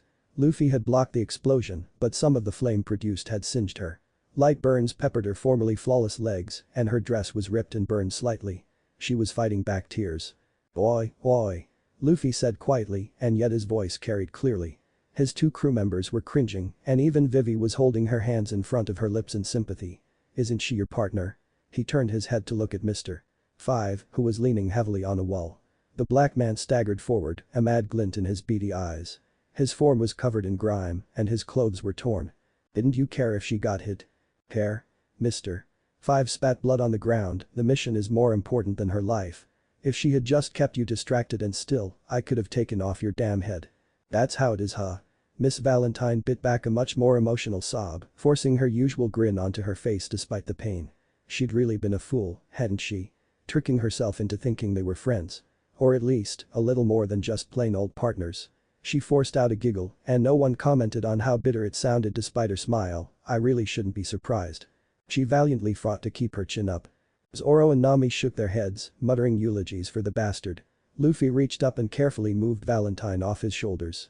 He held her in a bridal carry for a moment before carefully putting the sniffling woman on the ground. Mr.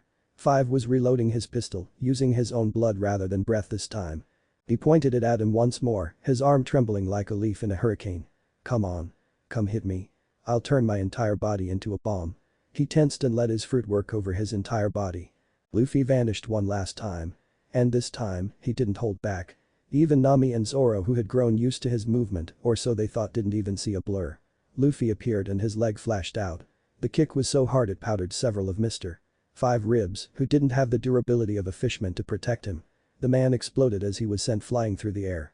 He arced towards the Cactus Mountains in the distance and impacted one of the big ones right underneath one of the smaller ones. Another massive explosion brightened the sky. When the light dimmed, the smaller bulge on the cactus was crumbling towards the floor in a shower of rocks and dirt. Miss Valentine could only tremble in shock. What the hell was this kid? Vivi had rushed into one of the downed houses and came back now, arms laden with what medical supplies she could find.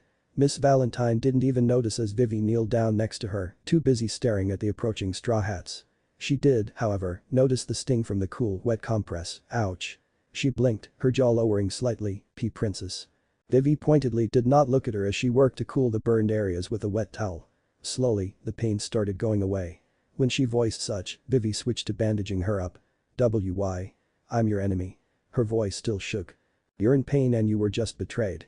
I can't just leave you like that." At that simple response, Miss Valentine was struck dumb, while the other three smiled over the princess's kind heart.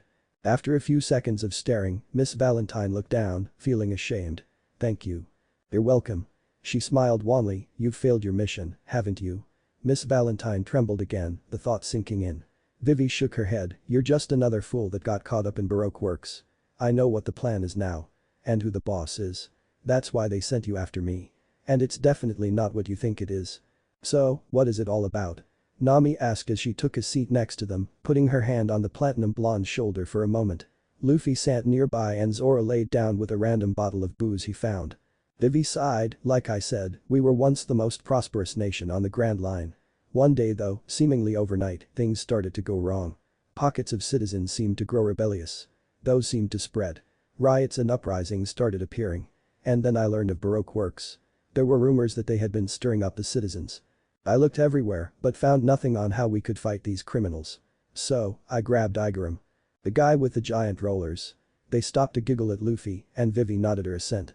"Who was the Royal Guard's commander and we infiltrated the organization." "Huh, you sure are brave for a princess." Zoro stopped drinking for a moment to comment. Nami and Luffy grinned in agreement, with the orange tea piping up. "She sure is." Vivi blushed, but hurried on. "We hope to find the source of the rumors.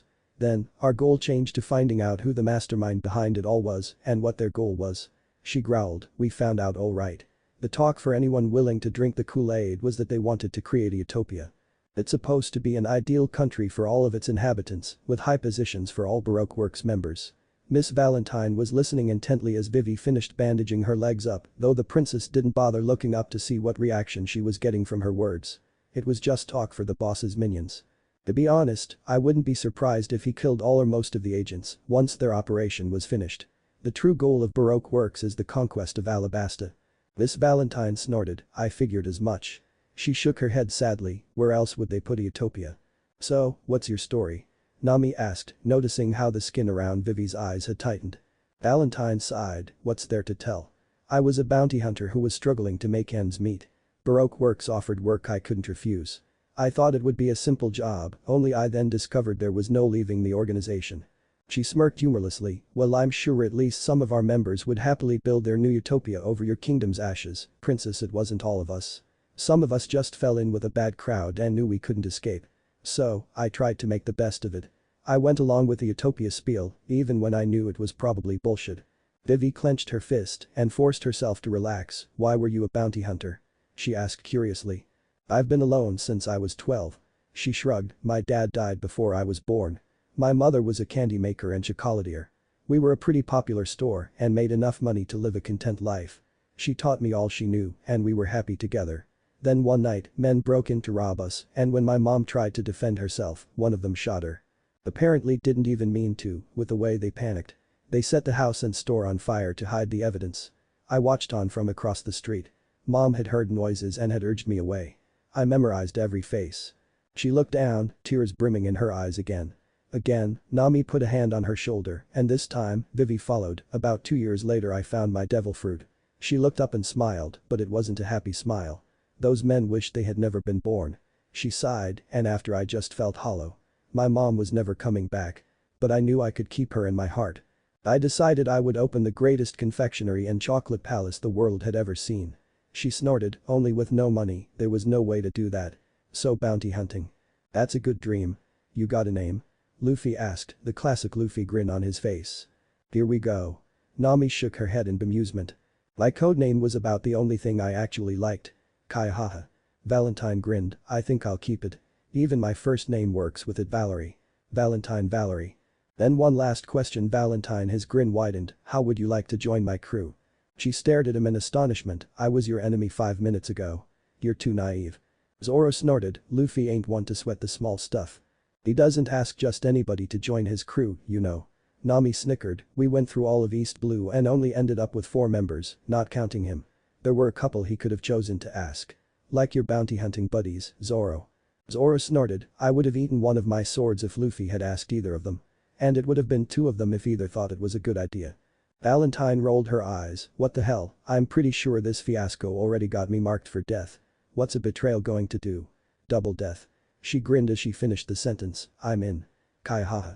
Yada. Luffy jumped and clicked his heels, a new crew member. He's like a little kid. Kai haha. Valentine started to giggle. Kid, yes. Nami grinned salaciously, little. That's a different story. Vivi went beet red as Zoro groaned, I did not need to hear that. Valentine just goggled. Anyway. Luffy went on, either uncaring that Nami made the comment or the meaning flew over his head, who is this boss guy anyway? I couldn't possibly tell you that. Vivi immediately reared back, if I did, they'd hunt you down too. Nami sighed, oh great, now you definitely caught their interest. She ducked her head in bemusement. Indeed, Luffy's eyes were shining and he was on the edge of his seat. Zoro had even stopped drinking. May as well just spill the beans so I can figure out what absurdly dangerous thing we're doing this time. Vivi shook her head rapidly, no way. I know you guys are way stronger than we thought and probably way stronger than even your bounties say, but there's no way you're a match for Sir Crocodile of the Shichibukai. And then she clapped her hands to her lips in horror. In response, Nami's jaw was located somewhere near her navel and Valentine had turned blue again. The boys on the other hand. Woo. A Shichibukai already. Luffy cheered, pumping one fist into the air before he fist bumped Zoro, this is going to be awesome. Valentine wobbled to her feet and started to leave, well, it was a good run while it lasted. I read her. No take-backsies. Luffy grabbed her and sat her back down. She had crocodile tears streaming down her face. Nami was holding her face in her hands, a Shichibukai. A fucking Shichibukai. I'm sorry. I'm sorry. Vivi wailed, it just slipped out. Hey, wait a minute. Valentine suddenly realized, where are the unluckies?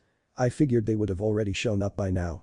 They're the ones who always report to the boss and do a lot of the in-organization spying. Especially on sensitive missions like these. Where the hell are they? Boo. Luffy and Zoro quirked their heads. Vivi was the one who answered, the otter and the vulture from Reverse Mountain, Mr. Bushido. Oh them. Zoro took a swig of his booze, I blasted them, remember? Oh, that's right. She clapped a fist into her hand. We're safe. Valentine sighed in relief, Kaya. I sure got you guys acting like I was worried. They all turned to stare at her blankly. What's this? They all turned as Igaram showed up. At the sight, basically everyone but Vivi turned green. Igaram was wearing drag. More specifically, he was wearing a disguise of Vivi. Luffy's eye twitched as he stared at the man, even I wouldn't fall for that. Igaram ignored the comment, please. I know I have no right to ask this of you after attacking you. But please. Keep my princess safe and return her to Alabasta. He bowed his whole body towards them. Igaram. Vivi yelped in shock. Please. I'm sure the king will handsomely reward you for your efforts. You're strong. Surely you can keep her safe. What are you being all pitiful for, curly guy? Luffy picked his nose, we're already going to do it. EA. Vivi and Igaram both gasped. What are you acting all surprised for, Vivi? We're friends, aren't we? Luffy asked her. Nami smiled softly while Zoro stood and stretched. He grinned massively, and even if we weren't, what kind of pirate king would I be passing up a chance to kick this croc's ass? Vivi ducked her head, tears threatening to spill. Thank you. She said hoarsely, you have no idea what this means to me. Zoro drained the last of his bottle. I'll go wake up Dartbro and Longnose. Valentine, who had been gaping over the whole Pirate King thing, jerked to awareness and furrowed her brows at the nicknames. And then she blinked and Zoro was gone. You guys are scary, she mumbled. Ha. Nami barked out a laugh, just you wait, girly. You're going to be able to do that at some point too. She grinned evilly at Vivi, who started to sweat heavily. You think your previous training with us was bad, princess? Oh ho ho ho.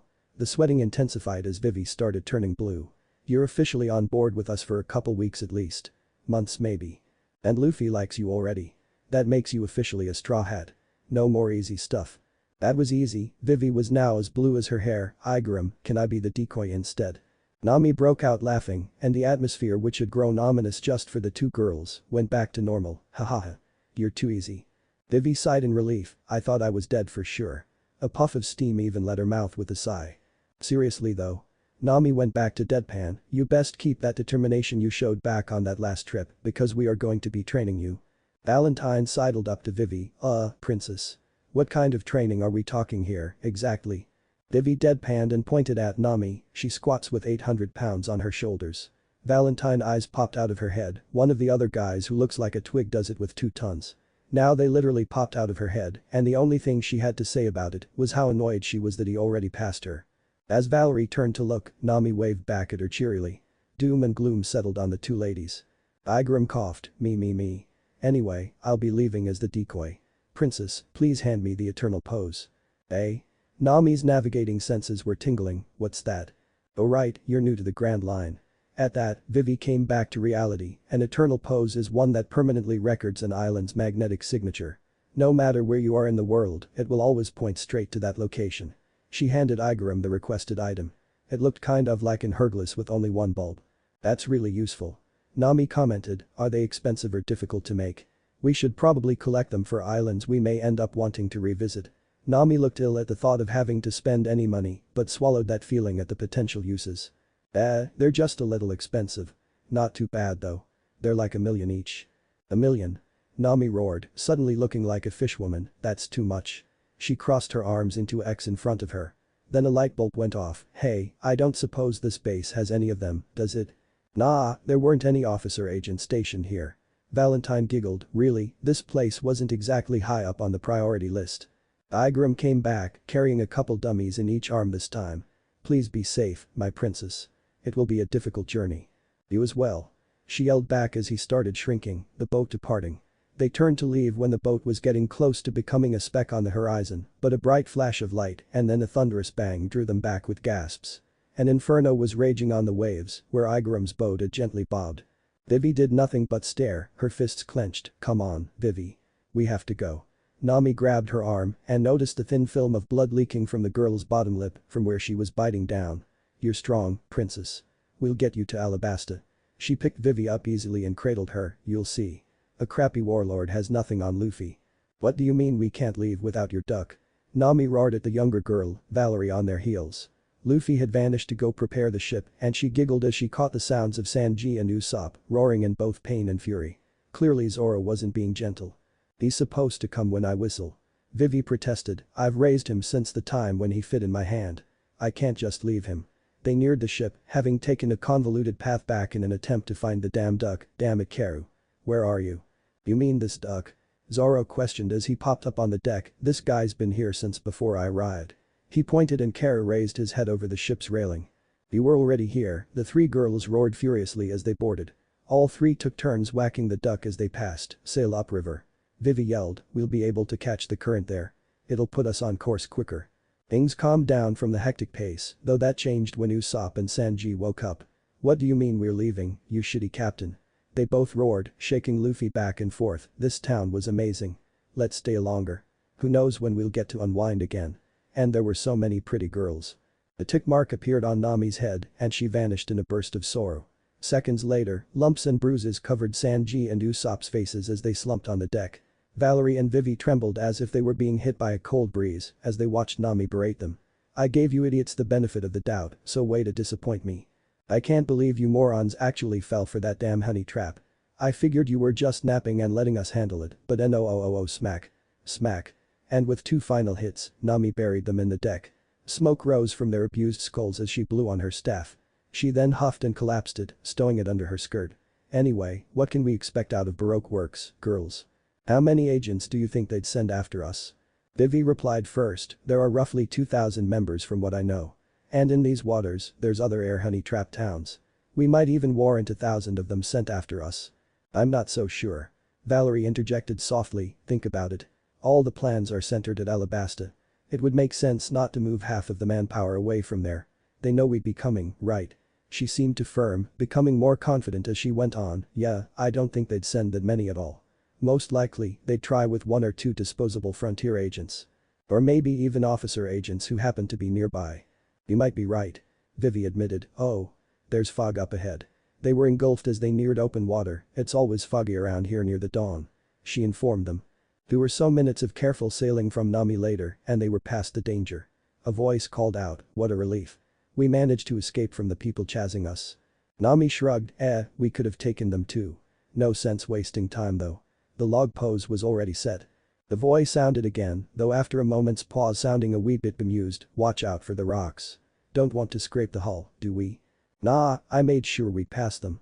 Nami replied again, "Who the hell do you think I am?" Everyone paused. "Valerie, was that you?" A quick glance at Valerie, who was assuming the cowering position behind a trembling Vivi, gave her the answer. She let out a sigh as everyone turned. Sitting on the railing above them was a beautiful, dark-haired woman with brilliant blue eyes. She had long limbs and even sitting, it was clear that she was tall. Taller than any of them, actually. She wore a purple corset which exposed her cleavage since they were only held together at the front by strings, and a matching skirt with wide ornaments. On her left arm was a white and black armband with the letter N on the center, golden medallion. Completing the look was a matching purple cowgirl hat. She had a long, thin, and well-defined nose and wore an expression of amusement on her face. "How are we today, Miss Wednesday?" Her expression didn't change as she held back a giggle over the trembling former Miss Valentine. "Oh, how interesting. You're here too, Miss Valentine. I take it this is your resignation." Hi there, Miss All Sunday." Valerie forced another of her signature smiles, trying to project confidence she didn't feel. "Yeah, it does look that way, doesn't it?" She forced herself to calm down. Her new crew, boy, didn't that feel weird to think about? Was full of strong people. She'd be fine, right? "Really?" Nami couldn't hold back a giggle. "Miss All Sunday. Why not just regular Sunday? Did you run out of holidays too?" Miss All Sunday's grin widened at the brass ones on the orange-haired girl. "I'm afraid Sir Crocodile doesn't exactly have the greatest naming schemes." She quieted for a moment. "This is a nice ship," she said after glancing around. "Thanks." Nami chirped, taking the reins. "Love the outfit by the way. The purple suits you." That got a blink of surprise from the woman, which made Nami bite back her grin. "I assume you're Crocodile's partner." "That's right," she confirmed lackadaisically. "You the captain?" Nami snorted. "Ha. No way." She glanced at Luffy, who was surprisingly looking up at the intruder with intense eyes, rather than being his normal goofy self. "Luffy?" she thought, hiding some bewilderment. "That's this lug right here." She pointed at Luffy. "Why are you staring at her like that?"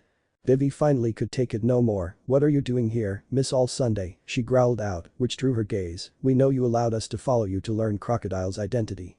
Why did you tell him we knew? What's your game?" "Game?" She chuckled. "Why, I just had to help you. Such an enticing story, is it not? Princess goes undercover to save her country. How inspiring." Luffy still said nothing. In fact, his eyes hadn't left her once. "It really is too bad you're bound to fail." Vivi grit her teeth. "Don't you dare underestimate us." She roared back, quite nearly drawing her slasher. The sign of aggression was enough for Sanji, who hadn't gotten a good look at her due to the dim light and the mist, and surprisingly Usopp to spring into action. They landed to either side of her, holding a pistol and a slingshot respectively. But the mood quickly worsening, Zoro had a hand on Wadden and Nami broke the staff out. Usopp was deadpan as he pointed that out. "Hey, you know what you're doing?" he asked Sanji dryly. "It appeared my beloved Miss Wednesday was in danger. So, I had to act," the blonde replied. The dark-haired woman sighed. "Please don't point such dangerous things at me." It happened immediately. Zoro and Nami both felt something slap at their hands. Zoro dropped the blade and it settled on his hip while Nami's staff clattered to the floor. Sanji and Usopp were both somehow flung off the higher deck over the railing. Luffy was the only one who saw a limb dissolving into flower petals. A devil fruit. Vivi gasped as the weapons all stilled. Sanji finally got a good look at the woman as the mist cleared and the day brightened. His eye turned into his signature heart. Whoa, she's beautiful. But which fruit? Was Nami's question. Don't get excited. She smiled placidly at them, I'm not here on assignment. There's no reason for us to fight. I must admit, I was curious to meet the person with the highest bounty to ever come out of East Blue. She gazed at him, I must confess myself a little disappointed. You haven't said a word, Monkey D. Luffy. Luffy's hat lifted off his head, which drew everyone's attention.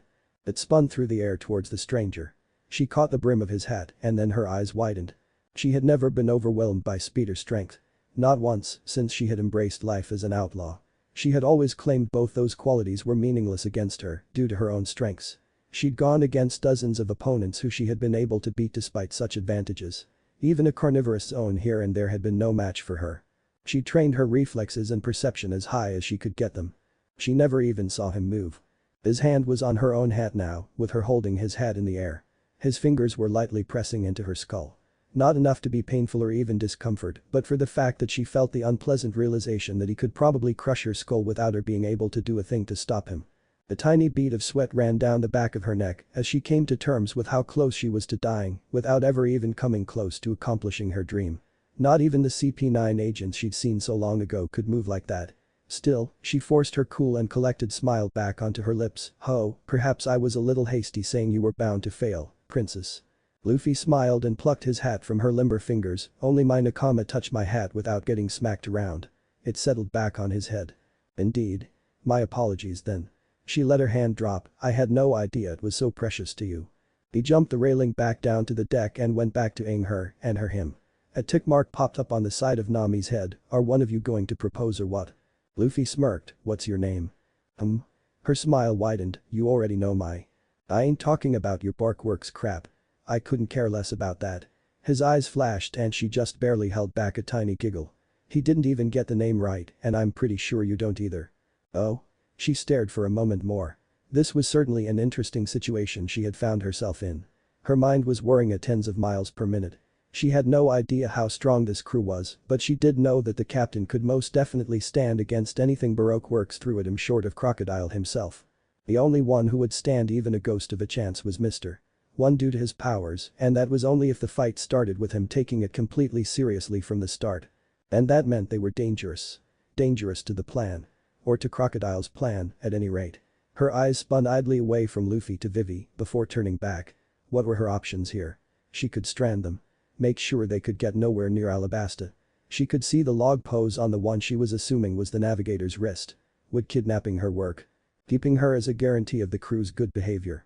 No. All of those ideas were easy ways to get into the crew's shit list. She had established herself as not being an enemy for the time being. That would end the second she touched one of them or damaged their ship and she was not confident in her ability to get away. Banshee was too visible and slow, which meant she'd have to hide on the island. The captain's sheer speed alone made her uncomfortable with that idea. Without a truly impressive diversion, there was no way she could lose him. And the broken cactus mountain she'd bet top Beely that was the captain's handiwork too. She did not fancy getting on his shit list. Perhaps coming here to play with them hadn't been her greatest idea. She should have taken such an absurd bounty from the weakest blue more seriously. There was a reason Crocodile had even contemplated trying to recruit them into Baroque works. Clearly that was off the table now, if it ever was a viable option in the first place. What to do? Letting them go on wasn't out of the question. The island they were headed for was a death trap. Thousands of crews had met their end at Little Garden over the centuries. They would most likely follow, right? No, maybe not. Those crews had to find their way there somehow. There was bound to be an unbroken log pose somewhere on that island that had already reset. If they were lucky, they could find one. That was perhaps too much to leave to chance. She needed more information. How strong was the rest of the crew? She'd arrived too late to see the fight, only the aftermath. How sympathetic would they be to her own goal? Could they possibly beat Crocodile? She'd long since figured out the Shichibukai's weakness. All it would take was a modicum of intelligence from any member here to figure it out too. Though making use of that weakness in battle would likely be another story. Sometimes Miss All Sunday hated her curiosity. She never quite remembered that it killed the cat. She had to make a decision. Perhaps parting with some less vital information would get her an edge. With that thought, Miss All Sunday shrugged, "You're right. I don't." Vivi's eyes widened as she lightly tapped her cheekbone. "Why so surprised, princess? Did you think I would have let you follow me if I did? Or why I haven't made a move against Miss Valentine there yet?" But. Vivi sounded stunned, but then why? She yelled, "Why are you working with him to destroy my country? He has information I need." She replied evenly, "As well as resources. I have my own goals to accomplish. It was merely your bad luck that those goals coincided with crocodiles." Vivi snarled angrily, "What the hell do you want then? I thought you had joined him to be his queen." Miss All Sunday couldn't quite hold back the look of revulsion. There were things that could break through even her stoicism. A miasma of death engulfed her. "Please never mention something so disgusting again. Ever." At the look, Vivi hid behind Zoro, trembling, her head nodding so rapidly it looked like it was going to fall off. "So, what is it that you want?" Luffy asked, snickering lightly at Vivi's antics, "and are we ever going to get that name?" The miasma vanished, and she was back to her pleasant self. "Ho, why so much interest in little old me, Captain?" she asked a bit coyly. "You're interesting." Luffy shot back vaguely. Even Valerie could tell that wasn't the truth. Or maybe just not the whole truth. He grinned again, "Last chance to give us a name, otherwise you're getting a nickname." Usopp cleared his throat, "I do what he says. The captain's nicknames are almost as bad as his artwork." "Very well." She chuckled, "The name is Nico Robin." Valerie gasped, Holy shit. Nico Robin." As her new crew turned to her in surprise, she went on, "She's got a 79 million bounty. They called her the Demon of O'Hara after she sank 6 battleships when she was 8. At that remark, the rest of the crew went wide-eyed, but for Luffy himself. Luffy immediately noticed her eyes tightening. She kept a pleasant look on her face, but it was clear that the comment had struck something in her. He began to snicker, "Wait, did anyone actually believe that garbage?" That got a look of surprise from Robin. "How the hell is an 8-year-old supposed to sink 6 battleships? She doesn't have a loja fruit." Robin stiffened momentarily, he saw. That was more information than she'd wanted them to have. Worse yet, it looked as if the others had taken his words at face value. They looked at her in a new light. Vivi definitely the one closest to the world government and therefore the one most likely to see the situation for what it could be. Bitter lip, why would they do that then? Was it some sort of cover-up? But why? Robin almost felt as if his gaze speared her as it sharpened once more. "An 8-year-old with a stupid bounty like that," he said, seemingly offhandedly. "You've been alone for a long time, haven't you?" Robin smiled thinly, but when she spoke, the humor had vanished from her tone. "You may be too perceptive for your own good, Monkey D. Luffy. Yes, they most certainly would figure out Crocodile's weakness at some point. He was too perceptive not to. So, the question was, could this crew beat him once they did? And more importantly, how sympathetic would they be to her own goal? Truthfully, if she could find a way to get what she wanted without Crocodile, she would do it in a heartbeat. The only reason she joined up with him in the first place was that she had been at wit's end. After 20 years of nothing but fruitless searching and heartache, this was truly her final shot. And if that required one last act of malevolence from the demon child Nico Robin, then so be it. That left 2 roads that she could see. If they stood against her, then she would do what was necessary or die trying. If, however, they proved sympathetic, then she could use them as she had so many others. "I am searching for something," she said with some well-hidden trepidation. "For 20 years I've searched for it with single-minded intensity." Her tone was low, and her words brought forth looks of disbelief. "It has been my all-encompassing goal. My dream." The fervor she spoke with surprised her. 4 years ago, I was approached by a fledgling Baroque works with an invitation to join them. Crocodile had somehow gotten wind of my dream and told me he could possibly lead me right to it. It's hidden right in Alabasta. Vivi's eyes were wide. What in the world could be hidden inside Alabasta that would cause such intensity in the normally compassed woman? Luffy's grin was splitting his face. "A dream, huh? I like that word. Wait. Every crew member there cottoned on, let's not be hasty now, Luffy." Usopp waved his hands. "Wait, you can't possibly." Even Vivi and Valerie were coming to the dull realization of what was about to happen. Nami was palming her face and Zoro was looking at the sky asking for strength. Only Sanji looked at all sanguine. Or he would have if he wasn't staring alternatively at Robin, Vivi, and Valerie with hearts in his eyes. Luffy ignored them all easily. "So, you don't care if this stupid croc wins, huh? Whose side are you on?" Robin scoffed, "Of course I don't. I never once planned on giving that madman what he wanted. And that's without even considering his chronic backstabbing disorder." Luffy burst out laughing, "I quite like my back the way it is. As for whose side I'm on." She smiled again, "I'm sure you're sharp enough to figure that out." "Your own?" He blew a raspberry, boring.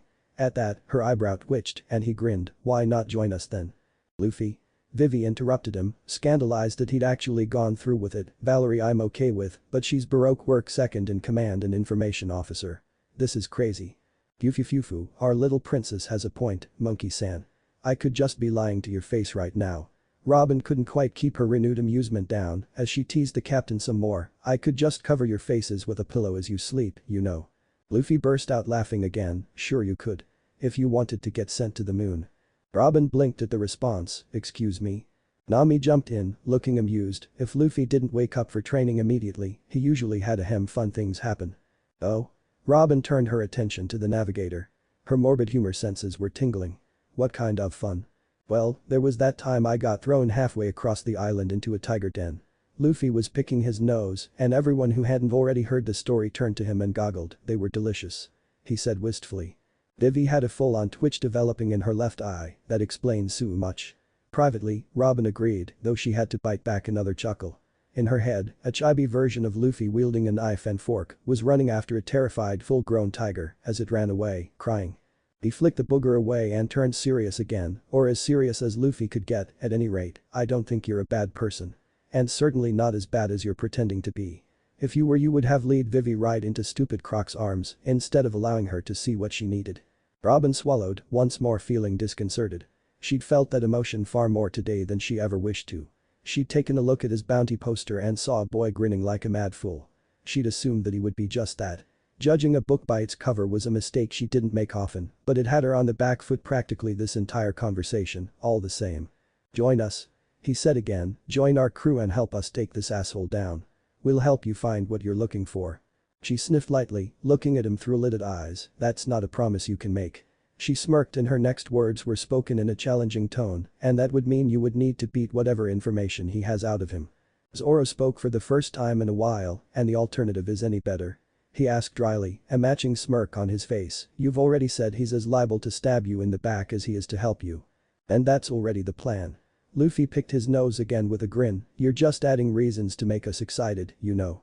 True. She responded, though her thoughts were a different matter, unless, swordsman-san, he needs me to find it. She didn't allow her thoughts to go further. She had a sneaking suspicion their overly perceptive when he wished to be captain would notice. She turned back to Luffy, truthfully, I'm not even against the idea. The sight of the extremely close-knit unit immediately jumping to a relative stranger's aid, Vivi's head irritatingly brought back old hopes and desires for the barest of moments. It had been a long time since she'd had even a fleeting thought of having a place to belong.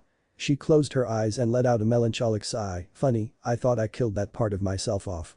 Before I give you my answer, you have to understand, Monkey-san. She opened them again, I've given up a great many things that I never wished to lose. Far too much to fail. Her gaze was even, and he met it without judgment, that is the one thing I refuse to do. Luffy knew he already had her, you're going to be the crew member of the Pirate King. That got an eyebrow raised in surprise, and the crewmate of the world's greatest swordsman, chefs, sniper, and navigator. He held a fist in front of him, clenched tightly, our dreams are too big to be stopped by some shitty croc. Surprisingly genuine laughter bubbled out of her, my, that's quite a bold claim. She giggled again, I hope you keep that enthusiasm. She leered at him, this sea eats dreams like those for breakfast. Lunch. She stopped smiling, and usually twice at dinner. What a shitty dinner. Sanji lit his cigarette with a snort. One last thing. She ignored the cook, even if I no longer work for him, I will have to keep up the charade until we're in Alabasta. He can't start the plan without me. She stopped to think, and if he finds out, he may take out his rage on Alabasta. That drew Vivi's immediate attention, as she had known it would, so if I need to act as if I'm leading you into a trap or if I need to give him information, I will do so. Like a spy. Luffy gasped, or a ninja. He made a weird hand sign, nin. She stayed silent for a moment more as she fought the urge to hang her head, what am I doing? She bemoaned to herself, I'm not honestly going along with this am I? She shook her head, then provided I can bring Banshee with me and you all help me with my dream, you can consider me your ally, Captain Sen. What is a Banshee? Luffy asked in confusion after a moment of cheering, also, woo. 2 new crew members in one day. He got his answer as a very elongated neck poked out from the side of the cabin, oh. He quirked his head to the side as he gazed at the huge turtle, will he even fit on the ship? He quickly looked to Sanji and Zoro, and they set to helping the turtle onto the ship. I said ally, not full crew member. Robin bit back a giggle at the heartbroken look on his face. For now, at least. Refused. Luffy made an X with his arms, full crew member. My, aren't we forceful? She smiled, I don't mind forceful men, but you've yet to prove yourself. They were cut off as Vivi stomped up to Luffy, stone-faced. I just want to say I don't like this, Luffy. She trembled angrily for a moment before she let out a breath, but you're the captain, and I'll respect that. You're already doing me a huge favor by having me aboard. She whirled around and pointed at Robin, but just so we're clear, I don't trust you. I don't expect you to. Robin answered easily as she finally moved from her seat on the railing, falling down to the deck and landing easily. I would in fact be pretty disappointed if you did. Her easygoing smile made a return. Would it help if I told you that Igaram is alive? She carefully regulated her face as the princess gasped. I removed him from the wreckage. He was moderately injured, but will make a full recovery. Luffy laughed as Vivi gaped, and he playfully smacked her shoulder. See, I knew you weren't a bad person. Tick tick tick tick tick tick tick. Everyone quirked their ears and turned to look up at the mast. The otter and the vulture pair that made up the unluckies were seated up on the main mast. They were visibly bandaged and looking rather ruffled. They looked at one another and then back down at them. And then they bid a hasty retreat, flying as fast as Miss Friday's injured body could go. Oh dear. Robin bit back a smile. This certainly would give her a decent gauge of her new crew's abilities. They can't get to Crocodile. I was quite a vital cog in his machine. There's no telling what he'll do to Alabasta if he hears I've betrayed him and we're not there to stop him. Perhaps that was laying it on a bit thick, though none of it was false. She even put enough urgency into her voice to get the point across better, even if she was just reiterating information. Didn't you cut them, Zoro? Luffy asked nonchalantly. Nah, I made the blade dull, remember? Zoro responded in the same tone. What are you doing? Vivi squeaked shrilly, you heard her. They can't get away. They won't. Vivi, Valerie, and even Robin blinked as every single veteran member of the crew said the same thing without an ounce of hesitation. And then even her jaw dropped slightly as Luffy simply vanished and appeared hundreds of meters in the air right above the flying vulture, with the otter on its back. Hiya. He said cheerfully. The otter and vulture pair broke into flop sweats as they started to panic, jaws hanging low. They jerked to action as machine guns popped up on Miss Friday's back and were ready to fire when Luffy's foot connected with her head. The pair flew down like a doomed cannonball. They hit the waves with a thunderous splash. The massive wave blew in all directions as the pair skipped, Mr. 13 flying off the vulture's back. The two unluckies continued skipping like stones across the water, each time throwing up a spray of ocean, before coming to an abrupt halt by crashing into the shrinking island of Whiskey Peak. Shishy. Luffy laughed as he hopped in place in the air. Robin saw this and immediately felt her apprehension rise. That move. She fought a rising panic, that's the move those CP9 agents used. She took a step back, think Nico Robin. Don't react.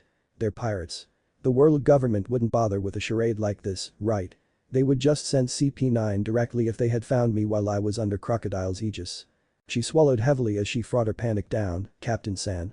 She called as he landed back on the ship, where did you learn to do that? Her voice was as even as she could get it. Luffy looked at her, it's Luffy, not Captain San. He chided her, and my grandpa taught me.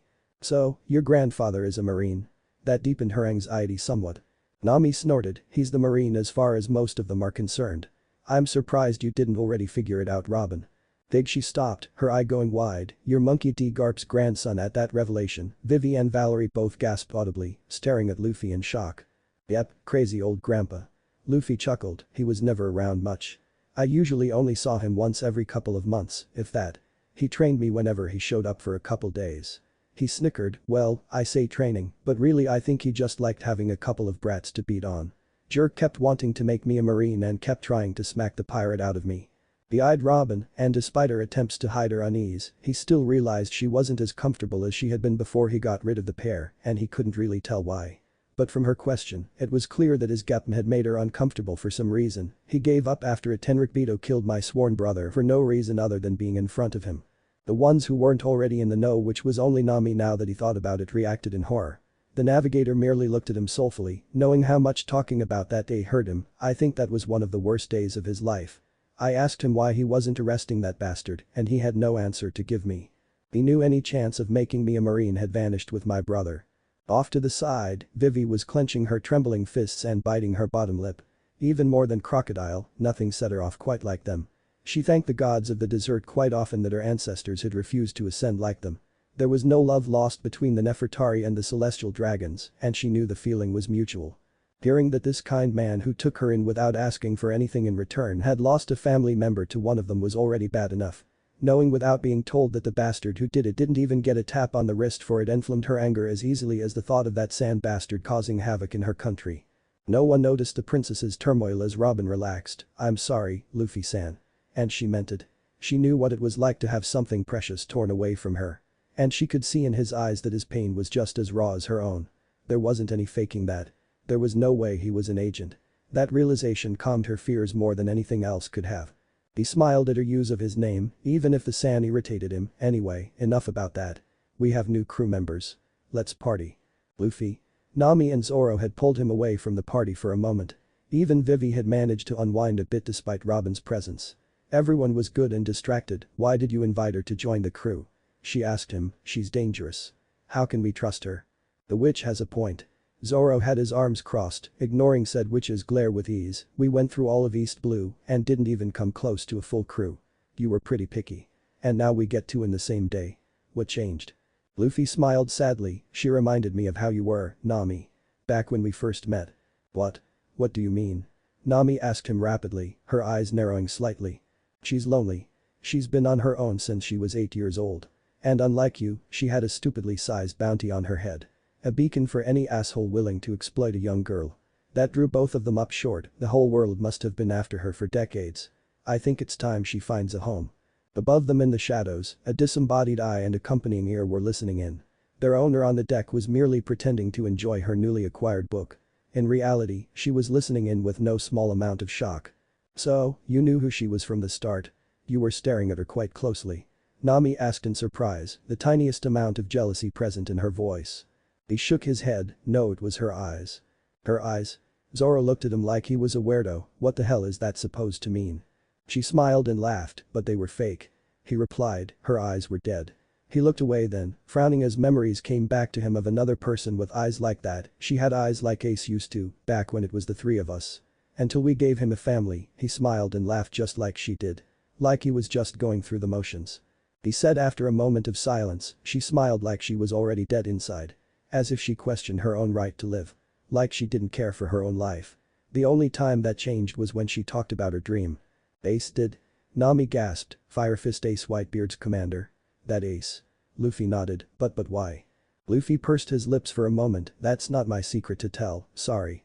Nami stared at him silently for a few seconds, then asked. "Can she be trusted?" "I don't think that's the right question." He snickered sadly. "Better yet, can she bring herself to trust us?" "Alright, Luffy." Nami said as she embraced him. "We've trusted you this far. Far be it for us to stop now." She pecked him on the lips. "But until she's a real straw hat, we'll keep an eye on her, yeah? Can you not do that while I'm here?" Zoro stomped away in irritation as Luffy scooped Nami up and carried her deeper into the ship towards the captain's quarters. "God damn it. 2 fucking seconds, assholes." The disembodied body parts on the ceiling vanished in a swirl of pink flower petals. That had given their owner a lot to think about. Thanks for watching this monster of an episode 1. Hope you enjoyed and there is a lot more to come.